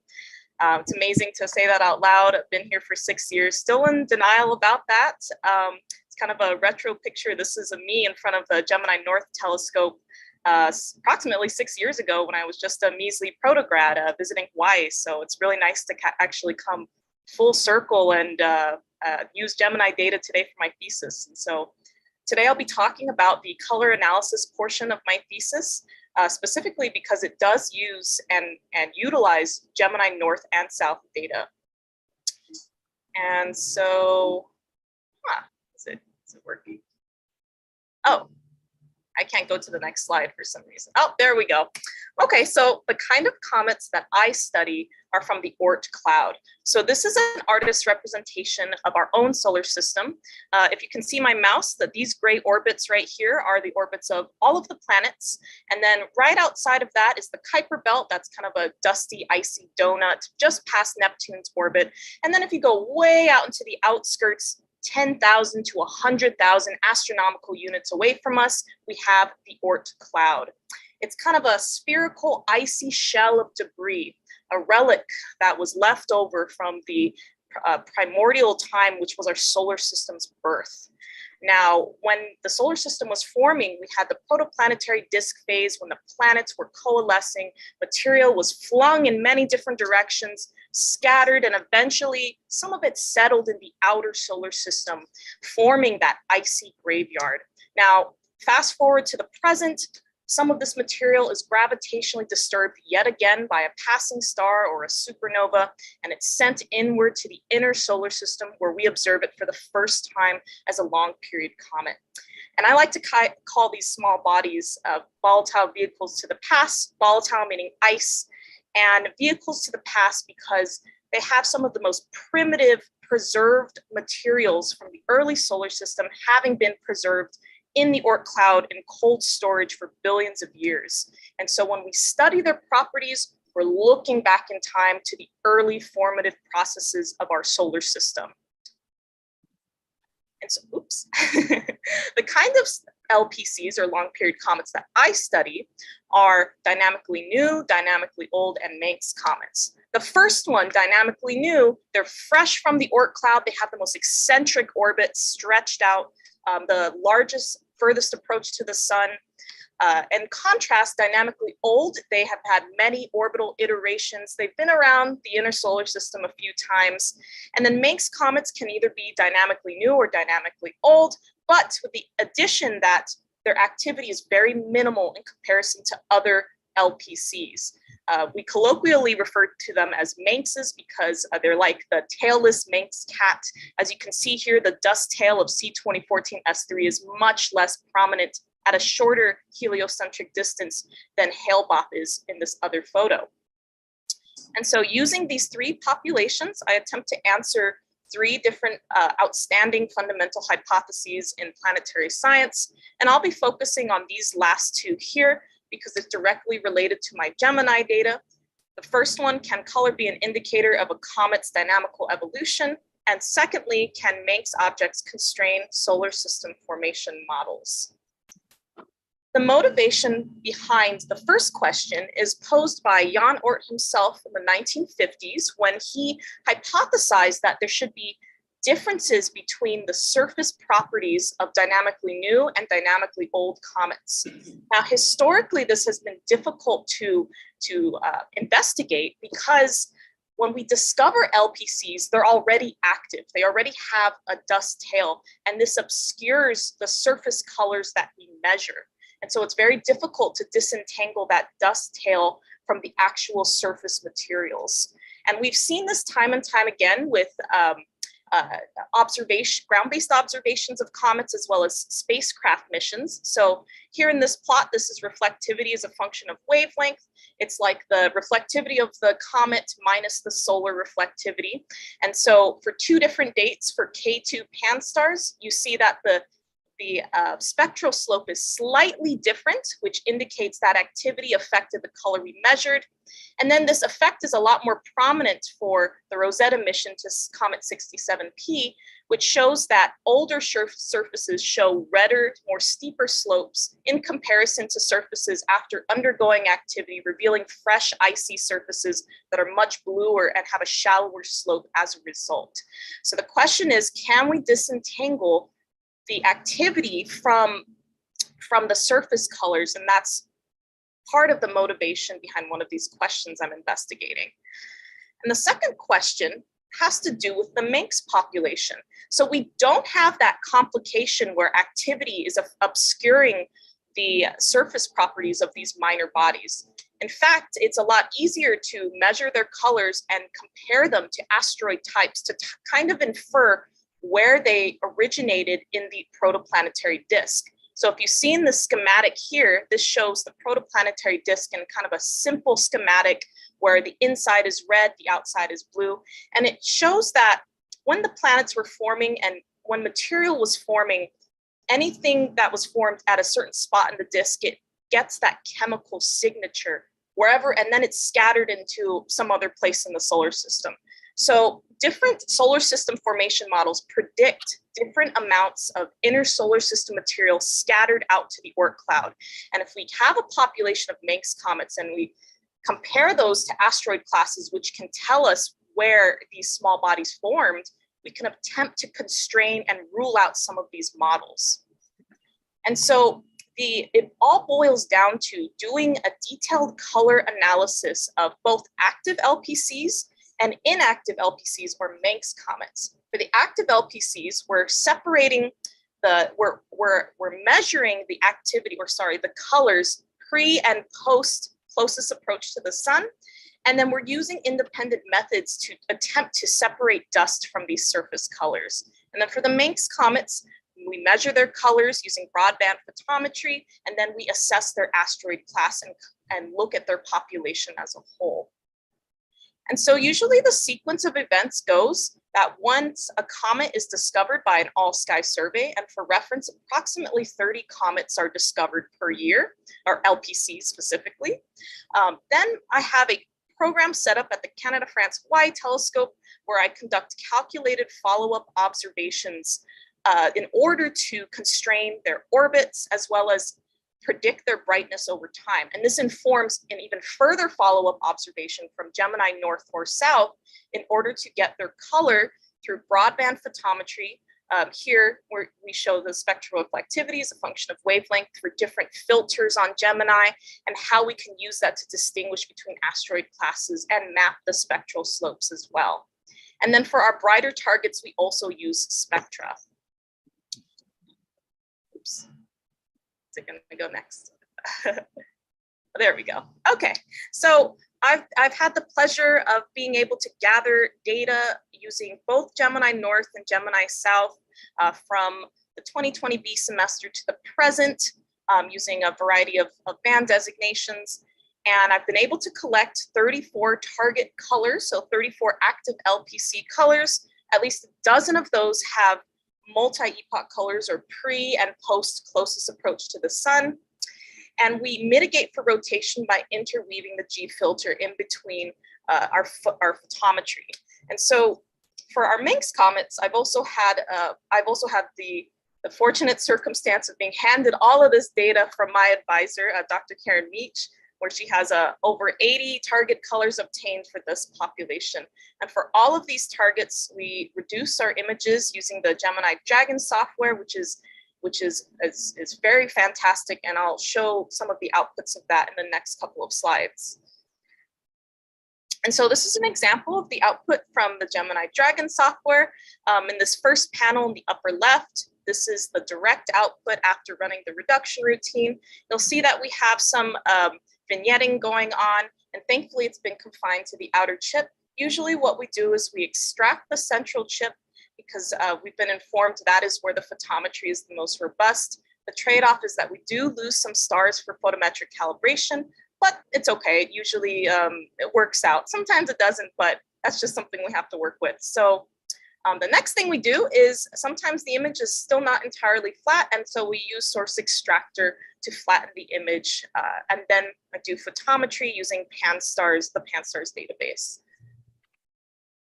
Okay, and so one other thing that we do is correct for fringing, which happens in the wideband. Dragons has a really nice automated routine that does this automatically. Sometimes, and I'm not entirely sure why this happens, but sometimes the routine doesn't get all of the fringe out. And in that case, I also do a manual removal of the fringe using a slightly more robust, slightly different technique that was developed by Snodgrass and Carey in 2013. And ESO that is a little bit more complicated, and we can talk about that if we have more time at the end. So please let me know. And this is the complicated process, but the thing to note is in the end, the fringe is gone. So that's the good thing. And so let's go ahead and talk about some preliminary results. And please keep in mind that a huge amount of this thesis work was put towards developing image manipulation techniques, reduction routines, data collection, data gathering. So finally now in my final year, I'm working on the analysis and implementing these routines. And so we don't have a lot of results in terms of the entire population, but we can show what the data looks like. And so if we start off with the upper left-hand side, this is a comet that is weakly active, and I think it is now active. So when we compare it to other small bodies, we notice that the colors are a lot redder in comparison to a comet on the right upper right-hand side, C2021A9, which is close to perihelion or closest approach to the sun, and it's a lot bluer. We speculate that's because it's more active.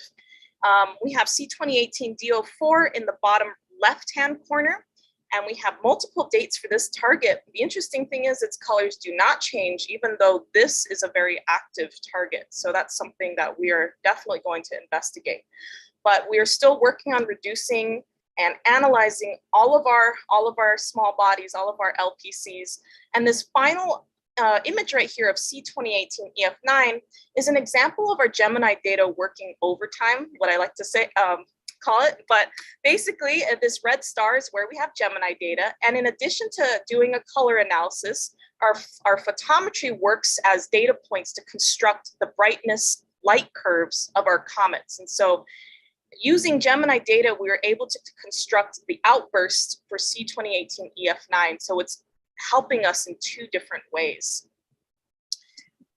Some work that I'm currently working on is the dust modeling that I mentioned earlier. So the dust modeling is something that we're using to try to disentangle this dust from the active LPC so we can probe their surface colors. And basically what we're doing is we have a model that was developed by Farnham et al. In 1996 for his thesis. And we have an observation of an active LPC that we're able to model based on its grain size distribution, its emission velocity, its dust production rate, and this helps inform our color analysis. And so one question that we want to ask ourselves too is, can we do a population analysis with such a small sample, right? We have 34 targets.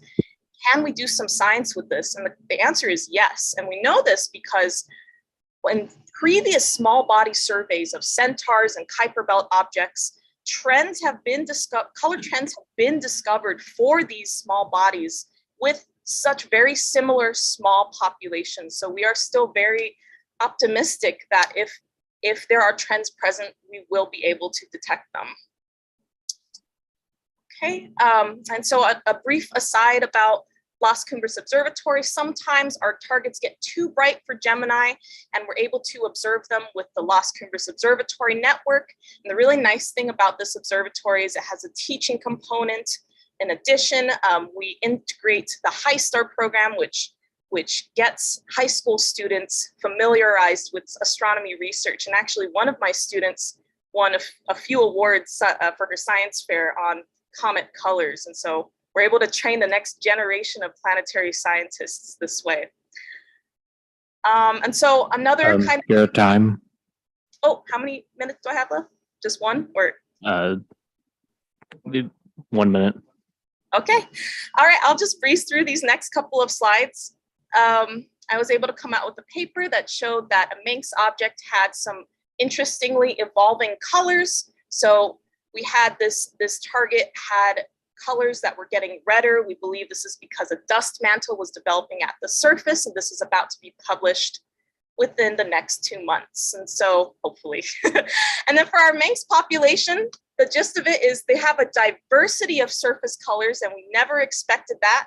In comparison to SPCs or short period comets, this is widely unexpected, and we're looking forward to investigating this population in the future. And so this is my where I'm at in my thesis slide. It's been a lot of work so far, and it's going to be a lot more work in this hopefully final year. Thanks, everyone.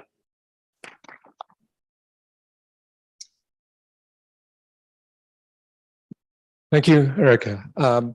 Any questions? Either in the room, on Slack, remotely. And I was thinking, if you were in the room and you don't want to get up to the microphone, you can also just use Slack if you prefer. So go ahead. There is a question on Slack. So Stephen Gwynn is asking that you said you do additional sky flattening with S extractor. Could you elaborate a bit? Yes, yeah. So Source Extractor is a program that its main goal is to extract sources, like the name suggests. Well, one nice thing that it does is it also estimates the background. It estimates the average background as well as the map of the average background. And so it kind of picks out the unevenness in the background. It creates a FITS file from that, and I'm able to subtract that and get a very flattened image as a result. So I don't use it for its intended purpose, but I still use it.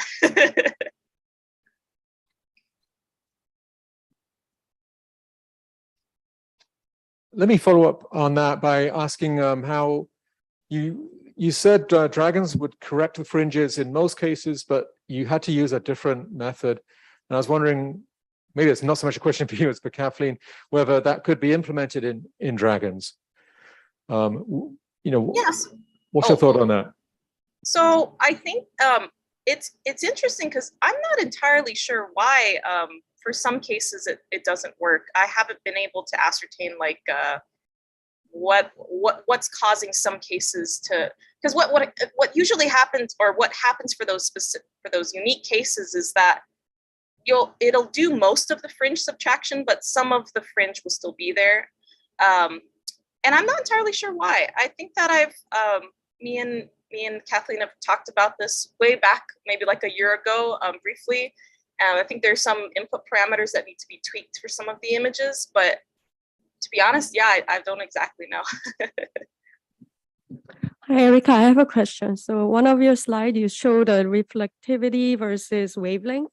Those like 3 plots for inactive comets and the active comets. So yeah, the earlier. So for the active comets, the reason the reflectivity is low is because they are dustier, or? Oh, I don't study comets, so if you can sure, explain yeah, that to me. absolutely. Do you mean? Yes. Yeah, Okay, the active cases. So usually what's been seen in the past is that when the slope is shallower, that is when the surface is bluer. And what's been seen in spacecraft missions is after activity, like fresher, like ice deposits are revealed on the surface that are blue in color, and that's what causes these shallower slopes.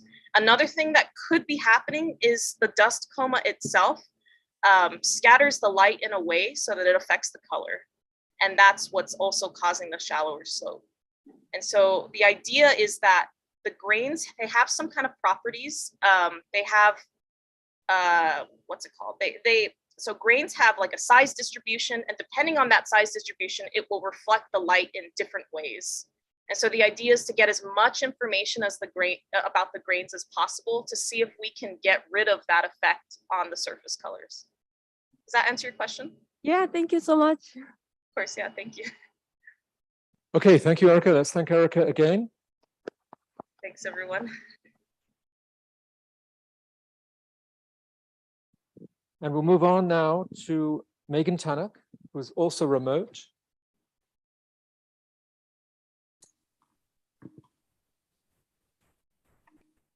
And yeah.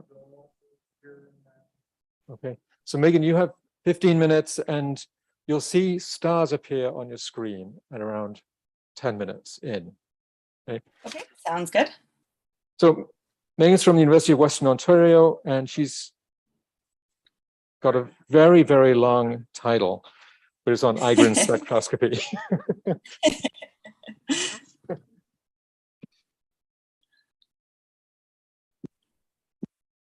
Okay, well, we're just waiting for the slide to appear. I guess I'll just introduce myself. So my name is Megan Tennick, and I am a recent PhD graduate of the University of Western Ontario, which is located in Canada. I am also currently a postdoc there, and I'm really, really excited to be speaking at the Gemini Science meeting today. My relationship with Gemini started in 2011 when I was an intern at Gemini North, and my PhD thesis heavily featured Gemini data. So this is really, really nice to be speaking with you. I only wish it was in person. I was all set to be there in person, and I got COVID recently. And so here I am in Canada, well past my bedtime, but happy to be speaking to you anyway. So this talk is going to highlight some of the results from my recently accepted paper, which I wrote in collaboration with my PhD supervisor, Stan Metchev, and also Kelly Hood, Greg Mace, Jonathan Fortney, Caroline Morley, Daniel Jaffe, and Roxana Lupu. And as was just mentioned, this project features some brown dwarf data that we took with Igrins on Gemini South. Oh, there we go. Oh, too far. Since this audience has very broad expertise, I'd like to start with a quick reminder of what a brown dwarf is. Brown dwarfs are formed in the same way as stars, but they are substellar objects, meaning they don't fuse hydrogen. We have three classifications for brown dwarfs, the hottest of which are the L dwarfs, the middle temperatures are the T dwarfs, and then the coolest ones are the Y dwarfs. And all brown dwarfs are cool enough to host a variety of molecules in their atmospheres, and brown dwarfs, like giant exoplanets, have really complex, cloudy, layered atmospheres. So this cartoon shows what those cloud layers might look like. The hottest objects over here on the right side of this image have the fewest molecular species, and colder objects over here on the left have more variety. Jupiter is also shown here for comparison, and you can see the similarities between Jupiter and the colder brown dwarfs. So this makes brown dwarfs excellent laboratories for understanding atmospheric physics and chemistry of giant exoplanets. So spectroscopically, this means that we get really interesting spectra with deep, broad signatures of molecules like water, carbon monoxide, methane, and ammonia. So the top spectrum I've shown here is an M dwarf, and it looks approximately like a black body. Below it is an L dwarf, and below that is a T dwarf. And both of these spectra are a lot more complex than the M dwarf. Jupiter is again shown here for comparison. So if we want to understand brown dwarfs well, we need to be able to accurately model all of these complex cloud structures and different molecular species. So some context for the project I am presenting today. When we're comparing observations to models, incomplete physics, missing lines, inaccurate line positions can make detections of molecules and determinations of parameters like radial velocities, projected rotation velocities, very difficult or even impossible, especially in low signal to noise observations of exoplanet atmospheres. And if you've ever tried to fit a model spectrum to a cool brown dwarf, you know this can be very challenging. And if you haven't, I'm showing an example from my 2021 paper here. So if you look at the residuals in the bottom panels here, you can see that none of the models fit the data perfectly. There are problems in both the continuum shape and in the line positions, even in the most up-to-date models. So this means that you get different physical parameters depending on the part of the spectrum that you use. So this is where Igrins helps us. For those of you who haven't had a chance to use Igrins, it is a fantastic visiting instrument on Gemini South, which captures the H and K bands at a resolution of 45,000. And it's perfect for brown dwarfs because their flux peaks at these wavelengths, and the combination of Igrins' excellent throughput and the size of Gemini South gives us an opportunity to get a really high resolution spectrum of a brown dwarf. And brown dwarfs are often very faint. And high resolution spectra are the key to assessing the accuracy of the line lists and spectroscopic models that we rely on to determine different parameters. I'm really excited about the next talk in which Hee-Young Oh will be discussing IGRIN's northern successor, IGRIN's 2. And coming up later in this week, there are some other talks about IGRIN's science, and there's some posters as well, so you should check those out. So IGRIN's is a very special instrument, and the discoveries that I'm about to present would not have been possible without it. So the goals of this work were to use our high resolution, high signal to noise spectrum that we obtained of a T6 dwarf with IGRINs on Gemini South to test the reliability of the most up-to-date atmospheric model spectra and molecular line lists. And since I only have another 10 minutes for this talk, I'm going to quickly overview our project and our results. So in this work, we compared our observed spectrum to the most up-to-date models to assess their accuracy. We used our observed spectrum to validate the newest water, methane, and ammonia line lists. We detected trace molecules like hydrogen sulfide, and we identified new signatures of molecular hydrogen beyond the usual collision-induced absorption. We were able to validate the physics assumed in our atmospheric models, and we were able to identify disequilibrium chemistry effects. We were able to determine the abundances of molecules and determine which wavelength regions of the models provide the most reliable and consistent results for physical parameters. And finally, we provide a detailed near-infrared spectroscopic atlas with thousands of identified absorption features. So this work has been recently accepted to MNRAS and is available on their website and on arXiv if you want to check out all of the glorious details. But for today, I'm just going to highlight the things shown in red and focus on the methane, hydrogen sulfide, and molecular hydrogen. So this is our IGRIN spectrum that made all of this amazing science possible. We observed the brown dwarf 2MASS J0817 with IGRINs. It is a T6 dwarf, which is fairly nearby at a distance of just 2.1 parsecs. And it has an effective temperature of approximately 1060 Kelvin. And to the untrained eye, this might look like a noisy spectrum, but in fact, the signal to noise at the peak of the H band is 300. So all of these things you're looking at that look like noise spikes are in fact absorption features, and I'm going to show you those in detail in the coming slides.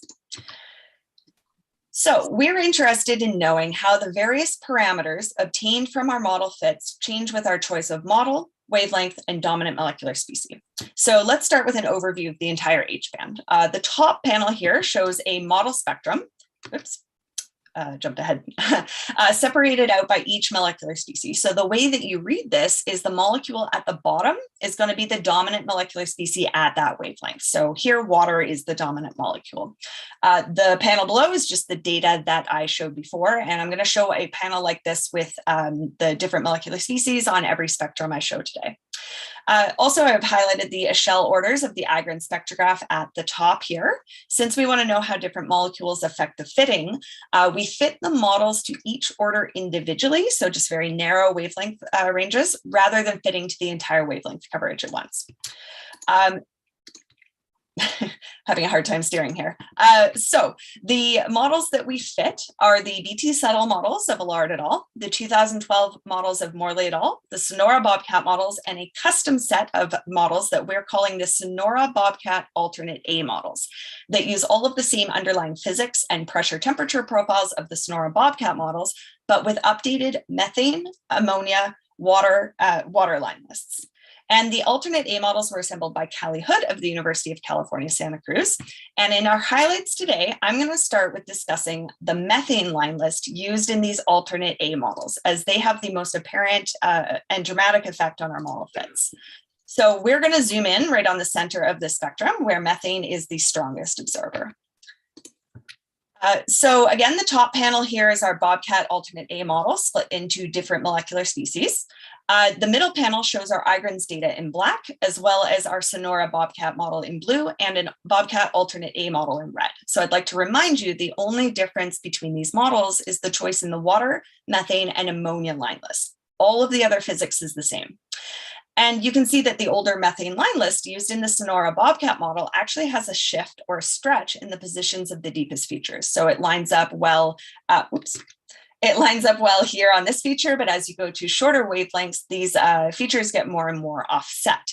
But the newer methane line list used in the alternate A models actually corrects for this. And this is something that we would have overlooked at lower resolutions. It would have been harder to disentangle this. The lines would have been blended. So thank you again, IGRINs. This wouldn't have been possible without you.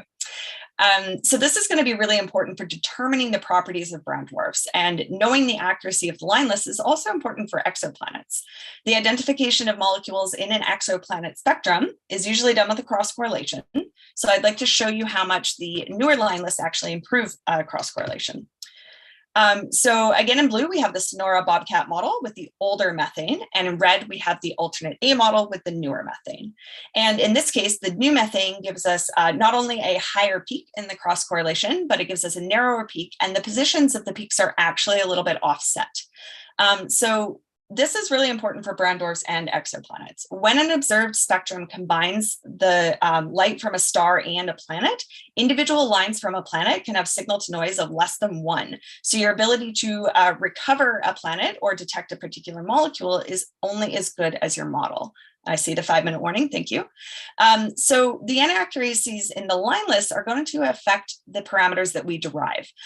In our brown dwarfs, for example, it's going to give us offsets and radial velocities. It's also going to overestimate our projected rotation velocities, or V sin i's. Show you what that looks like. So I have added another plot here to the slide that we looked at before that plots V sin I as a function of wavelength for each a measurement made in each of the IGRINs orders for each of these 4 models. And you can see here at the short wavelengths and over here at the long wavelengths, where water is the dominant absorber, the V sin I values are fairly consistent. But here in the middle, where methane is the dominant absorber, the V sin I values are completely discrepant. The only model that is consistent the whole way through the wavelength coverage is the Bobcat alternate A model with the newest methane line list. So our takeaway here is that the older near-infrared methane line lists are inaccurate. If you want to study brown dwarfs or exoplanets, you're going to need to use something like high temp that is updated. So now I'd like to zoom in on a different part of the H band and show you a really exciting discovery. So we have a very clear detection of hydrogen sulfide in this atmosphere. With a complete model, it's a little bit hard to see the effects of the hydrogen sulfide. The hydrogen sulfide line is here in purple, and you can see that it's quite weak compared to a water line below it that it'll be blended with. But we did something kind of clever. Whoops. Where we removed hydrogen sulfide entirely from our model. So now the signature of hydrogen sulfide is really apparent down here in the residuals. So to accurately model the observed spectrum, hydrogen sulfide must be included in this model. And this is the only convincing detection of hydrogen sulfide in an extrasolar atmosphere to date. And it's actually very important because the presence of hydrogen sulfide validates the assumption of rainout chemistry that is used in these model atmospheres. If rainout did not occur, the sulfur would all be locked away in iron sulfide, and we wouldn't see any hydrogen sulfide at all. So this is really important to tell the modelers that we're actually getting the physics inside of these brown dwarf atmospheres correct. And it's another discovery that wouldn't have been possible without IGRINs. So now onto the K-band. I want to zoom in on this part of the K-band here and show you something that we've actually never seen before. So we noticed in this order that there was a line missing from the model. It's very clear down here in the residuals, and it turns out that this feature actually matches the 1:0 S1 transition of molecular hydrogen to 6 significant figures. So our next step was to add a molecular hydrogen line list to our model and to check the fit. And it turns out that it fit very well. So I've overlaid the same Bobcat alternate A model here, now including molecular hydrogen in red, and you can see in the residuals that this line has disappeared. And this molecular hydrogen feature is actually among the strongest emission lines in things like shocks, planetary nebulae, and young stellar objects. But this is the first time that we've ever seen it in an extrasolar atmosphere. And by comparing to the dust concentration and extinction of the interstellar medium, we can actually place a limit on the dust content of the outer atmosphere of this T6 dwarf.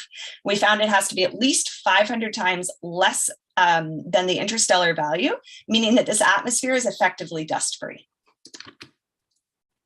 So the molecular hydrogen line wasn't the only feature missing from our models, but it was the only one that we could identify. I've shown here another order where we have a line in our spectrum that is missing from our model. So this means that we're not done with brown dwarf atmospheres. Even though our models are very good, there's still stuff that we need to work on. So I'll just wrap up here. This IGRIN spectrum is a very important benchmark for brown dwarf and exoplanet science. We're finding that atmospheric models that use state-of-the-art line list represent our observations really well. And we're now able to do much more interesting things with our data than merely detect the most abundant molecules. We can detect trace species that we've never seen before. We can see low abundance species, and we can more readily detect the abundances of species, which I didn't show here, but is in our paper. In our paper, we also offer a list of recommendations and warnings depending on which fit parameter or molecular species you are interested in your data. And I'd like to highlight that I only showed 4 out of the 49 IGRINs as shell orders in this talk. There is so much more to see in our paper, the highlight of which is our 25-page IGRIN spectroscopic atlas with thousands of identified absorption features. So again, this paper has been accepted to MNRAS, is available on their website and on arXiv. We've also made our IGRIN spectrum publicly available if you would like to check it out. And a quick shout out to the Other Worlds Laboratory at the University of California, Santa Cruz and the Heising-Simons Foundation for funding this work. So thank you very much, and I'd be happy to take questions.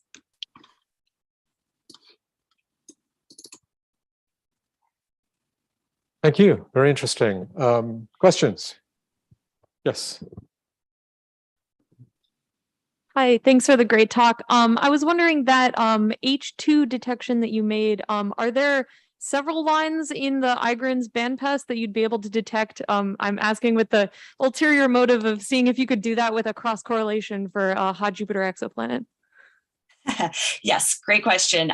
There are other lines in the IGRIN's wavelength coverage. Unfortunately, they are a lot weaker than the one that we found in our data. So I went and I investigated, and I wasn't able to tell if we were actually getting a detection of the other weaker lines or if they were just getting lost in the noise. I think if you tried to do such a cross correlation in an exoplanet, that one at the wavelength that I showed in this talk is going to be your best bet. It is the first time we've ever even seen it in like a brown dwarf atmosphere, but I think if you had an exoplanet that's about 1,000 Kelvin, where this line is going to be quite strong, and you have very high resolution, high signal to noise data, maybe. This is probably not what you wanted to hear, but it's hard to detect.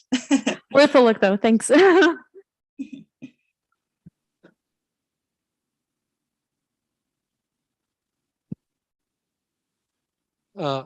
Is there a hand up? I'm sorry. No. Okay.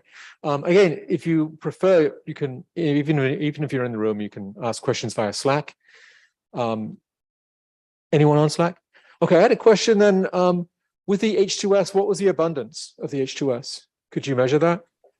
Yes, I don't know off the top of my head, but we were able to measure a column density from our models and compute the abundances that way. I don't remember the exact number, but we did a comparison to, there's no other H2S measurements in brown dwarfs. So we did a comparison actually to a published value we found for Uranus, because there's H2S in its atmosphere, and the abundance here in this brown dwarf is higher, but I don't know the number off the top of my head. Sorry. It's in our paper. Okay. Actually, that's kind of a follow-up would be, yeah, is that H2, the 2.12 micron line, is that seen in giant planet, in our planets? Yes. So the subtle thing in my statement of this is our first detection is it's our first detection in an extrasolar atmosphere. So this line has been seen in Jupiter and in Saturn as well. Uranus and Neptune are just too cold, I guess, right? I think so, yeah. You need, for this particular line, the best chance, or the transition likes to take place at about 1,000 Kelvin. So I think that maybe they're a little too cold. I mean, Jupiter and Saturn are colder than that too, but. Yeah, okay. That's partly why it's so weak, I guess. Yeah. Okay. Okay, one more. How long was the integration on IGRINs? It was on my other slide. I think it was almost 4 hours. And this is, actually, I'm just gonna go, can I go back? Yeah, because I have the magnitude on that slide as well. Where is it? There it is. There's a slight delay between changing the slide and actually seeing the change. There we go. Okay. Oh, sorry, not 4 hours, almost 3 hours. So 2.6 hours on Igrans. And this is magnitude of about 13.5 in the H and K bands. It's this is one of the brightest late T dwarfs that we can possibly access, and it's because it's this bright because it is only 2 parsecs away. Okay, great. Thank you. Last call. Thank you. Yeah. Okay. Well, let's thank Megan again. Thank you.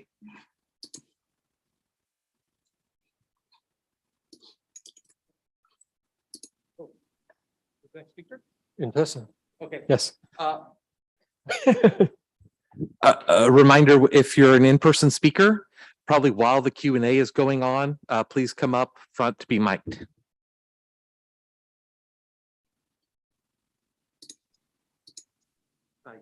Okay, so while we do that, this is Hye-Young Oh from Cassie, who's going to tell us more Igrans. This is Igrans 2, the new Igrans for Gemini North.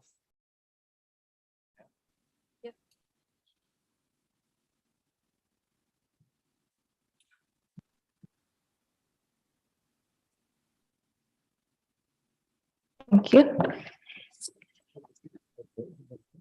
Oh, thank you.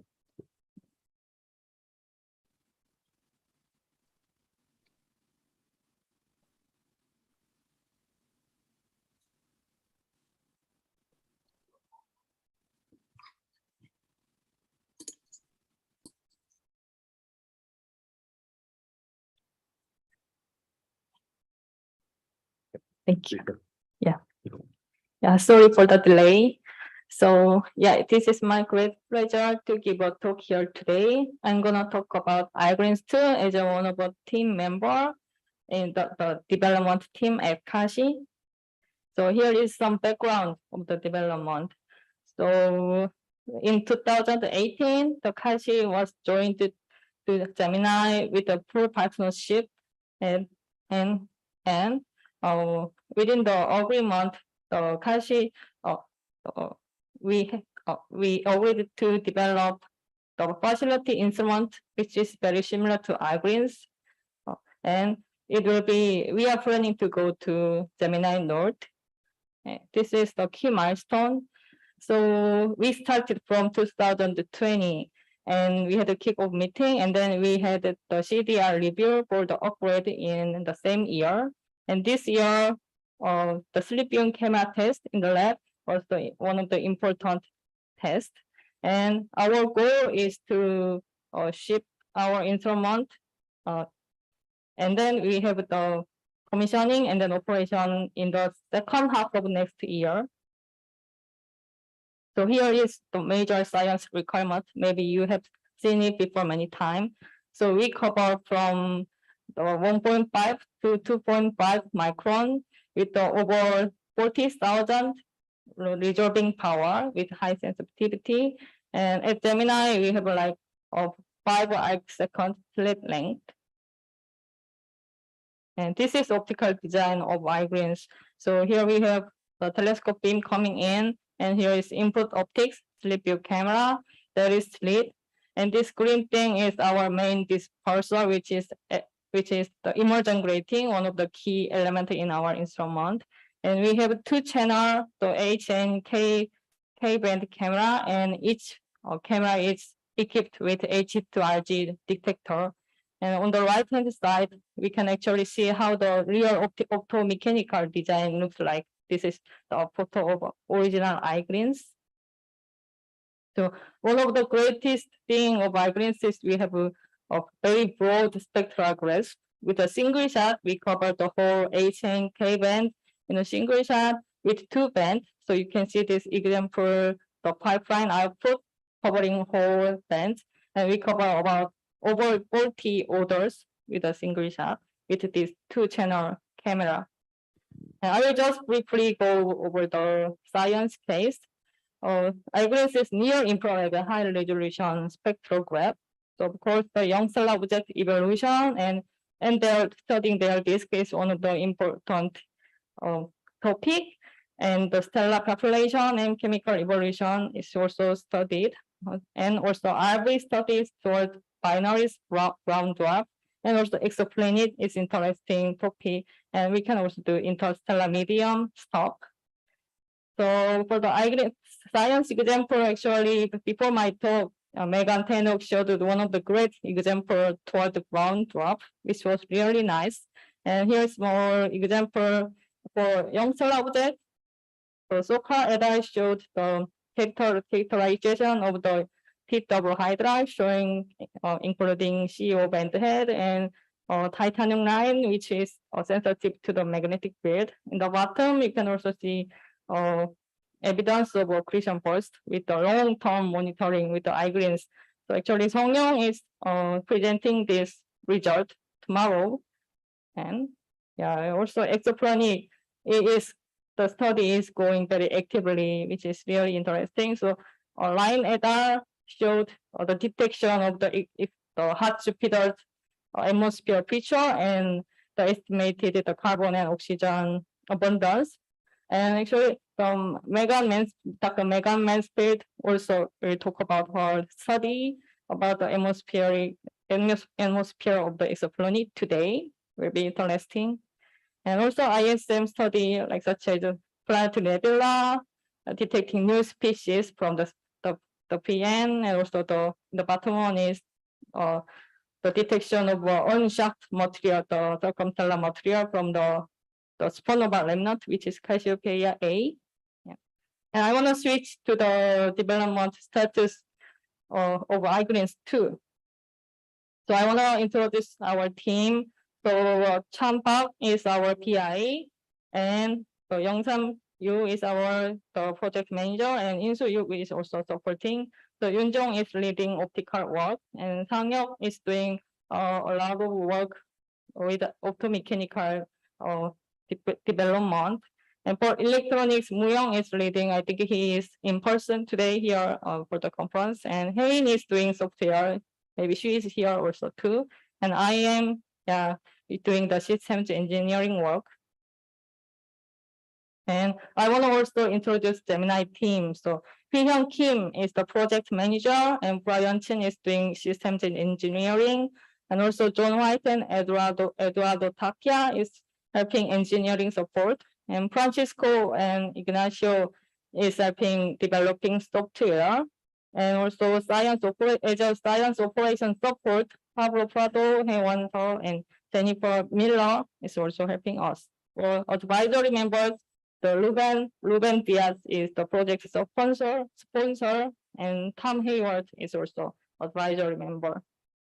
So maybe you want to know what eye-greens 2 is different from eye-greens, the original eye-greens. Actually, by requirement, the specification remains the same, but there is some change because it has been 10 years since we developed eye-greens. Some part is not available anymore, and we wanted to make some upgrade within the given time schedule. So here is 3 major change and upgrade in eye-greens 2. For optics, we upgraded the slip view, field of view, and for mechanics, we improved the light tightening, including use of one body radiation shield. And for the electronics, use of AC, the board for the detector controller was one of the major change because the JADE2 was originally used, but it is discontinued now.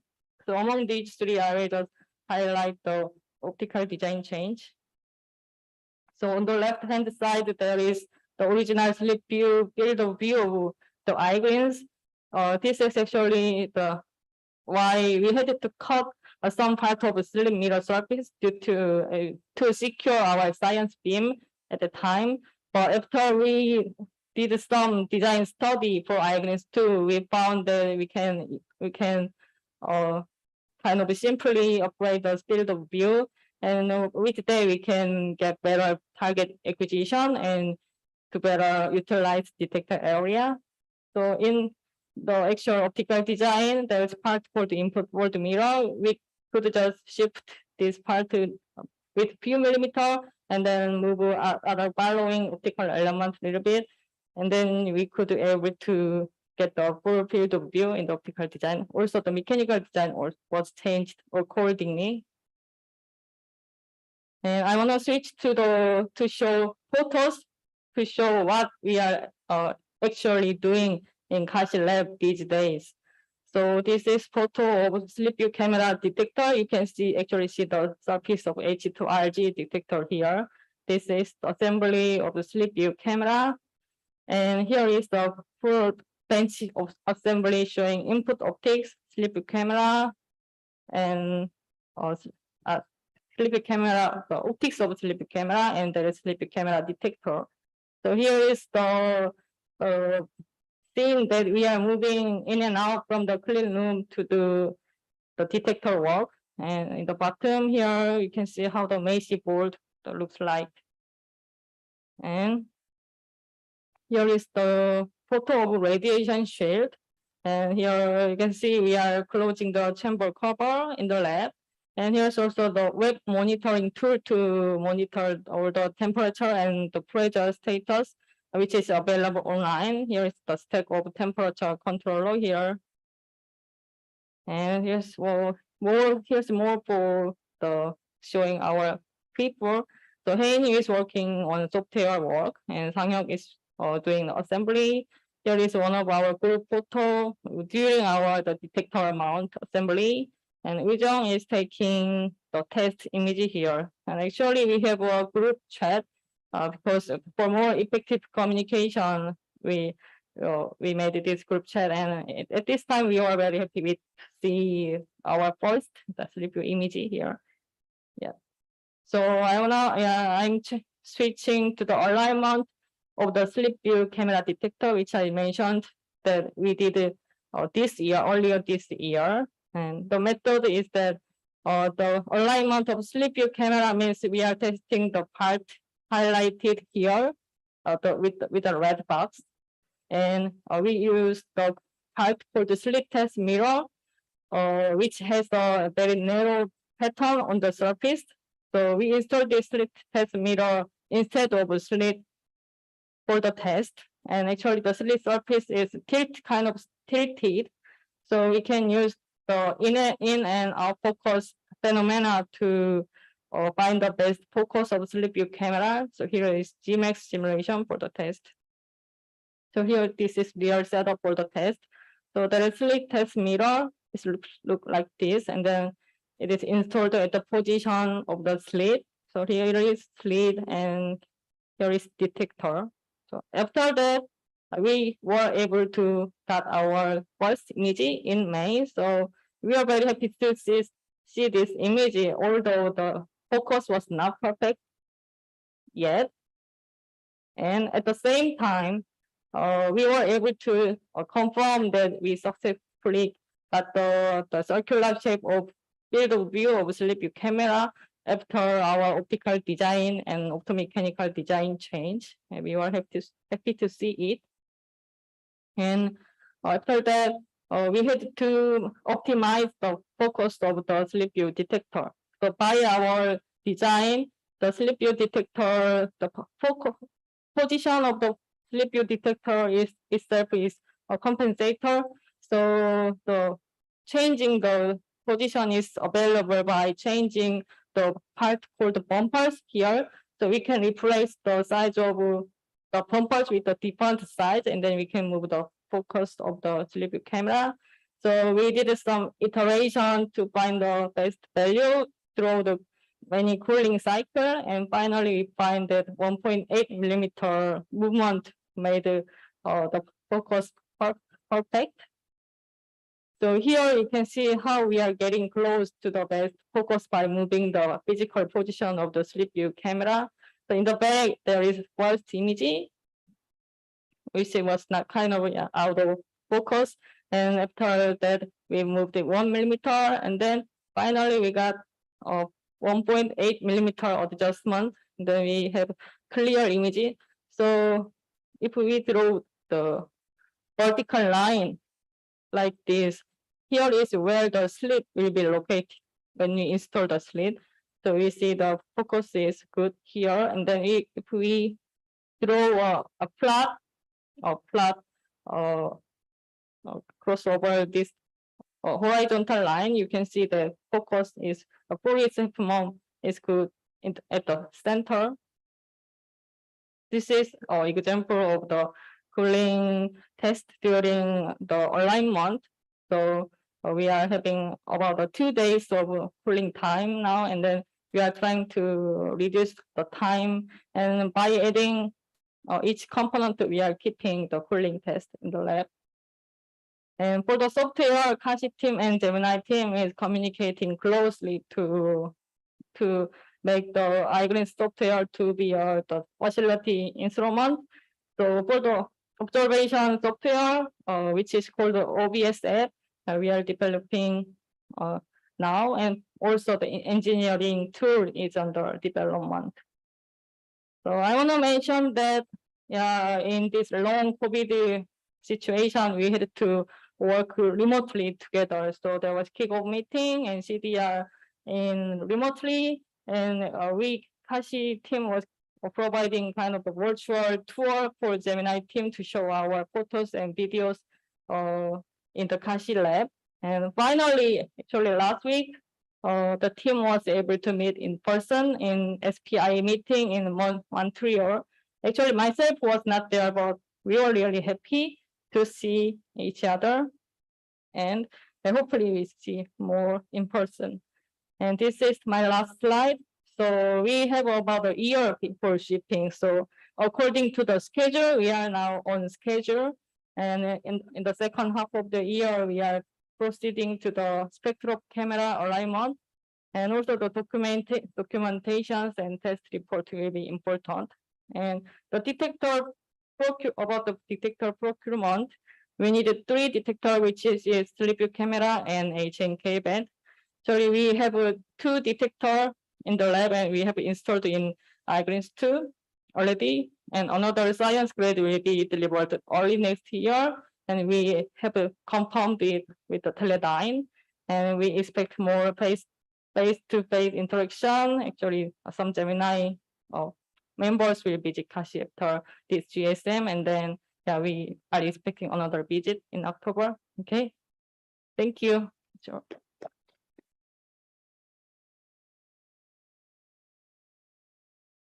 Thank you. Questions?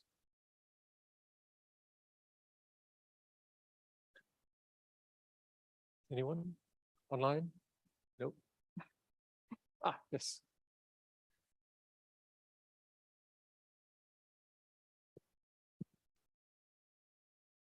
Hello. Yes.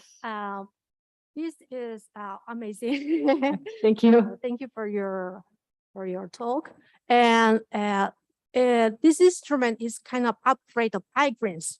Yes. So, but when this instrument is already, you are planning to use both iGreens instrument, one in the Gemini North and one of the Gemini South simultaneously. I think so. Oh yeah, I think it's actually depending on what Gemini planning to.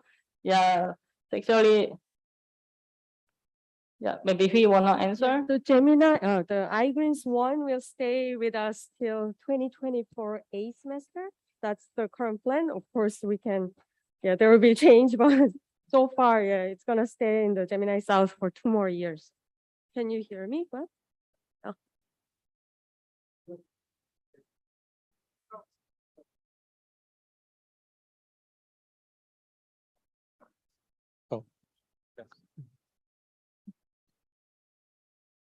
Yeah, I think we're aiming to be having sort of a very minimal time between the 2 instruments. So when we know much better when iGreens 2 comes to Gemini North, then we will likely then stop iGreens, because we're also getting new instruments at Gemini South with Scorpio and so. So it's likely no overlap of the 2 of them at the same time. But we aim to have that programs could continue in theory, large and long programs between the 2 sites. Okay, thank you.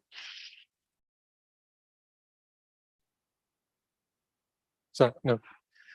Okay, well, thank you very much. Let's Thank thank you. Young again.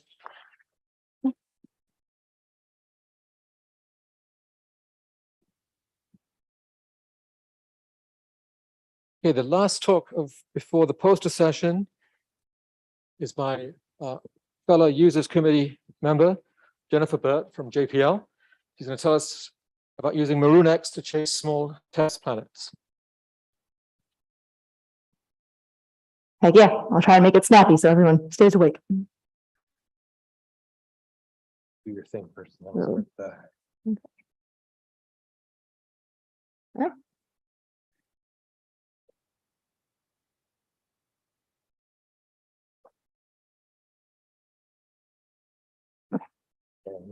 There you go. And then like previous. Good stuff. Cool. Okay. Thanks everyone for being here and for sticking around to the last talk in this session. I much appreciate it. As was just mentioned, my name is Jennifer Burt. I'm a staff scientist at NASA's Jet Propulsion Laboratory, and I'm here to talk to you today about some work I've been doing using Maroon X on Gemini and Earth. So most of my work is in planet detection and confirmation, and I'm focusing right now on, there we go, on following up planets discovered by NASA's TESS mission, which is a transiting exoplanet survey satellite. So TESS works by doing an all-sky survey where it's focusing on measuring the brightness of hundreds of thousands of stars, and then looking for these regular dips in the star's brightness that indicates the presence of a planet that's blocking out part of the star's light. Now, TESS is taking a slightly different approach to this than its predecessor Kepler, which stared at one small part of the sky for 4 years, gave us a very in-depth view of a more limited number of stars. Instead, TESS is looking at the entire sky, and it does this in an observing mode, where it looks at one swath of the sky at a time for about a month, 28 days, and then it skips over a little bit to one side, looks at the next column of the sky for a month, skips over to the next bit of the sky, and it's marched its way around the majority of the sky at this point. So this is a nice mosaic that shows the TESS map after the completion of its primary mission the first 2 years. And you can see that we get the vast majority of the southern hemisphere, much of the north. The hole that you can see on your left-hand side is because the moon gets in the way over there right now. It's very hard to measure part per million planet signatures when the moon's getting in front of you. And so we're just avoiding that for the moment. So the data that comes out of TESS looks something like this. This is a light curve for TOI 824b. This is a planet that I discovered a couple of years ago now. And so you can see the brightness measurement of the star is relatively constant over time after we've taken out the effects of instrument and spacecraft systematics and stellar variability. But then we get these regular little drops in the brightness that you can see in the top plot. The spacing between those drops, between those transits, tells you about the orbital period of the planet. And if you phase fold those so that they line up on top of each other and increase the signal to noise, then you can model the actual shape of the transit, and the depth there tells you something about the ratio between the size of the planet and the size of its host star. Now, if you know something about the star, you can then translate those parameters into the orbital separation of the planet and the actual planet radius.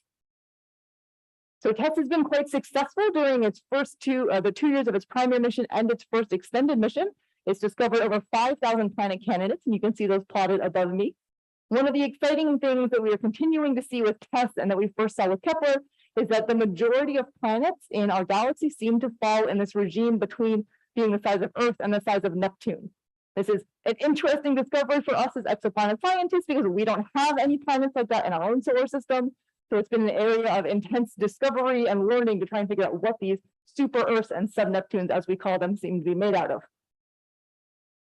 This is an updated version of the mosaic I showed you just a moment ago. This includes the observations from TESS's first extended mission. So we're filling in parts of the ecliptic plane here. And a nice thing that we're learning as well about TESS is that just every part of the sky is full of planets. So if I overplot the positions of those, 4,000, 5,000 planets I just mentioned to you, on top of that figure, they really do just fill out the entirety of the sky.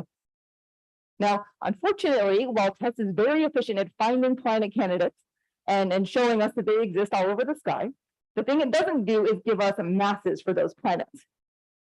So the vast majority of these objects, we have radii, we have orbital periods and separations.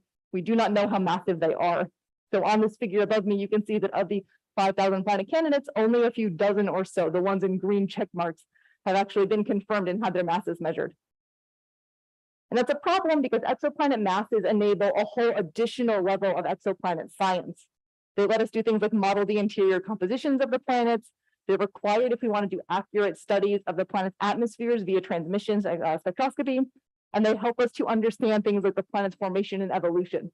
So they're really a main parameter that we need to understand these planets as 3D objects rather than points on a graph. Now, those masses, again, don't come from tests. They come from ground-based collaborations doing radial velocity follow-up of the stars. And so the idea with RV follow-up, which is what I specialize in, is that you will take the light from a star and you measure it with a high-resolution spectrograph. And particularly, you're looking for the positions of the absorption features in the outer cooler layers of the star's atmosphere, the black lines on this plot. If the star is kind of sitting in space and minding its own business, those lines don't move very much. But if there's a planet going around the star, then the gravitational tug of the planet causes the star to do a much smaller orbit on the interior of that two-body system. The motion of the star, then red and blue shifts those lines periodically. You can see in this nice figure here. And then if we translate the locations of those lines and the shifts they make in wavelength space into velocity space, then what we would expect to see from a planet going around the star in a circular orbit in terms of the velocity is a sinusoid. So that nice plot that you can see on the right-hand side is what we're looking for. So this is the basic approach to radial velocity science. In chasing after the planets around test stars, we can look at the distribution of the effective temperatures of those stars to get a sense of the spectral types. And you can see that this is a somewhat bimodal distribution. Test focuses either on M dwarfs or G stars, and there's kind of a dip in the middle. And for today's talk, I'm going to be focusing specifically on the M dwarf side of this distribution. That's because we're excited about M dwarfs for two real reasons. What we call the M dwarf advantage. The first is that it's easier to find planets around M dwarfs than it is to find them around G-type stars. That's both true in the transit sense, because a planet of the same size causes a larger transit dip around a smaller star. And in the radial velocity sense, because a planet of the same mass causes a larger RV variation around a lower mass star than a higher mass star. The other reason is because it's easier to reach planets in the habitable zone. So both of these detection methods rely a little bit on the idea of seeing the planet go around its star at least a few times. So you can detect a periodic signature that repeats consistently enough that you believe it's a planet and not just variability in the star mimicking the Keplerian signature. Now, for a planet like the Earth around the sun, you would need to watch that star for at least 3 or 4 years to see the planet go around 3 or 4 times. But the habitable zones of M-dwarf stars can be at periods as short as 10 days. And so by looking at smaller, cooler stars, we can reach planets in the habitable zone, see them orbit their stars 3 to 4 times in the time scale of just a month or 2. So that makes it a little more accessible to us. Now, if you look at the current landscape of RV instruments, which is what's shown above me, you can see that the majority of precise RV instruments are built to be optical spectrographs, the ones on the left-hand side here. But there are a few near-infrared spectrographs that are coming online on the right. The one that I'm going to be talking about today is Maroon X, which is located at Gemini North.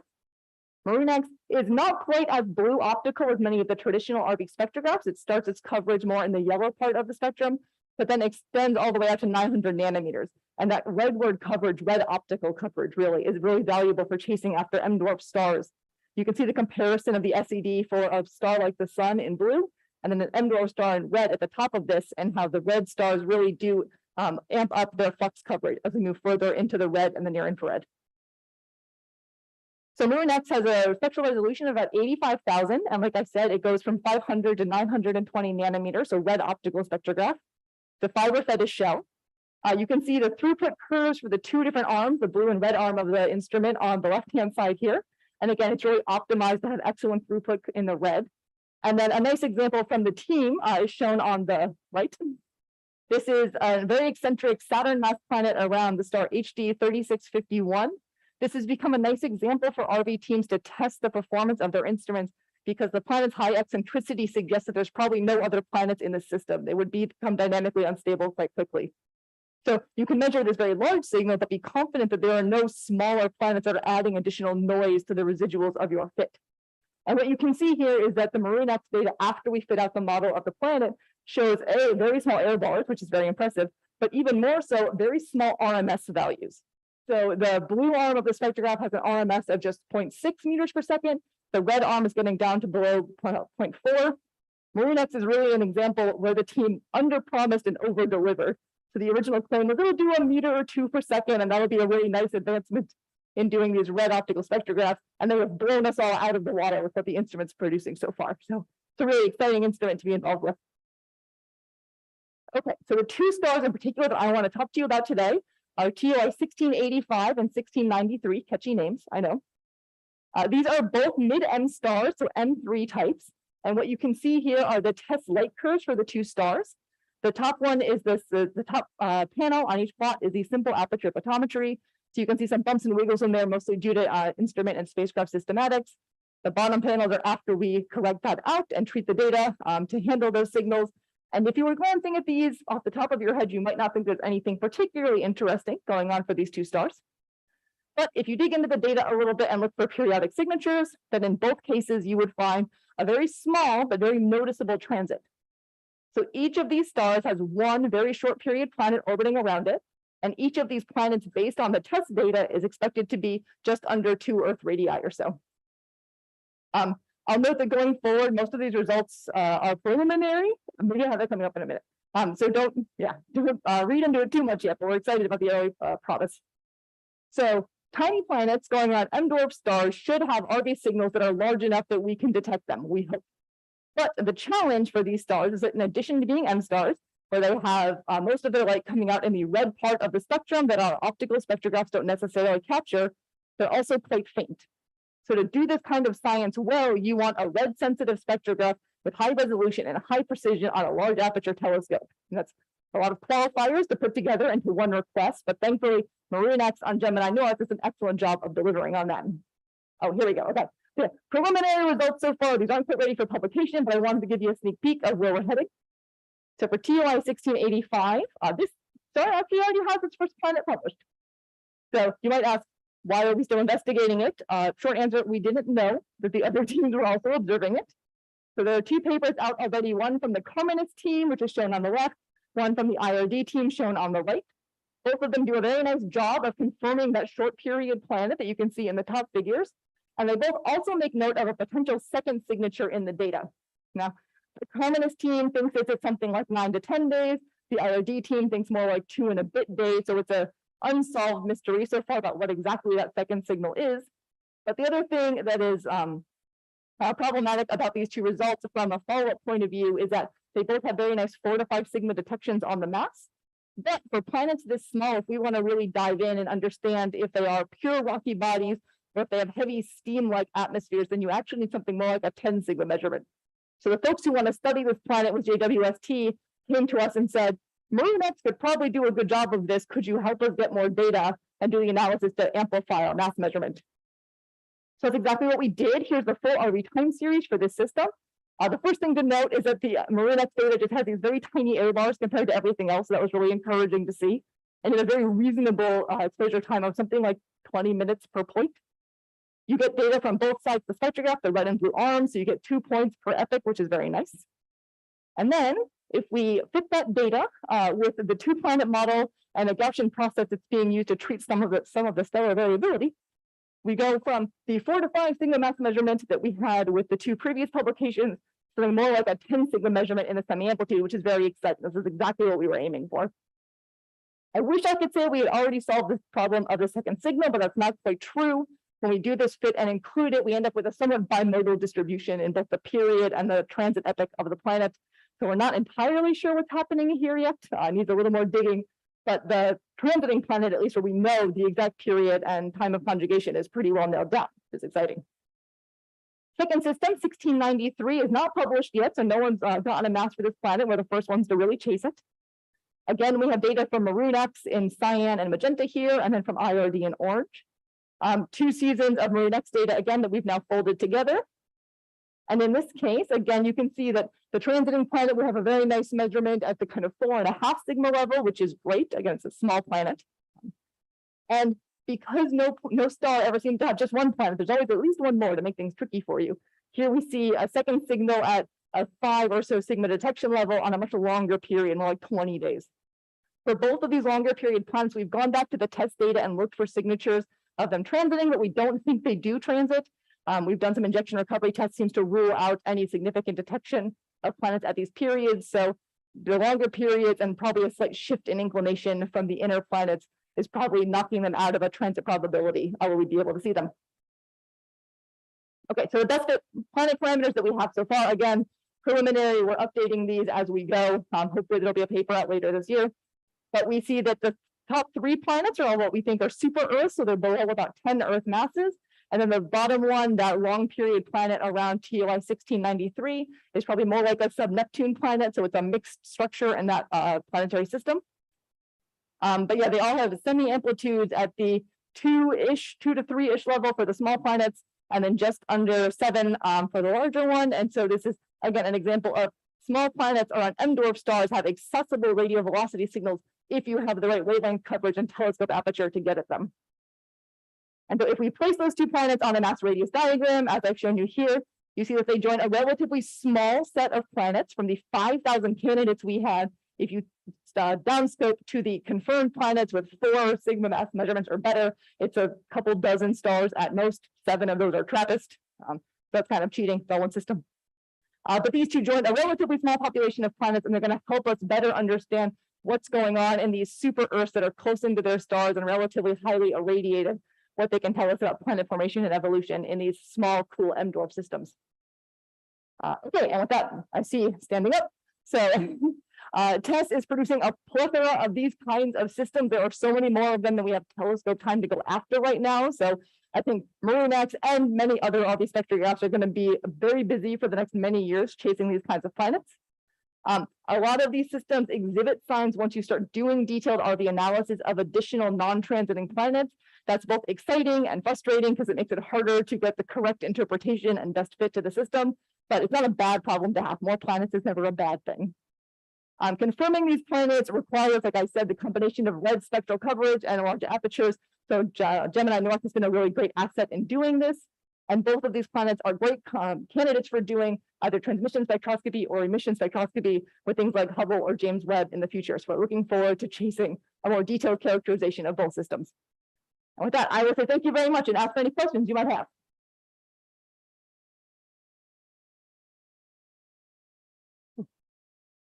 Very nice. Questions? Really? Come on. Good. First, thanks for a great talk. That was very impressive. The data are extraordinary. That second star, it wasn't obvious that the IRD data was even from the same star. The Maroon data was so much better. Yeah. So my question though is, you said that MAROON-X over delivers on its specifications. Any thoughts as to why that is and what we can learn from that spectacular success? Yeah, so I think the team was conservative when designing the instrument. MAROON-X was built to use a lot of off-the-shelf products, and so it is a little less bespoke than many of the other RV instruments that have come online in the last few years. And because of that, they were cautious about promising on what it could do. I think this was in part just humbleness maybe on their part, I'm not sure, but it was pitched always as being like a 1 meter per second level instrument, and it has just really gone above and beyond that, especially for these M-dwarf stars. So just curious, do you think it's a control of systematics, or is it the quality of the design and the parts? It sounds like you said it's off the shelf parts, so maybe it's just how they manage the systematics, but why don't we talk during the coffee break? Yeah, absolutely.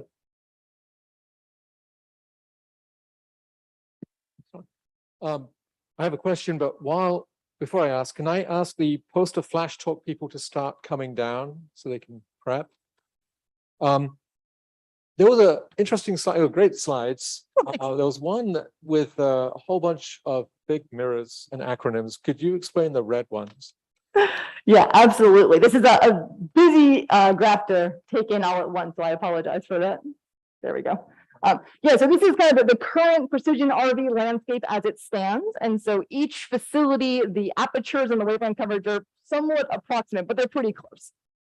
And so, yeah, we have kind of the traditional suite of optical-based spectrographs on the left-hand side, and then this up-and-coming field. Some of these are somewhat well-established now of near-infrared facilities on the right. And so, is there anyone you're particularly interested in, or I can just give you a rundown? iLocator. What's iLocator? I don't know that. Yeah, so iLocator, someone here was from Notre Dame earlier today. iLocator is being built at Notre Dame right now. It's going to go on the Large Binocular Telescope. It is similarly a near-infrared spectrograph, but it's going to be fed by an AO system.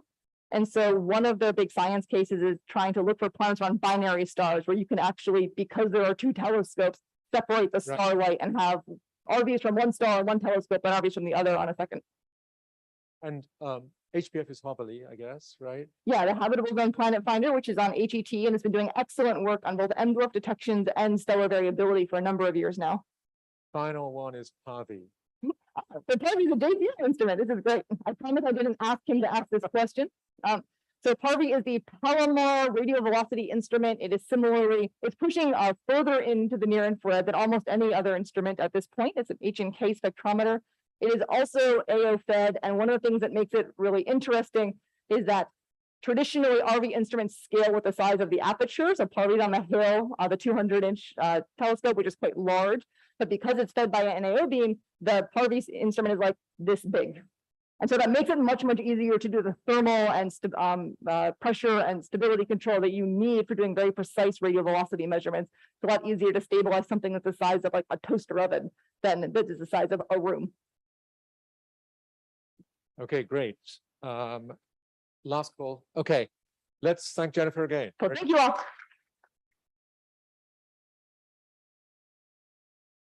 So we are heading into the poster session, but we're going to have a flash talk. So 1 minute each, which will be a challenge, I guess, for the.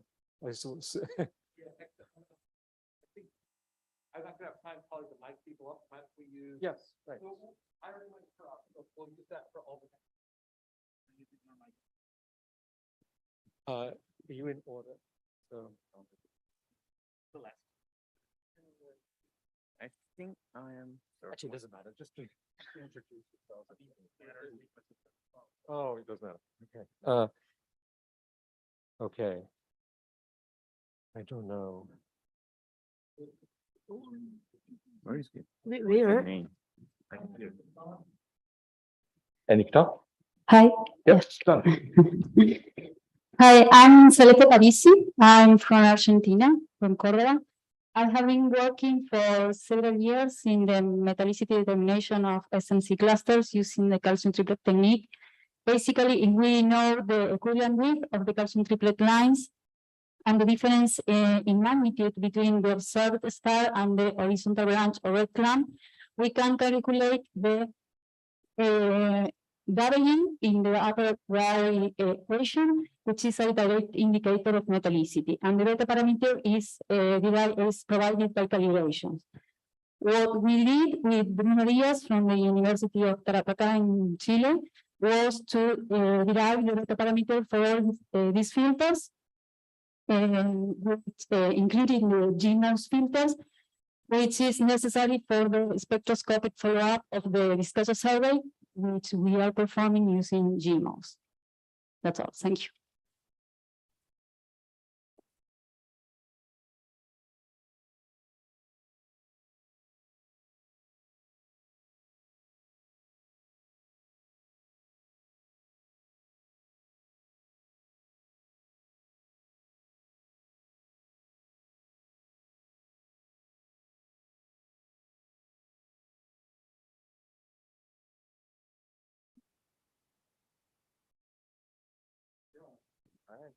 Hey everyone, my name is Zach. I'm a science fellow at Gemini North. So my poster is on the multiplicity of halo stars within 100 parsecs with Gemini.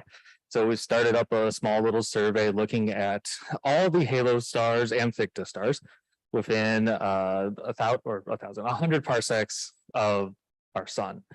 And so we've looked at 43 so far, and we have found only one binary. So if you want to see that one binary, please come to my poster or check it out online.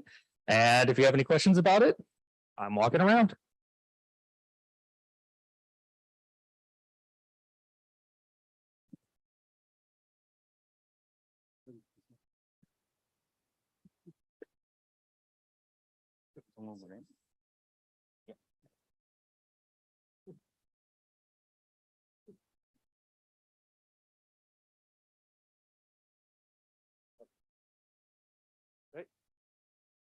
Okay. Yeah. Sure. Hello, everyone. My name is Dong Lim, and this is my poster. We have performed the near-infrared high-resolution spectroscopy using the iGreens at Gemini South Telescope. Actually, We observed several stars in metal-poor global cluster candidate in the verge. Their name is Carmago 1103, 1106. And from this near-infrared spectroscopic data, we determine the atmosphere parameters, the temperature from the line distillation method, and the surface gravity from the equal width of the CO band. And with these atmosphere parameters, we measure the chemical abundances through spectral synthesis. So, however, unfortunately, we cannot find any clear evidence of the metal-poor global clusters in both fields. So, on the other hand, we found significant systematic differences in abundance between H-band and K-band spectra for the aluminum, calcium, and titanium abundances. So, and finally, we compare our spectroscopic results with the nearby opposite stars. So, if you are interested in the near-infrared stellar spectroscopy, please visit my poster. Thank you.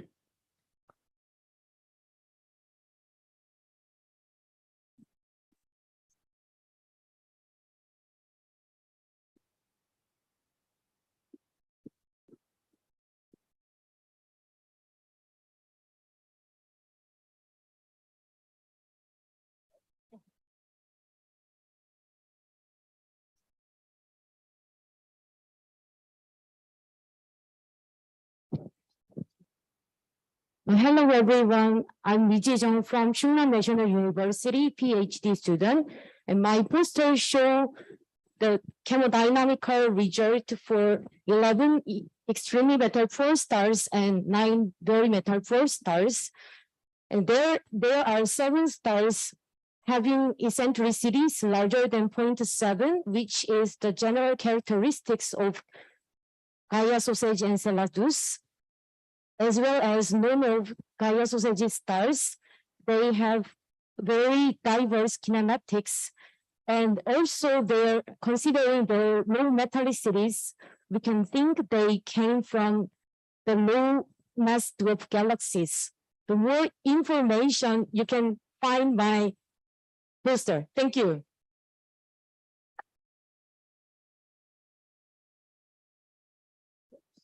Thank you.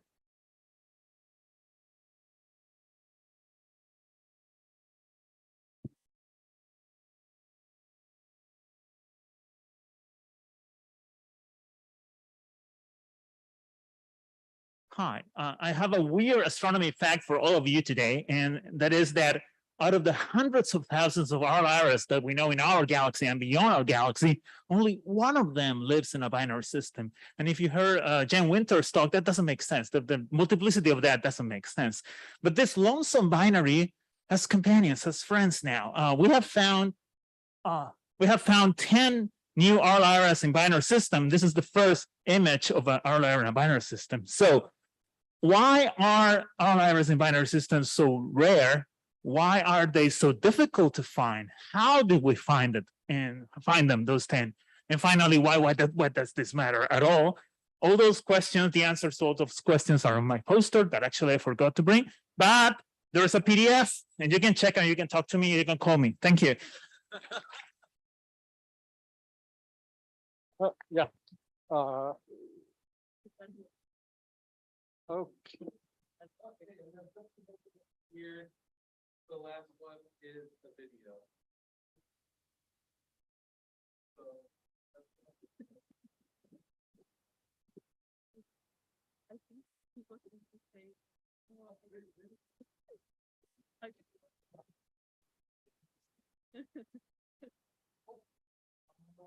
Let's start the next section with it. Okay. Right. Okay. So it is now time for us to see those posters and get some coffee and so on and so forth. We will resume. We're a little bit behind schedule, not too bad actually. Actually, no, we're right on schedule. Amazing. So we'll resume in 20 minutes.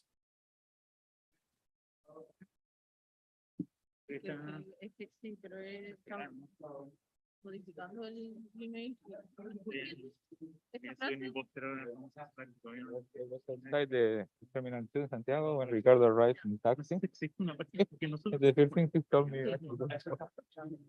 Left it at home. Como de parents in Santiago. Oh. He left La Serena one day before. Now you can imagine the cost. Que lo dicen los dos.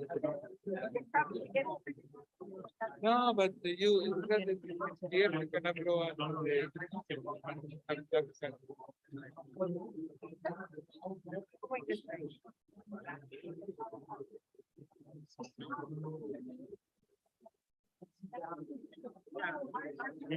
yeah.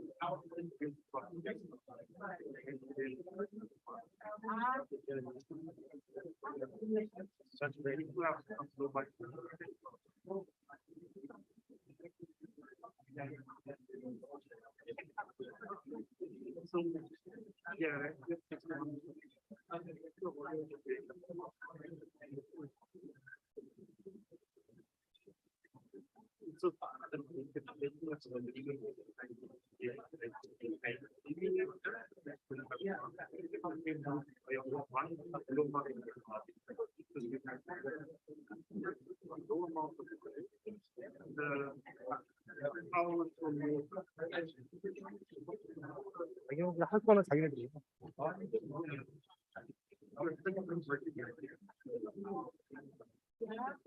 Okay. Oh, here I thought I was wasting too much time. Okay. Thank you for that. Let's see.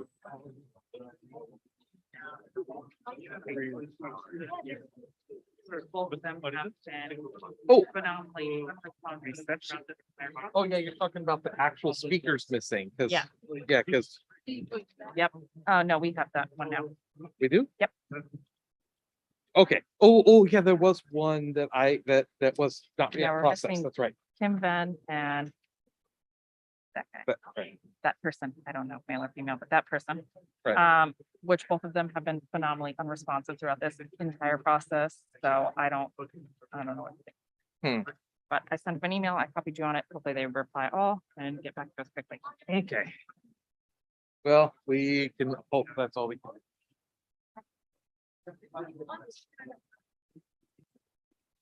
Yeah. Maybe you have a good starting part. I know.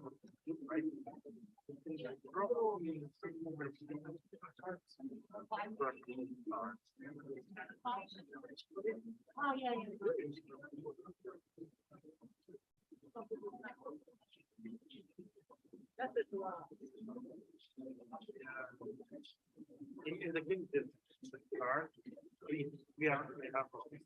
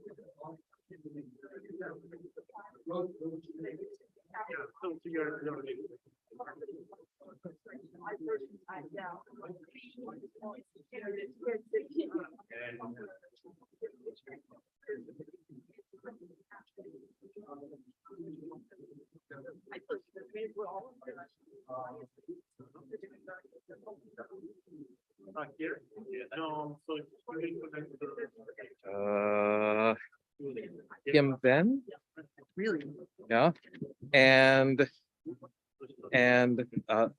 Sun Young Yoon at the 220 slot. Yeah, I guess they've just recently been emailed, but yeah.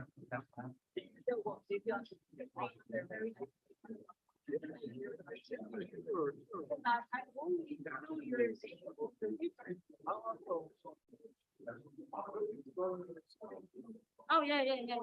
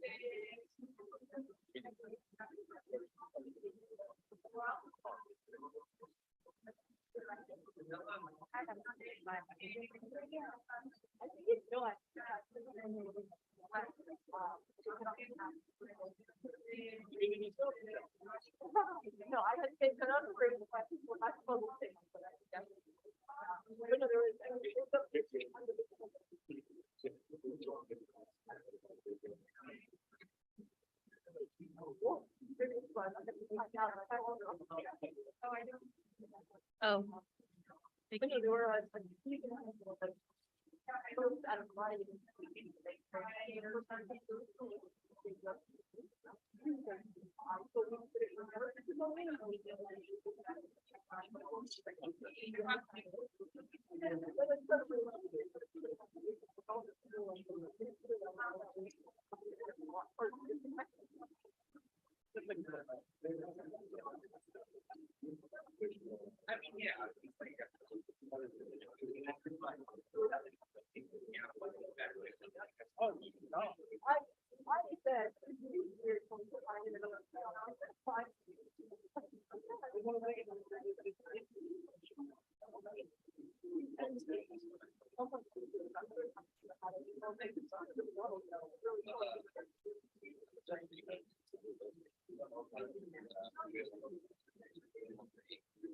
Yeah.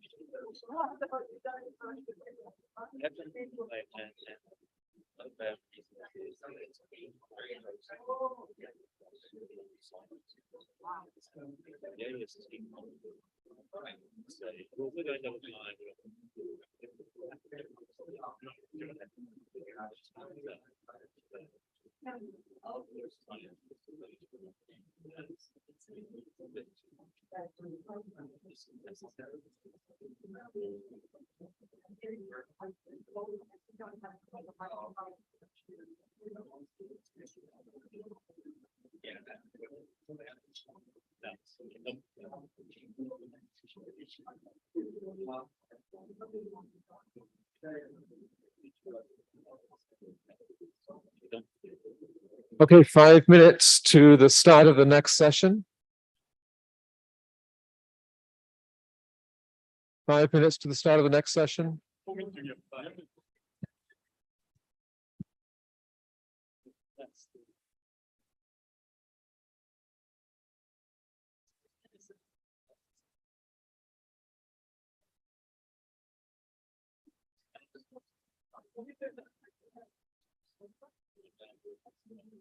This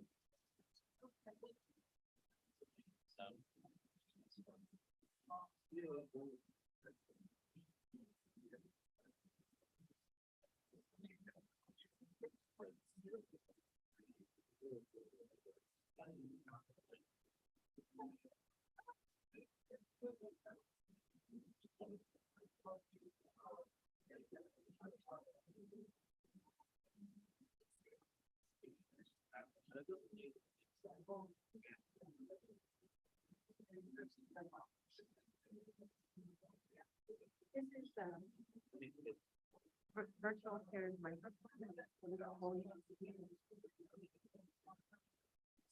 I've been able to.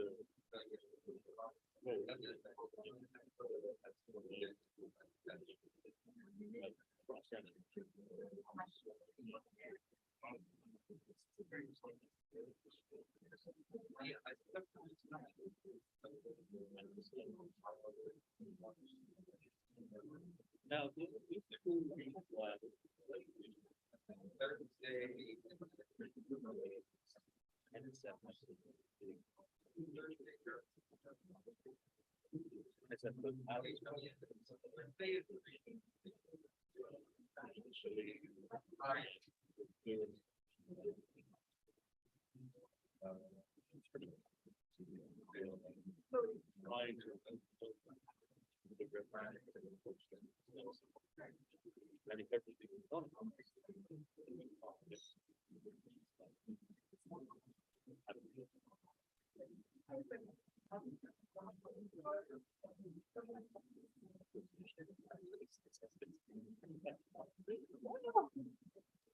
you know, the Twitter, like, yeah.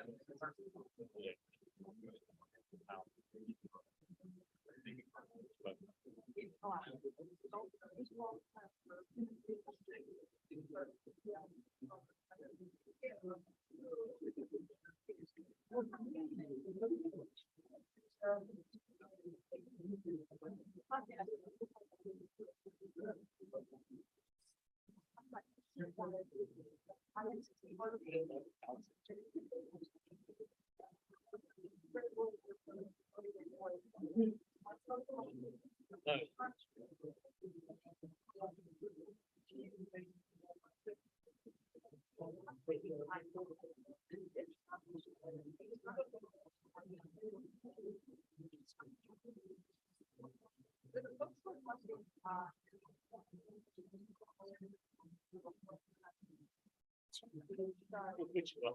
It's going to get it's about oh, Chad.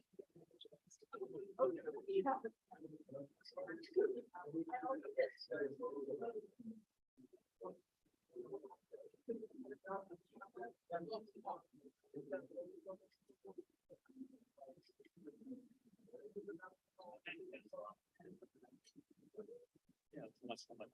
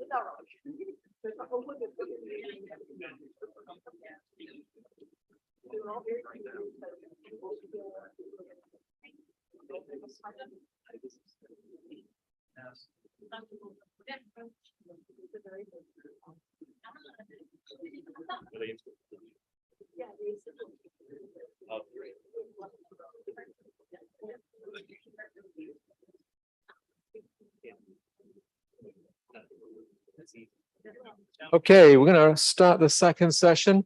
And as you settle into your chairs, we'll have the last flash poster presentation, which is in video form.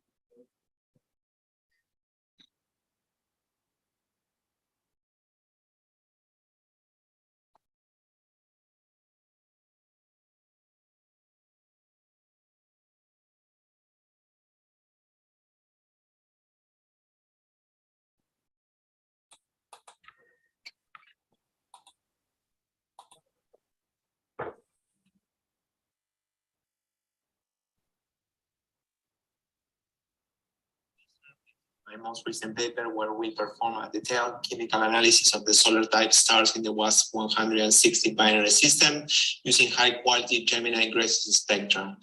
Briefly, our analysis reveals a correlation between the differential abundances and the condensation temperature of the elements. In particular, we found both a small but significant deficit of volatiles and rehated or refractory elements in the secondary stellar component, which hosts a gas giant planet relative to the primary star for which no planet have been detected yet. We discussed several possible scenarios associated with processes of planetary formation and evolution in the system that might explain the peculiar chemical differences that we detected.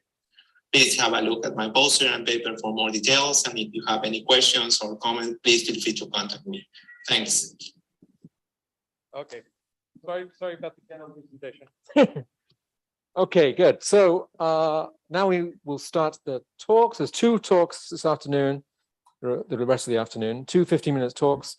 There's a slight change, well, actually a big change to the schedule here. The Megan Mansfield and Jake Turner will present tomorrow in the afternoon tomorrow. Today, Stefan Gwynn from CADC NRC will discuss remotely about dragons and processing at the CADC.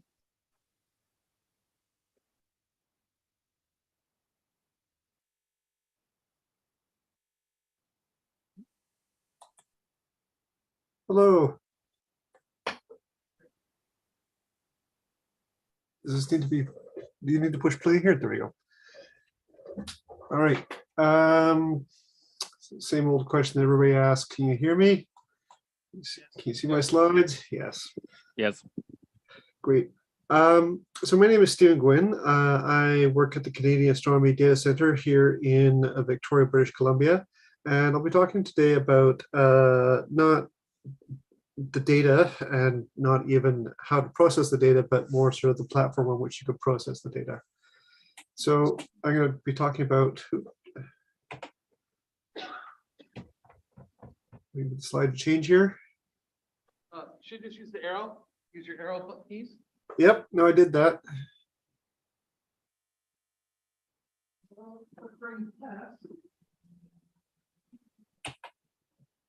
There we go. Okay, so we're going to talk today in particular about the Canadian Campfire, which is the Canadian Advanced Network for Astronomy Research, which is a research platform sort of similar to Data Labs. We started off in 2009, so quite a while back. And the idea is to provide a platform to process astronomical data from telescopes, and to provide sort of more power, compute power that you can normally get on a laptop or even a sizable tower into the hands of astronomers. It was developed by the Canadian Astronomy Data Centre. It operates on hardware provided by the Government of Canada through the Digital Research Alliance of Canada. It provides significant digital resources, sort of hundreds and hundreds of cores, a few thousand cores, and hundreds of terabytes to astronomers.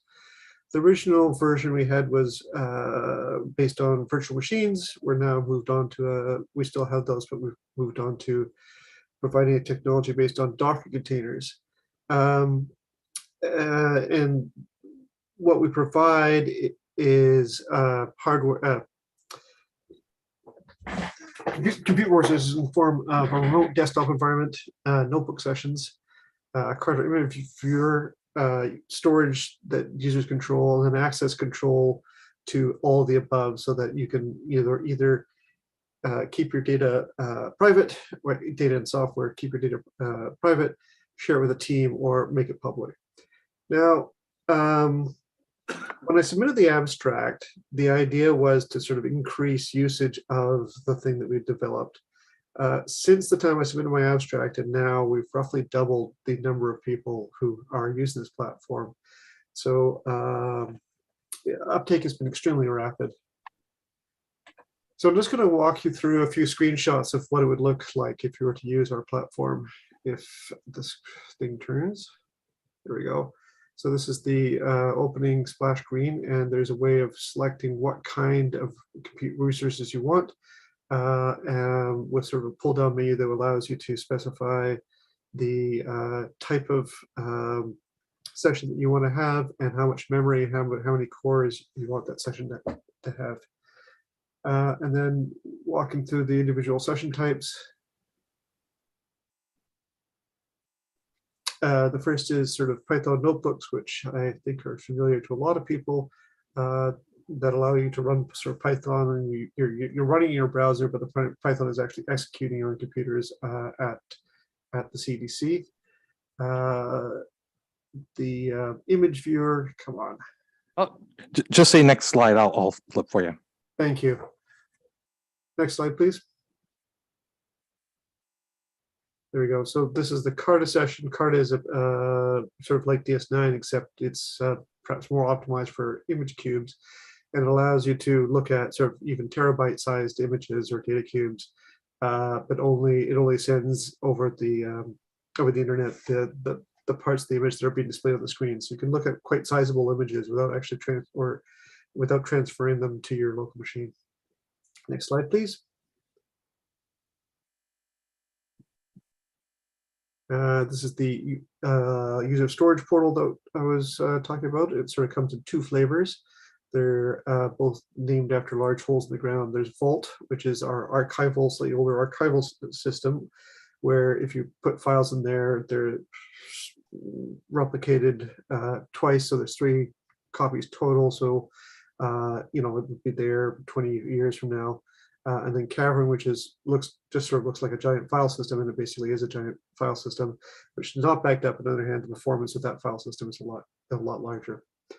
And when people come in, they're by default given just a terabyte of space, but if they have a use case for larger allocations, they can get up to 100 terabytes, although that's pretty rare. 1 to 10 is sort of more common. But this allows you to, share data within a team or make it public.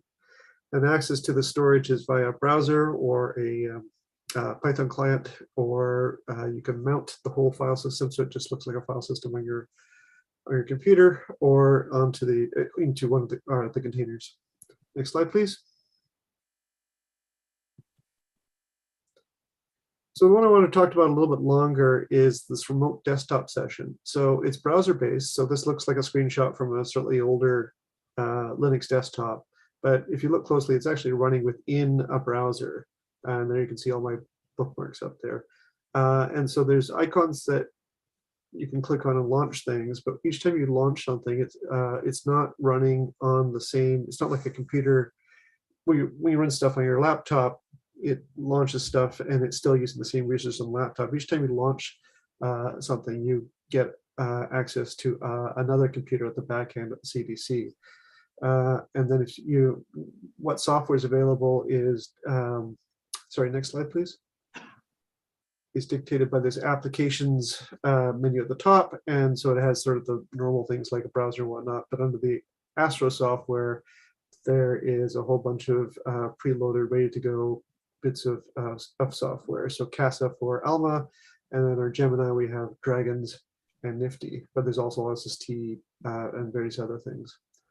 Next slide, please. So when you launch it, it just looks like you're launching Dragons in your on your computer at home, except it's all running at computers at the CDC, but you have the same prompt, you have the same abilities. Next slide, please. So this is originally designed to be a kind of almost a demo, but not quite. And then you also have access to all the cool plotting tools that Dragons provides. And then, like I say, so if you launch this, oh, that's one slide too far. If you launch a Dragons container, you're getting 16 cores, and I can't remember, 64 gig of memory and whatnot. But if you launch a second one of these terminals, you're getting a whole new computer. They're not using resources at the back end that are the same. You're actually getting new resources each time. So it allows you to get an awful lot of compute power in a fairly lightweight manner. Next slide, please. And then again, the group management is the way that the access to all these things are controlled. The storage, the images, and in catalogs are all controlled through this one thing where you, the user, can kind of in a fairly fine-grained way control who has access to what. In particular, what's sort of novel about our system is that allows one user to create a container that has all the software in it, and then share that container with other people in his team or the public again, which makes it quite powerful. Next slide, please. So Gemini software on Campfire. One is Dragons. We currently have version 3.0.1 is installed. We will be upgrading to 3.0.2 shortly. When 3.1 becomes available, we will upgrade to that and make that available to everybody. The other piece of software we have is Nifty, which is has been run on the NIST archives and has produced science-ready data. And so instead of coming in and reducing your data, the data is actually sort of already ready to go, pre-reduced and ready to download. And the question is, what should you do next? Is there some other software that you, the user community, would like us to install? One of the other ideas I have is, now that we've got Dragon installed and we've got a fairly sizable amount of compute resources, could we go through the entire GMOS archive, for example, and just process that and persist the results, and then make that available to the community as sort of science-ready data products, rather than you download the data, go through the archive and download the data and process it. You just download the data and it's ready to go. Which for other archives that we host at the CDC, so CFISH-T data in particular, and then back in the day, we also used to do an awful lot of HST processing, and we found that caused the reuse of data to be significantly higher. Next slide, please. So here's a list of reasons why you should use Campfire, and one is because it provides you access to significant resources with a fairly low, fairly flat learning curve. It's relatively easy to use. The software is already installed. Although we don't host the Gemini archive, we do actually have a copy of all the public data is hosted at CDC. So if you're going back to do archival research, that makes this a good choice. It's a cloud-based, so you can access it from any device with a browser. It's not, not tied to any one particular laptop or computer. You can actually do this from your phone if that's what you want to do. And then once you have produced the results, you can easily share those results with everybody. The problem perhaps with people who build science platforms is they're kind of like, I don't know, vegans or Catholics, and once they start doing this, they kind of want to proselytize everybody else. So I should say that, although I really like this, it's not necessarily what you need to do. If you have a small amount of data and a good computer, there's no reason for you to do this. But if you have a larger amount of data or you want to do a fair amount of processing, this is a good option. Next slide, please.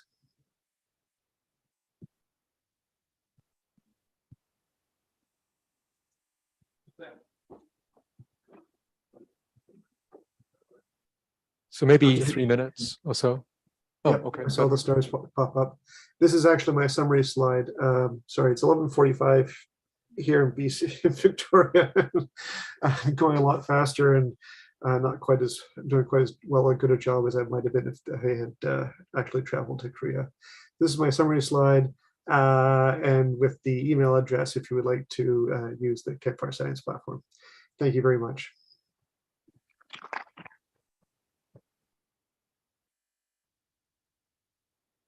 Thank you.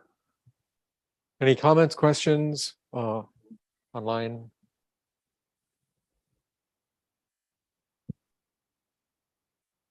What do people think about having all the GMOS data fully reduced available? Right. So I heard Do you the ever- question. Yeah, hi. Nice to talk. Thanks for giving it so late where you are. This is Janice. Do you ever have any virtual workshops to learn how to get set up on the system? What has actually happened so far is it's grown very organically, in as much as it tends to be it'll be one person starts to use it and they'll, rather than us telling people what to do, one person will figure it out by themselves and then tell their buddies. So it hasn't, we haven't felt the need for a sort of workshop.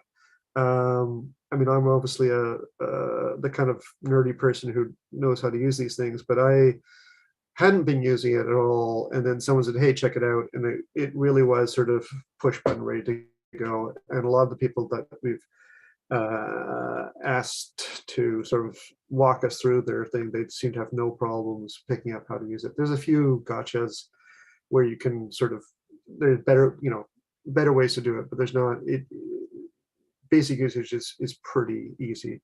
There's when you join up you can also join our Slack channel, which provides an awful lot of help. So we haven't actually had a formal tutorial or demo or anything like that so far. Okay, thank you very much. Let's move on to the last talk of today, which is also Gemini, sorry, also dragons. Kathleen Bree will tell us about dragons data reduction with a status report, and for those who maybe missed yesterday's workshop, maybe tutorial. So it'll be a 15-minute talk.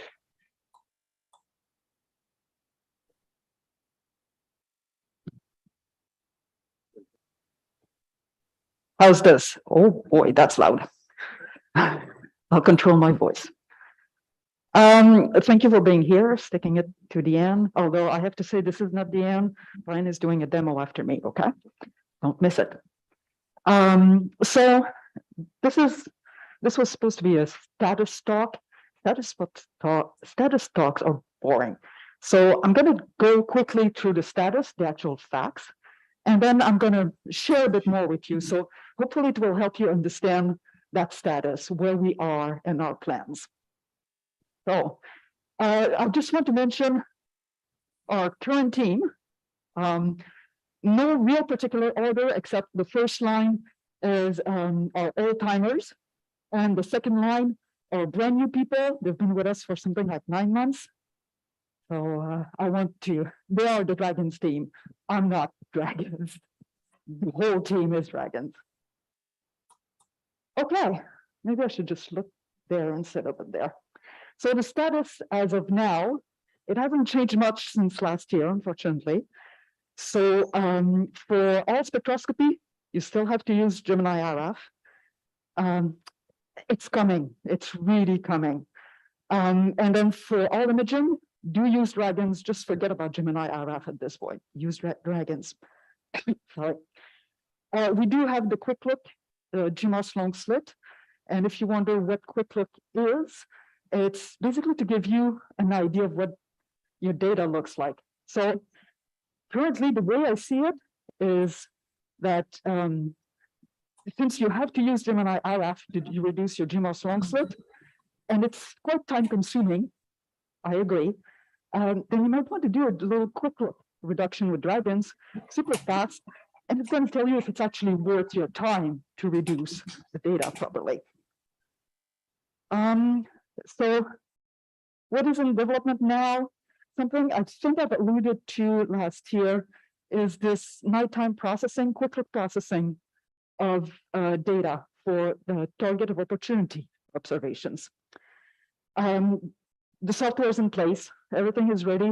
We're currently in the testing phase and monitoring to see how it behaves for whenever the Gemini North now, whenever there's a TO in our test environment, it triggers and reduces the TO, imaging and GMOS long set.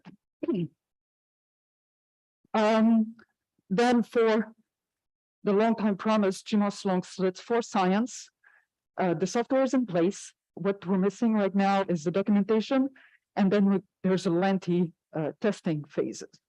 And because of the GMOS South amplifier problem that happened in January, we had to last minute add a new feature to better handle that. So this has not been fully tested, and we know there's some issues that will need to be fixed. And what is happening right now, and we have staff, well, right now they're sleeping, but what the team is working on is the near-infrared long slit. And here, notice I said near-infrared, I didn't say just Genius or just F2. We're writing for both, making sure that the software is written in a generic enough way that most of it actually is reusable across near-infrared long slit instruments. Future, we're going to cover everything that Gemini RF covers now. So the near-infrared IFU NIFs, and now Genius. The Genius cross disperse the MOS, GMOS and F2, which is now being offered as FT. And GMOS IFU will also come. And keep in mind that all this is also valid for our new instruments. So Ghost, the data reduction package, is written for Dragons. It will be distributed as a third-party software until we find a time to fully integrate it into Dragons, but it is Dragons. Scorpio, so Scorpio will basically reuse almost all of Dragons that we have, because Scorpio is imaging, optical and infrared, and long slit spectroscopy, optical infrared. Well, at this point, we almost have everything. We're working on the last piece, the near infrared long slit. And GearMOS, we're already in talk with the GearMOS team. It's going to be an image slicer IFU in the near infrared. And we're in talks with iGrins, where currently the software, the pipeline is the iGrins pipeline in Python. But we're trying to work out a way to get it into Dragons. And we're probably going to meet this week. That's the plan. Sorry about that. So now let's go into a bit of understanding. What we're trying to do here is save a lot of effort and make things faster in the long run. So what we're doing is investing now on one pipeline infrastructure that actually works for several instruments. So if you think about that long term, we don't have 10 pipelines to support, we have one. It's just that there's a lot of code reuse, smaller code base, and it will help us because we're a small team. We cannot have 10 experts on each pipeline. So we need one pipeline, uniform model, and a lot of code reuse. That's the only way we can actually do it. Now, I think the UCGP people and staff people have seen the castle slide.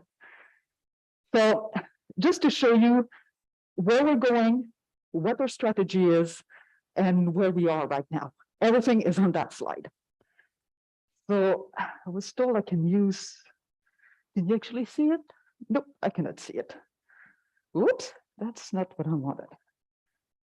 I cannot use it. So I'm gonna try. Well, I hope you can see this tiny little bit. So what we're doing what we've been doing is basically building a foundation.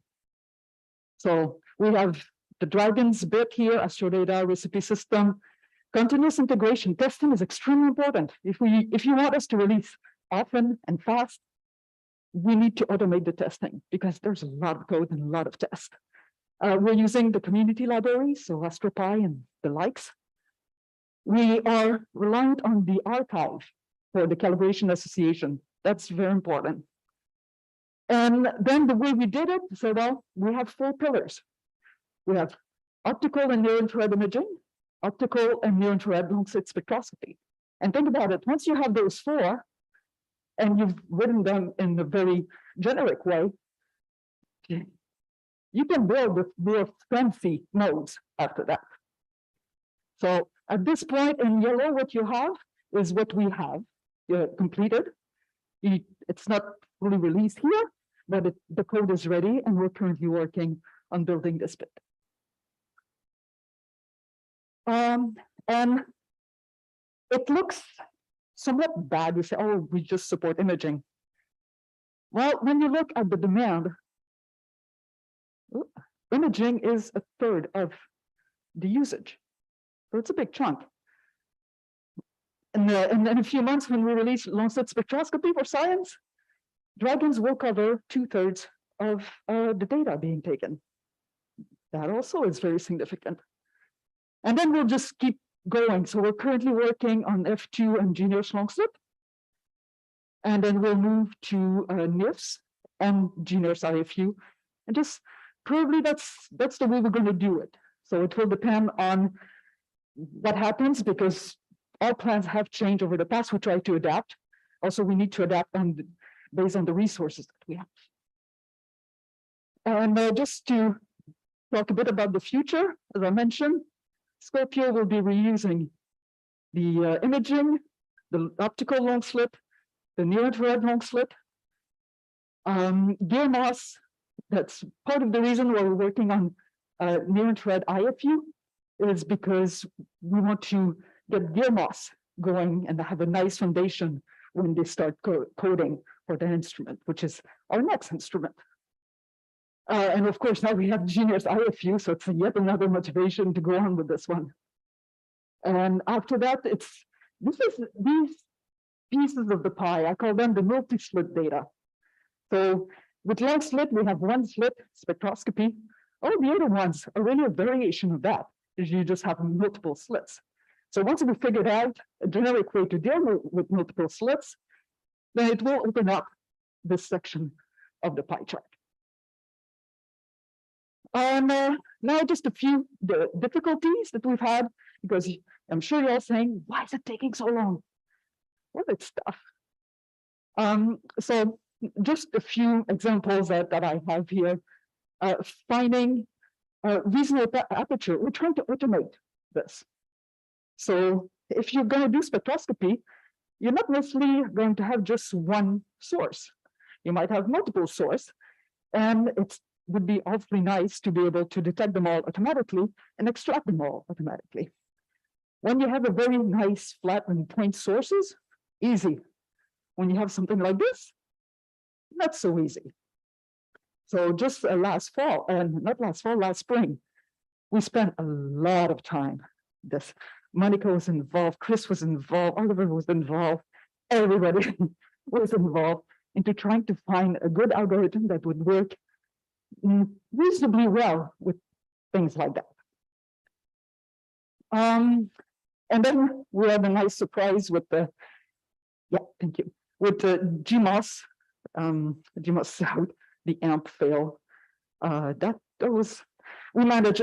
Actually, I have to say that when I first tried Dragons on the data without any changes to Dragons, I was really impressed by how well it worked. We still needed to do some work with it, but it was very, very promising. So, but it did cause several months delay, actually. Another problem that we often have, and that one was when I read the talk, it was very prominent in the work we were doing, Sometimes the WCS, the wall coordinate system, are unreliable for some unknown reasons, which is usually not that big a problem. But when you're trying to automate a reduction, then it becomes a big problem. Conduct packaging, poor James Turner. Once in a while, he gets a tough one with the conduct packaging. Won't package, and it's a mess. A release could take an extra week just because of these things. And during COVID, we lost half our team. We lost 3 team members. So that was also a big hit. And we have got complex instrument, just take GMOS, tunable wavelength, multiple gratings, multiple binning. So you can imagine all the testing that needs to be done in order to make sure that the software works. And now just for lightweight stuff, Jen stole my slide here. I have it bigger now. So this is an example. This is an fully automated reduction. You go from the raw data, the 2D stack with cosmic rays. So this is a science version and a very nice extracted spectrum there. So software exists, it works well. We just need to finish the polishing. And what's coming with the science quality version? A bunch of interactive tasks. So there's a screenshot of all the new 6 tools that we'll have to help you really optimize and get the most of your long slit spectroscopy. Okay, so I cannot demo them, but catch me this week if you want to see them in action. I can run them on my laptop, and they're really, really cool and very intuitive to use. And that's the end of my talk. Thank you.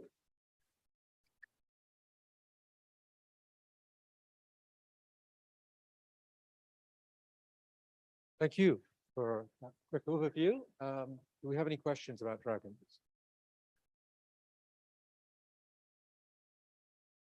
Good.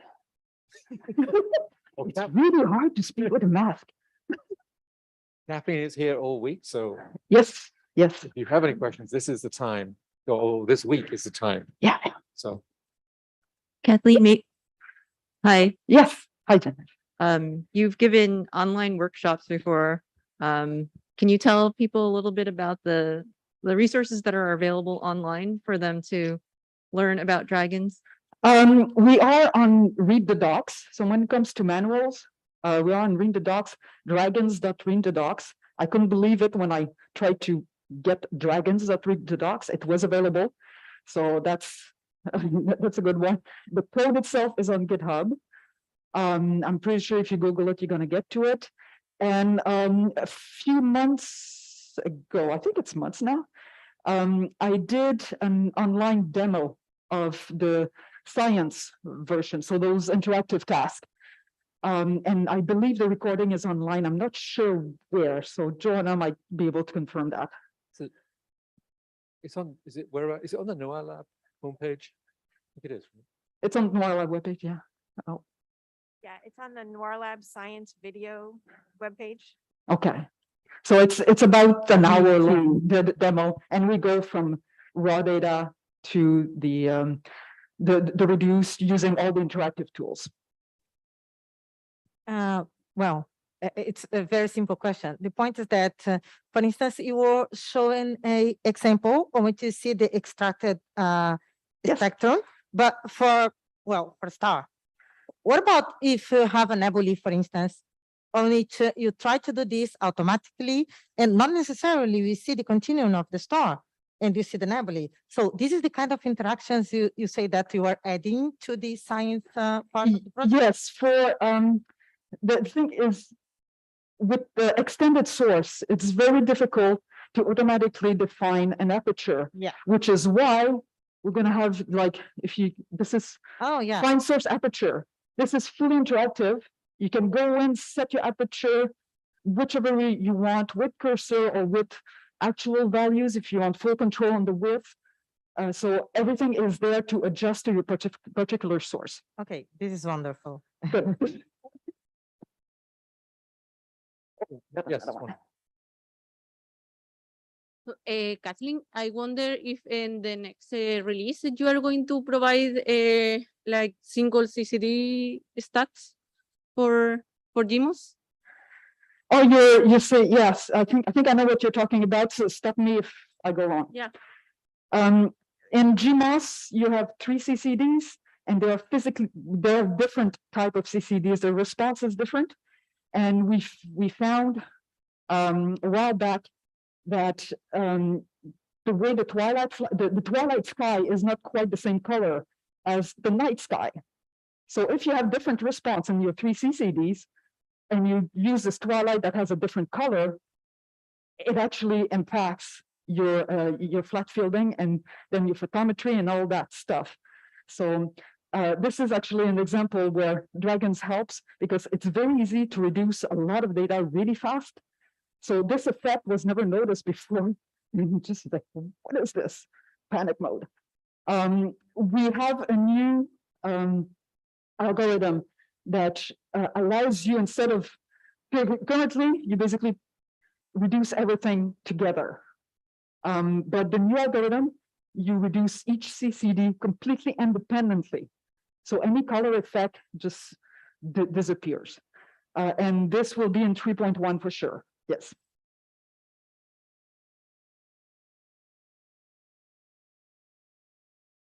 No. Okay, well, thank you very much. Yep, thank you. Thank the speakers. That concludes the talks, but there is a workshop that's about to happen on Gemini program platform. Did you want to say something about that? Right. Okay. Did you want me to talk about the speakers? Okay. Okay, we made it through day 1. Let's give everyone a round of applause, especially the people who joined us online, still online, and the amazing juggling that our staff have done to get us through day 1. So I have a couple of reminders before we let people who are not staying for Brian's fabulous workshop. A reminder to morning speakers, including flash speakers for tomorrow morning, please come at 8 o'clock. We'll do testing between 8 and 8:30 tomorrow. We'll play loud music to wake everybody up.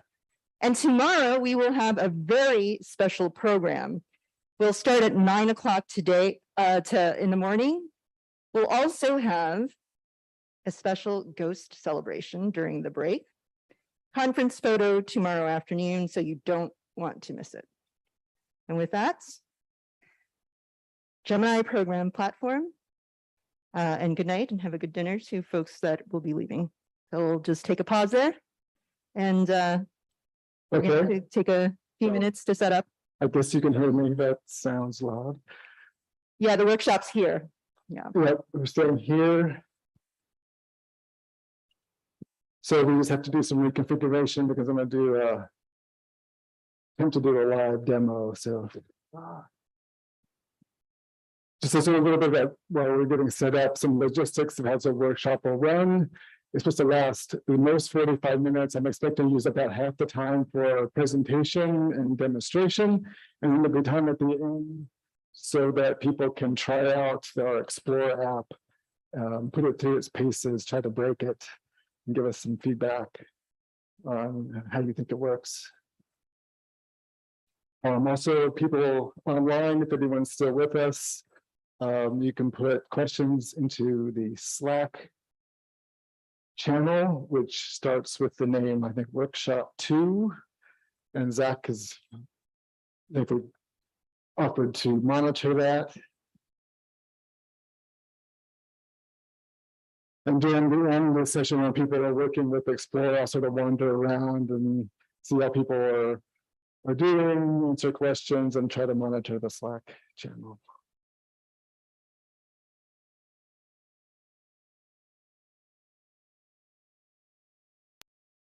It's displayed.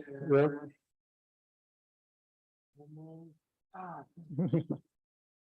Almost.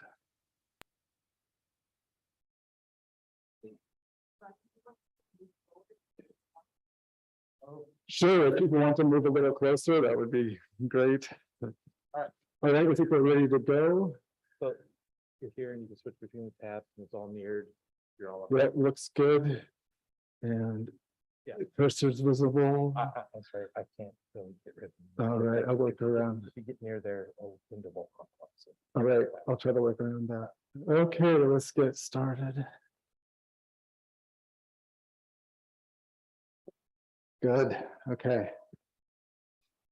So our current proposal and program preparation apps, which is the PIT for proposal preparation and the OT for observation preparation of these, large job applications you have to download to your desktop at least once a semester.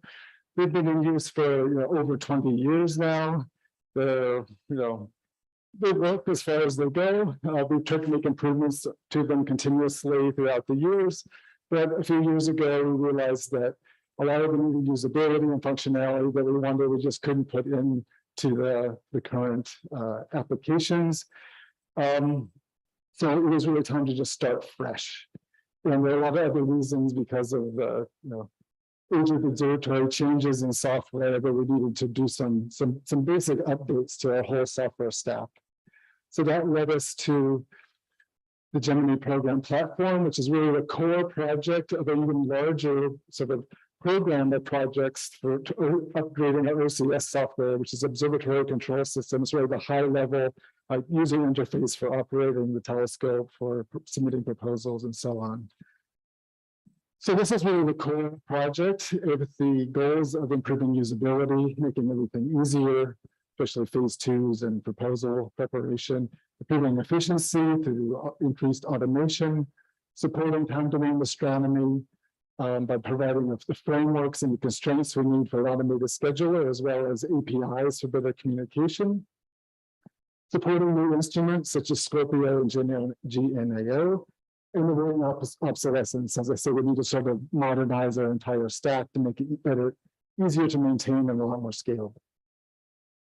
So what is GPP? It's basically going to be a set of web applications that communicate with databases which live in the cloud via these very secure APIs or application interfaces. And the main applications that you will probably encounter are these set here. This is sort of the diagram of the entire system. As you can see, what you're seeing is just the tip of the iceberg in terms of what we have to build. The main things that most of the community will be using is the browse interface, or sorry, I'm going to start out with the dashboard interface, which is where you'll be able to see, like you log in, you see a list of all of your proposals or programs that you have access to, and you can switch between them. Then there's Explore, which is probably the main application, will be like the focus of this talk, which is the proposal and observation preparation tool. It's like the main PIT OT replacement. There's Browse, which is a search feature, like the OT browser right now. Then there is Chronicle, which is a logging tool, both used by staff to do the logging, and then users will go to it, to get the observing log for your program on the given night. I'll give a little more of that later. And then there is a weather application, because we want to have a weather server that gives a history of all the weather conditions and forecast into the future. Then there's a bunch of internal applications we'll have. We observe is extension of our current web SecExec for actually executing the observations, communicating with the telescope and the instrument. There's Resource, which is a telescope and instrument calendar. Schedule is the interface on the automatic scheduler, and an admin window for managing users and other administration features. Then, of course, there's all sorts of other services that we have to build to go with this. You'll see things that you'll notice, like the integration time calculator, something that will automatically look up and select guide stars, calibration managers, and things like that. So it's a very complicated system, a lot of moving parts, but by doing it together as a unified system, we hope that actually be simpler to manage in the future, because right now all of these are very separate, different components built with different technologies, and therefore makes it even harder. Okay, so I'm going to go over some on Explore first. Before I dive into my demonstration, I want to go through some mock-ups so you can see So what we have in mind, the sort of all the features that we are anticipating, you'll see we're not quite there yet.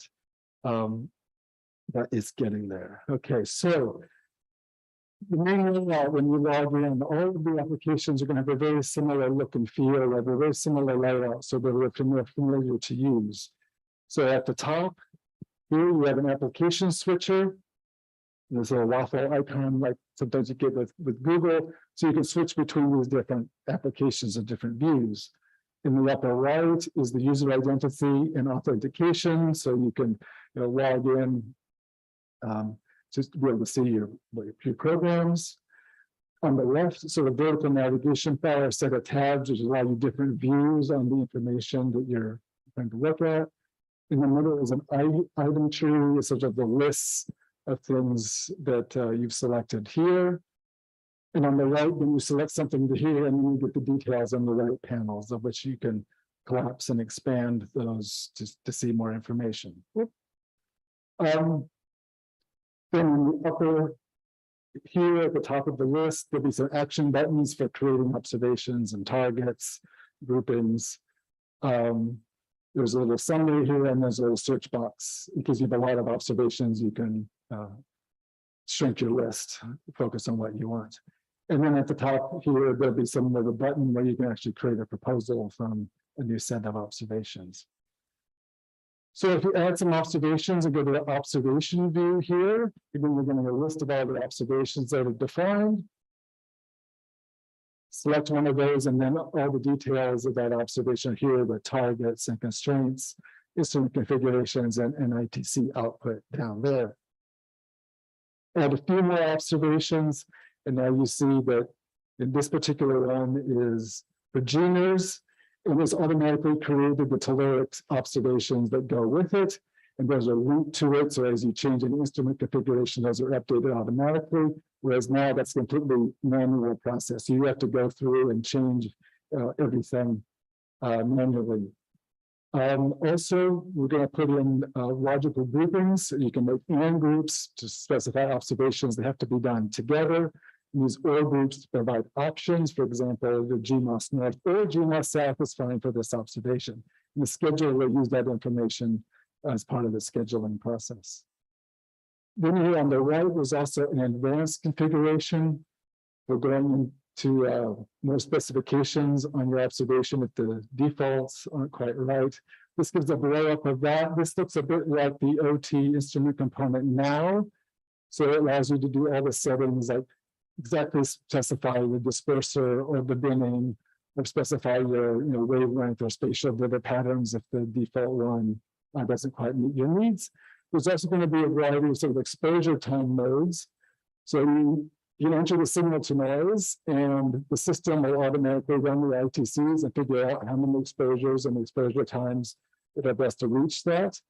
But if you want more control, you can change that so that you can specify, I need 15 exposures to reach the signal to noise, and you'll get the exposure times. Or you can specify, I need 15 exposures of 300 seconds, for example, to do some sort of time series. So you can specify that exactly if you need to.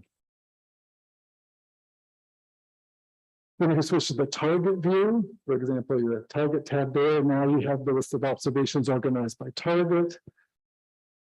So it allows you, if you select a set of targets or one target with a bunch of observations underneath it, you make a change, you made the same change to all of them. So it's a bulk edit feature. You can also then upload a list of targets. That's a very heavily requested feature. So you don't have to do a send-as search or type anything in by hand. You'll be able to copy observations and drag and drop observations between targets.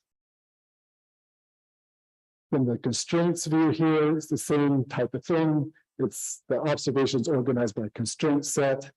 Again, you select a group of them, you can make a bulk edit to the constraints, drag and drop observations, import lists of timing windows, those observations, and copy observations. Configurations view is the same thing. Now you're organized by instrument configuration set. And you can do bulk edits again on a list that have the same configuration, drag and drop, copy. I think you probably get the idea. Yeah, you can do all of that unauthenticated, just so you can play with the system, see what Gemini has, see if there's something you want to propose for. Once you want to put in a proposal, you have to authenticate. And the goals for Gemini in terms of authentication are make sure that you gain access to the program proposals of which you're entitled to, that you have permission to access.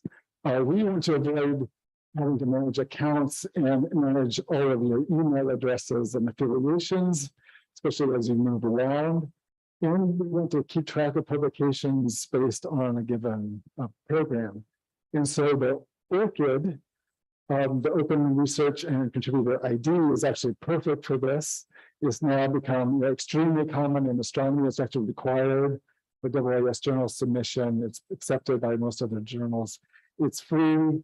It's really easy to obtain. It takes like 5 minutes, and it's unique to you and follows you. So there's the URL. If you don't have one, you can sign up for it. And it allows ORCID to keep track of all of your, email address and affiliation. You update your profile there, and that information is automatically accessible by Gemini. So once you've logged in, you're authenticated, then you get to open up the proposal view here, and this is going to look quite familiar. Up at the top, you get to put in your co-investigators and even specify who has what privileges on this proposal. It's just read only, edit, you can submit. So it allows for collaborative work on the proposal. You enter your abstract, request details like how many hours per participant, button to attach your PDF, attachment for the scientific justification. You can export a PDF summary, so you can see sort of exactly what the TAC will be able to look at. You can duplicate a proposal if you need to, take an old proposal for a new semester, be able to do that. And then, of course, there's the submit proposal button.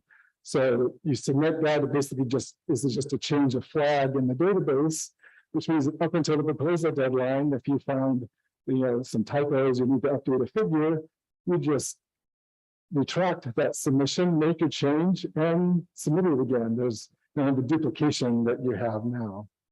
And of course, at the proposal deadline, then it'll lock that. So now that's sort of the design of Explore. Now I'm going to switch over and try to use it in real time. So if you navigate to it, you haven't been there before, you're going to get a login screen like this.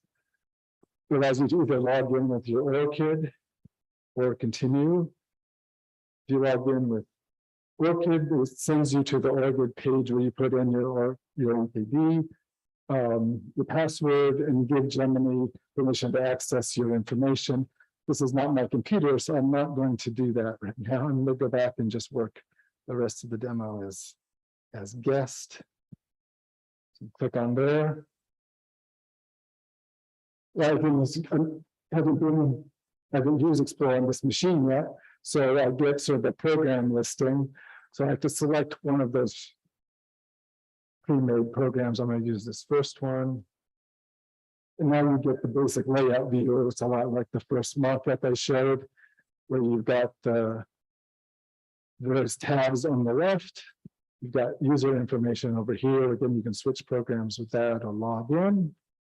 If I click on the observations tab, I get the list of observations that have been defined. I click on one of those.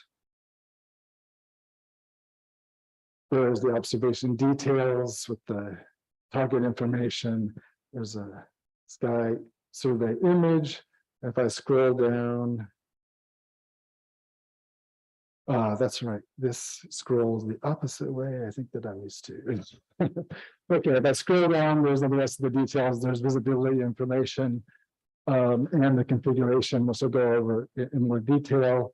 Also, I can close these various panels so I can focus on the other bits of information that I want to look at. So I'm going to go ahead and create a new observation.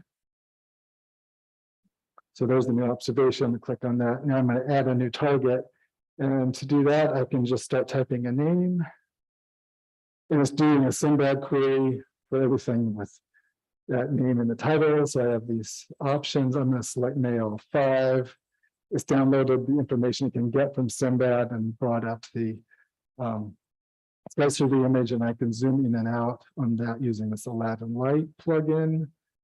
And you see if I go out far enough, I start seeing M31 because this is one of the brightest comet clusters in M31. So back in more reasonable view.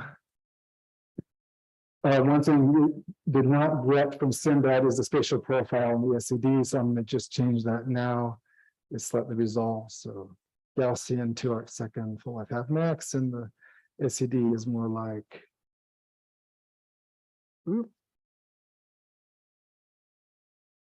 Again, reverse scroll. Isn't it like G? So that's basically define my target. You know, I can continue to go down. Let's just close this for now. To the instrument configuration. So one really important thing about Explorer is that it knows about all of Gemini's instruments and their modes. And so instead of you having to go search through all of our external web page, all the instrument web pages to determine what do we have available and will it work for you, this will tell you what is available. So at the moment, I guess it's sort of behind that, but it says there are about 400 GMOS configurations that match. I haven't really typed in what I want to do yet. So I'm going to enter my science requirements. I'm going to do calcium triplet observing 0.85 microns. And I want a resolving power of 2500. And now you can't really see it, but the number of configurations is reduced. So now I'm going to put in the signal to noise I need of 100. And now it has enough information that it's running the ITCs and all those different options and giving the integration time needed to reach that signal to noise. So I can search by the time, and you see I've got, these are the fastest options to reach that. One option for the north, one for the south. Let's say I pick one, but I'm not sure, which one should I use or which one is possible.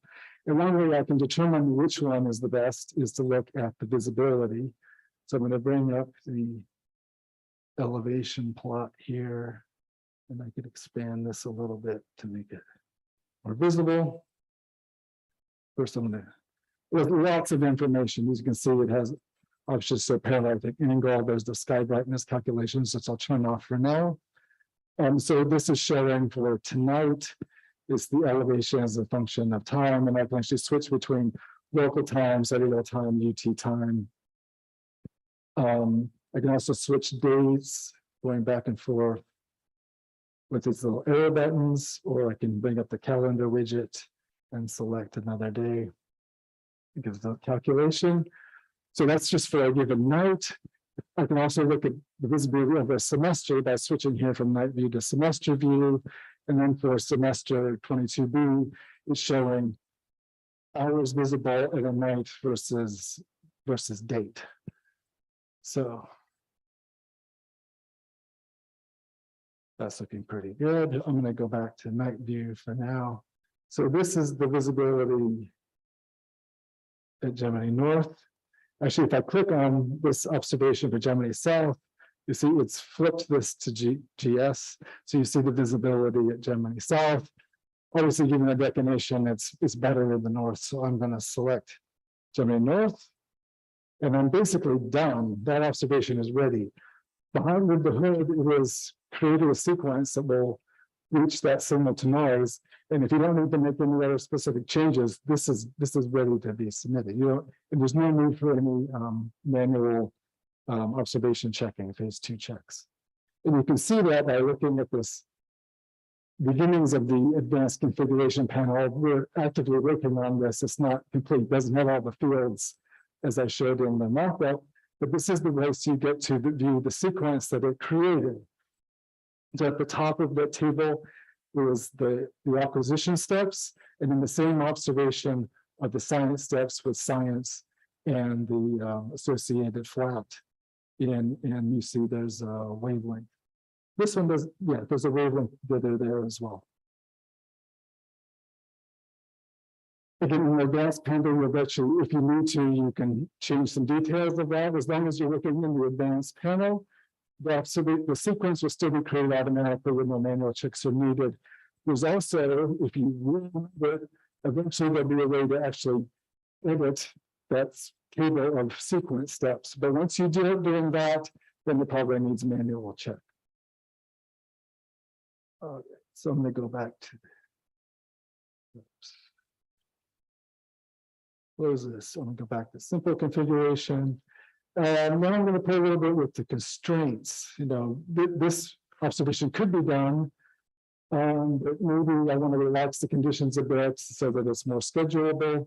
I can do that with this constraint panel here. So for image quality, now instead of percentile bin like we have now, which is really hard to get used to, we're just going to accept image quality on target. So let's change that to 1.5 seconds. And now you see the ITCs are running again to give you an updated time estimate, where I can change the clouds to like half a magnitude of extinction. Same thing, it'll recalculate that. I can also change the constraints by going to the constraint view. So in here, I have everything organized by constraint set. So then if I, as I showed in the mockups, if I click on the top of that, so all these are selected, then any events I make to here are moved to all of them. So I'm going to change this image quality to 1 arcsecond, change the extinction 0.3, and that's a bulk edit. If I want to just change one, I can just select one of them, change this to 0.8, and then because it's a different constraint set, just pop that out into its own little grouping here. And if I click on this one, and I can actually do this. Drag that up, drop it into there. That observation has now inherited the constraints of that group. Pretty easy. Then the targets view works the same way. And everything organized by target. Here I've got sort of a GMOS South and GMOS North options for NGC 3312. So again, if it's a new magnitude here, I go in 14.2. And that's been changed for both of those observations. Again, if I want to just edit one, I can click on one of them. You see I have an option here by default that's going to change just one of the observation, that one, and would pop it out into a different group, or I can select here and edit both of them. So now let's just go back to the observations view. A couple more features to make this more usable or user-friendly. For example, if you have questions about what some of these fields are and how you should edit them, we have the help built into the system now. You don't have to go to additional web pages and page through those. If you want to know what the image quality means, click on that little information icon and up pops a little, this little tab with the help for that. We've also built in undo redo editing from the ground up. You have to do it from the ground up. That's one reason to sort of take advantage of this complete rewrite. So for example, if I change the image quality to 1.5 seconds, but maybe that takes too long or it doesn't suit me, I can change that to 1. Then I want to change my mind again. I want to go back. So I just undo that, or I can redo. So that's the basic features of Explorer right now. Again, it's under active development. This is sort of what we call the production version of it. It's updated maybe once every month or two. So you stop back in a few weeks, it may look different or have different features. There are other development versions of this which are updating daily as the developers implement new features. So I'm going to go back to the presentation and talk a little bit more about some of the other applications. And then we'll get into what you can have a go at Explore. So one of the other apps that I mentioned is Observe, which is the application that actually executes those sequences that Explorer makes. Of course, this is mainly used by staff, but everyone who visits the telescopes, once that is possible again, will use this. It's a new version of our current web called the Web SecExec. And there's also, besides just the tool that you use to actually execute these sequences, is the interface going to be one of the interfaces to the automated real-time scheduler. So you see this is like the nighttime view. The current plan from the scheduler will be shown at the top here, showing what's happened and what it expects to come up based on the current conditions and any forecast. But then the point is, as things change, as TRO observations come in or weather changes, the scheduler will recognize that, run again, and then give you a new plan and give you an option for switching. So this particular example is a rapid TA that came in that said, whoops, maybe you should really stop this observation and do this one right now. And then they'll give you some assistance on what you should do, either stop the current exposure and then switch, or just abort and go. And then one thing just to point out, like sort of got hidden. Each step in this has little exposure controls for running the sequence, pausing the exposure, or aborting. So that's Observe. Again, the same basic layout and same kind of look and feel and interaction.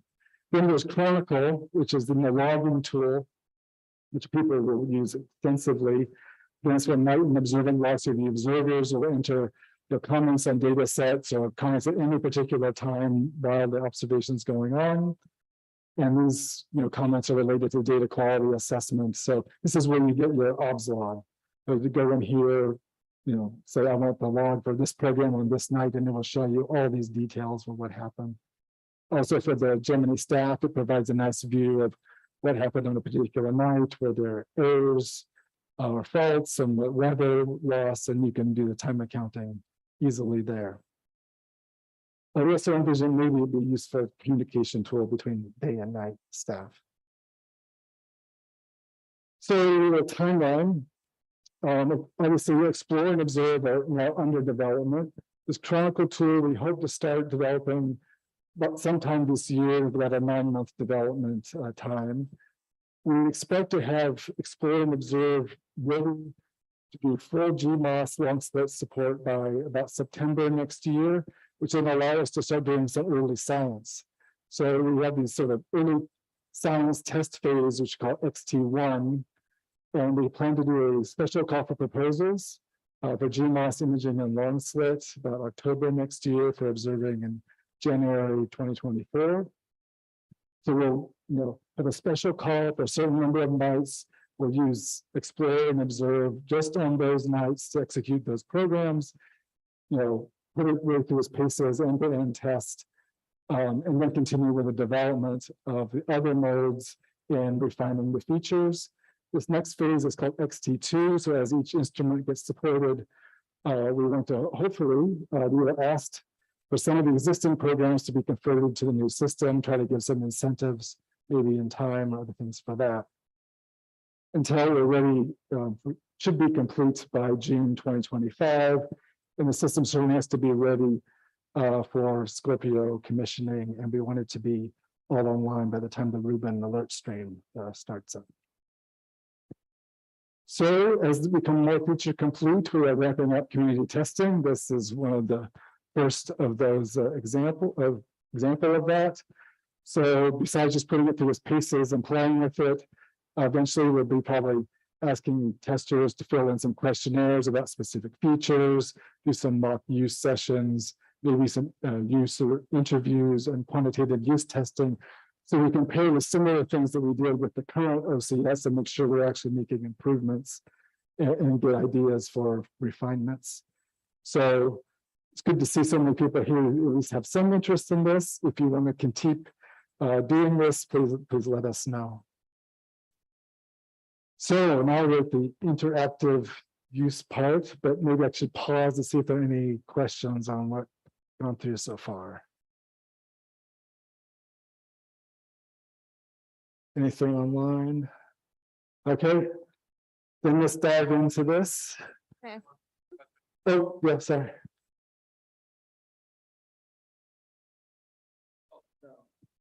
There we go. I'm sorry if you said this and I missed it. Is Explorer intended to also work for the visiting instruments of Gemini, or is it just the facility instrument? All instruments will have the visiting instruments as Wonderful, well. thank you. Observe will not work with the visitor instruments, because that's what makes the visitor instrument, but you'll still be able to define everything and explore.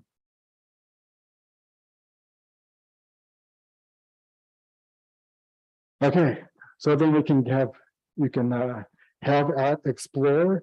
So I've made a couple of Google Docs with some suggestions for what you can do, basically kind of repeat what I showed you in the demonstration. And there's a Google form here where you can get some feedback, give us some feedback. So I'll just sort of go through a few things on that. First, I want to make this a lot bigger, if I can.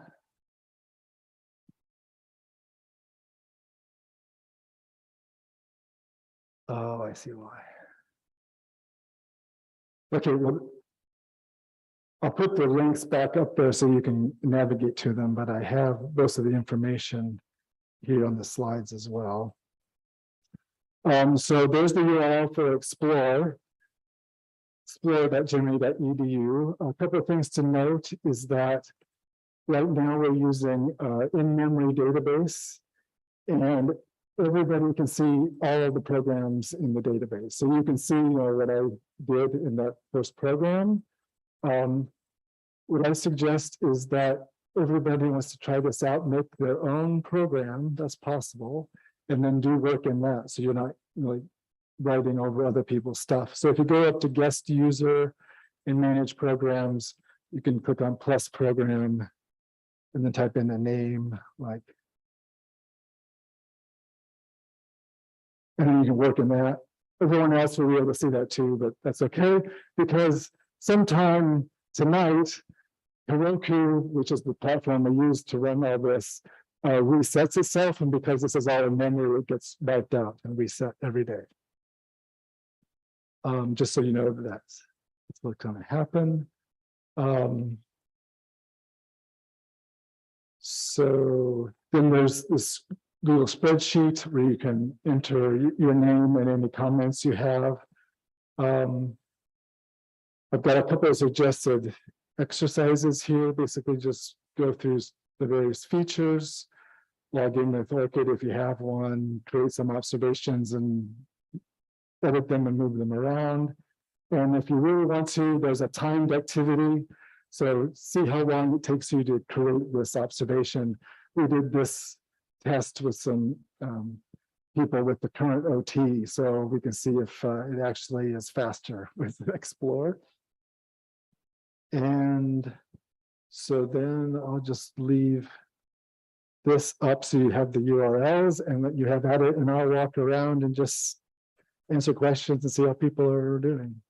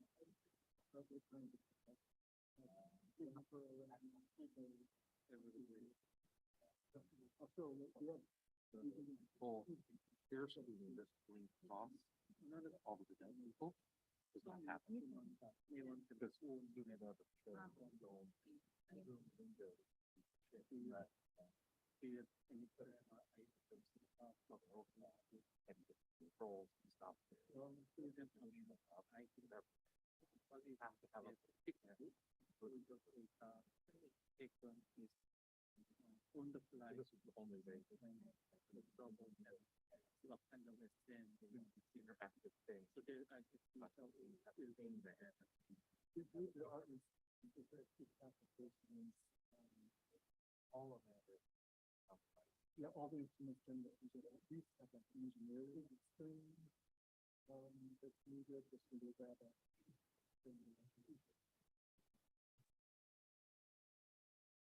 Yeah, we used to talk to me. I can see things that. Yeah. I've seen a little bit. Yes, I think so. We got to look. Observe your observing more. Understand the process. We should just talk more about. There should certain features that are different things. I understand the reduction maybe. Yeah. But it is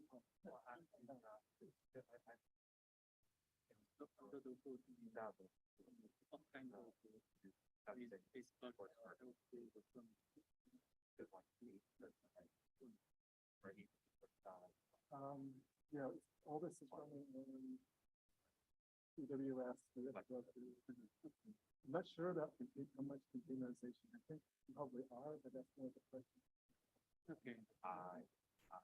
Yours is okay. I think there's.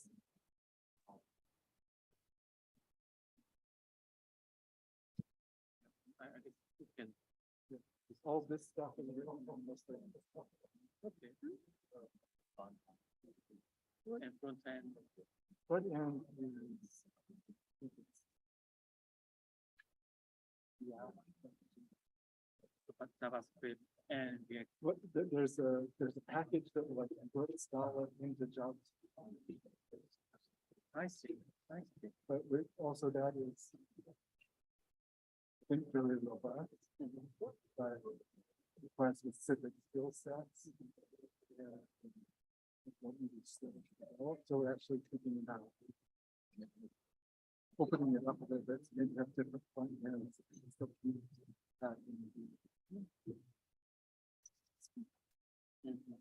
Okay. As long as we can sort of keep the same kind of look and feel, people will understand. Yeah.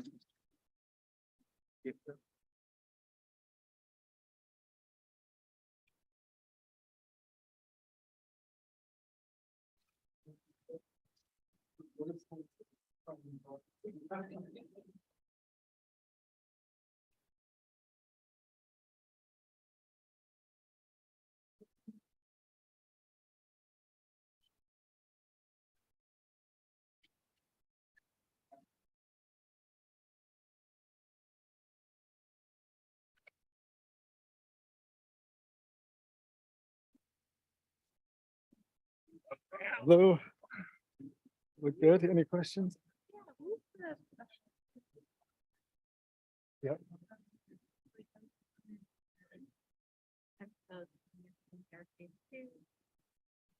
Okay. Yeah, it's a good question. I can go into give you a little more detail. I'll mention it a bit on Thursday. Oh, okay. But basically, you can do it with Explorer. My expectation, hope is that you will no longer need to make these template observations you have to put on hold, but you use the automation and just create stuff from scratch like I did, which you can do either with the interface or all programmatically with API. So that's how I expect most of the TDA stuff will work, that you use the interfaces and connect to Tom's. Yeah. So we'll update our plugin for the Tom. We'll use the new API. And so you just say, basically, I need, 0.5 microns, 1,000 resolution power. Give me that. I don't care. Eventually, I think at the beginning, the API will act a lot like this. That you'll give it some science requirements. You'll get back maybe a list of, that list of instruments and features, and then you select one, or we will eventually be able to make an algorithm which will give you like a recommended configuration, like based on the visibility of the target. We can do all that calculation, say for this target where it is, based on what telescope is open, we think you should do GMOS South, and then we can just do it. So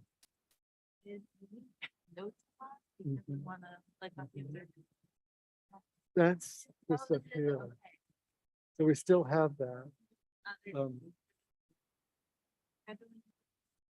Yeah, we may add things like that too. For now, we just have this. We're trying to get away from the notes and add more of the logic constraints so that you can specify it programmatically, so the scheduler can figure out what to do, so the human doesn't have to read it all and just make decisions. So you'll be able to still give timing windows, any relative constraints between observations, like I need this one 3 days after that one. Well, you'll be able to do that now. But if there's something that the system can't naturally decide, you've like things for acquisition suggestions, things like that, then you can type it. And the program, you can set that with the API as well. So it'll be hopefully much easier. Yeah.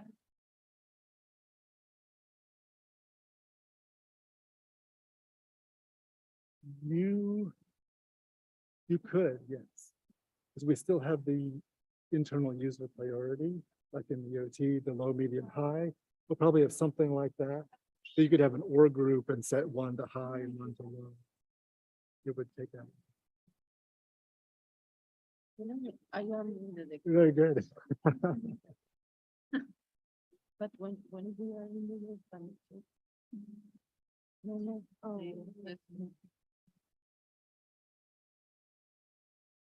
because it's coming.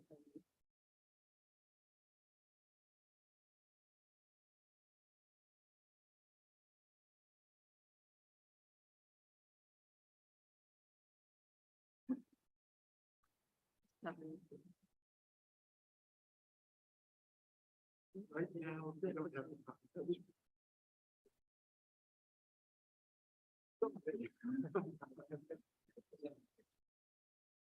we need. I was playing with that one first thing. That's it.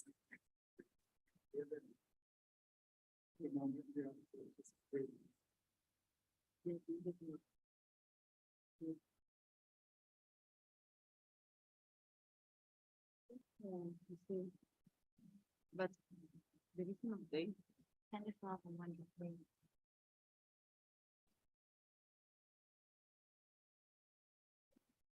At the moment, it's just come back to review and eventually that will be. Or you don't know.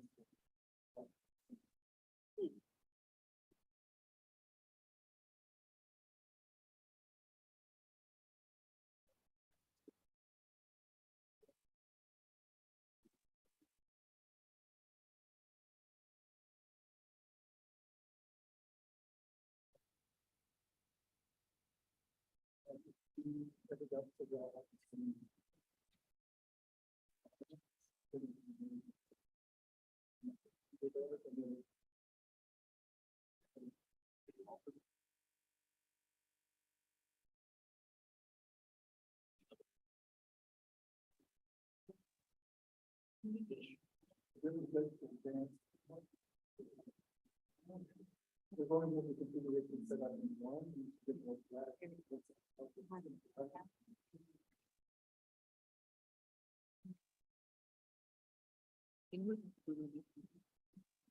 Now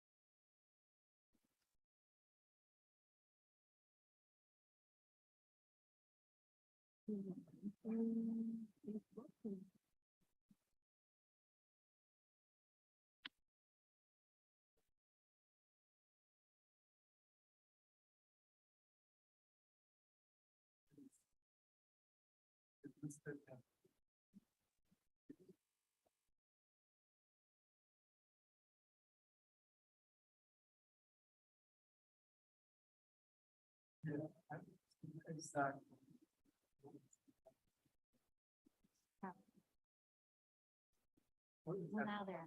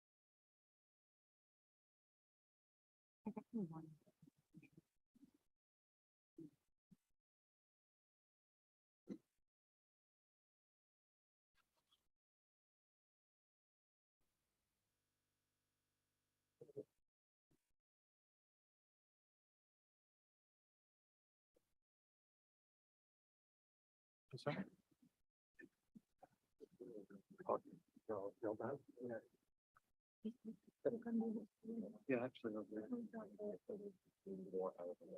so I will do that. Or not tomorrow, right? Yeah, it's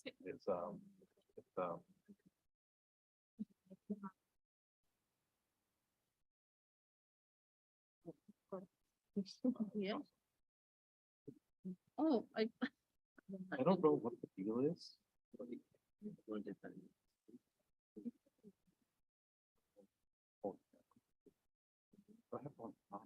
No.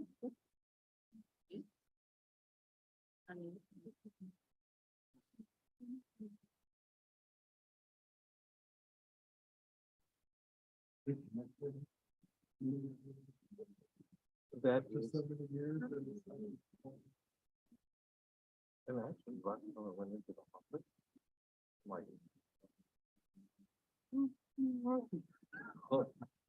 It's like there's so many people that onboarded during the pandemic that I've not seen in person, that I go ahead and like introduce myself like. It's not about knowing it, but then, okay, I remember making your account that way. That's like all I've got. It's like, okay, I remember making your Google account, right?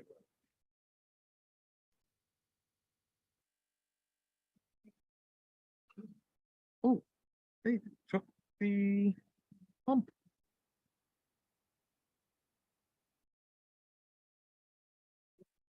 I wonder who did that. Oh, well. These are in the beginning. Yeah.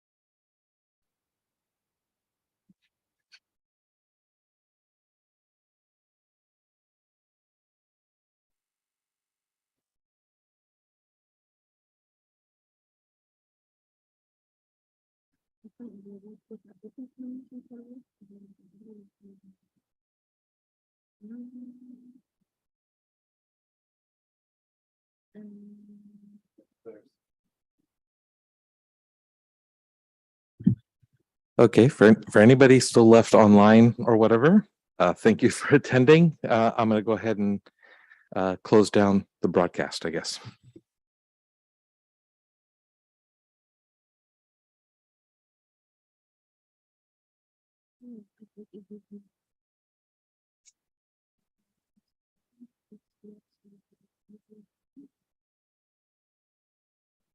I missed that. Yeah. Wait, on the resolution change from here. Like this.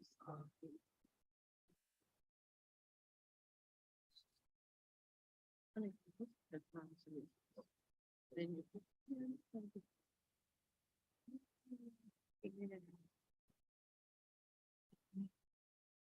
yes, exactly. Okay, so we missed it.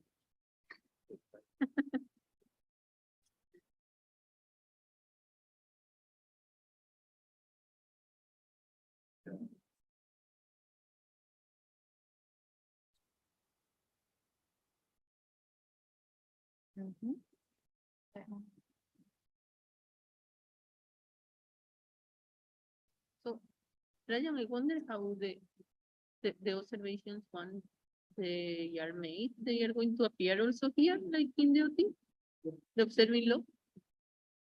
And also the way to evaluate them, to say if it's bad or usable, all these things.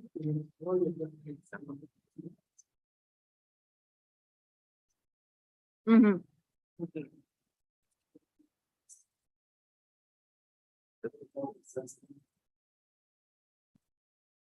Mm-hmm.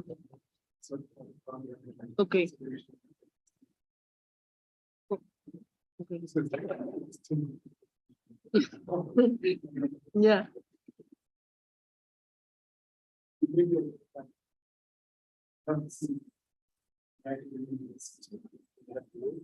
Uh-huh.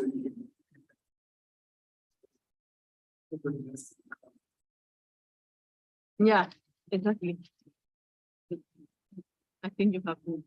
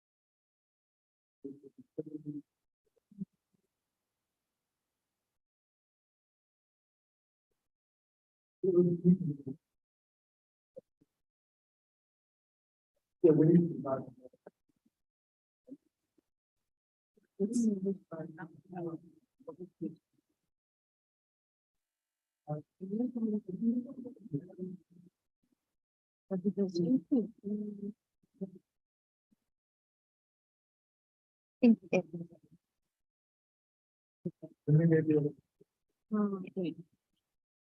But it's in the same program. And I think how much is going to take you to.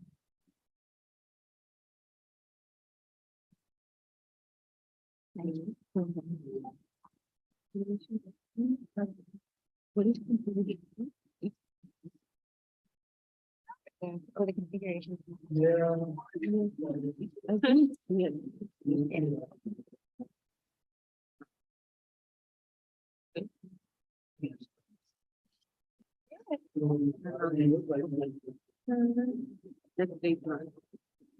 Let's see who is first. Okay.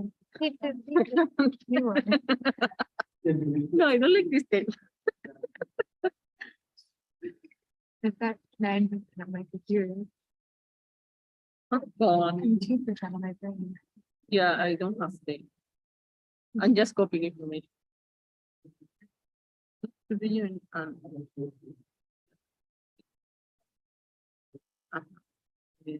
So tomorrow it's going. And 8.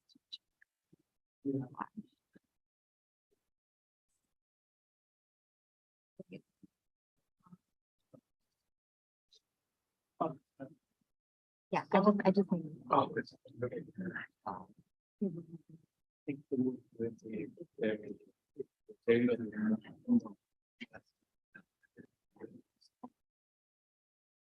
Yeah, the kind of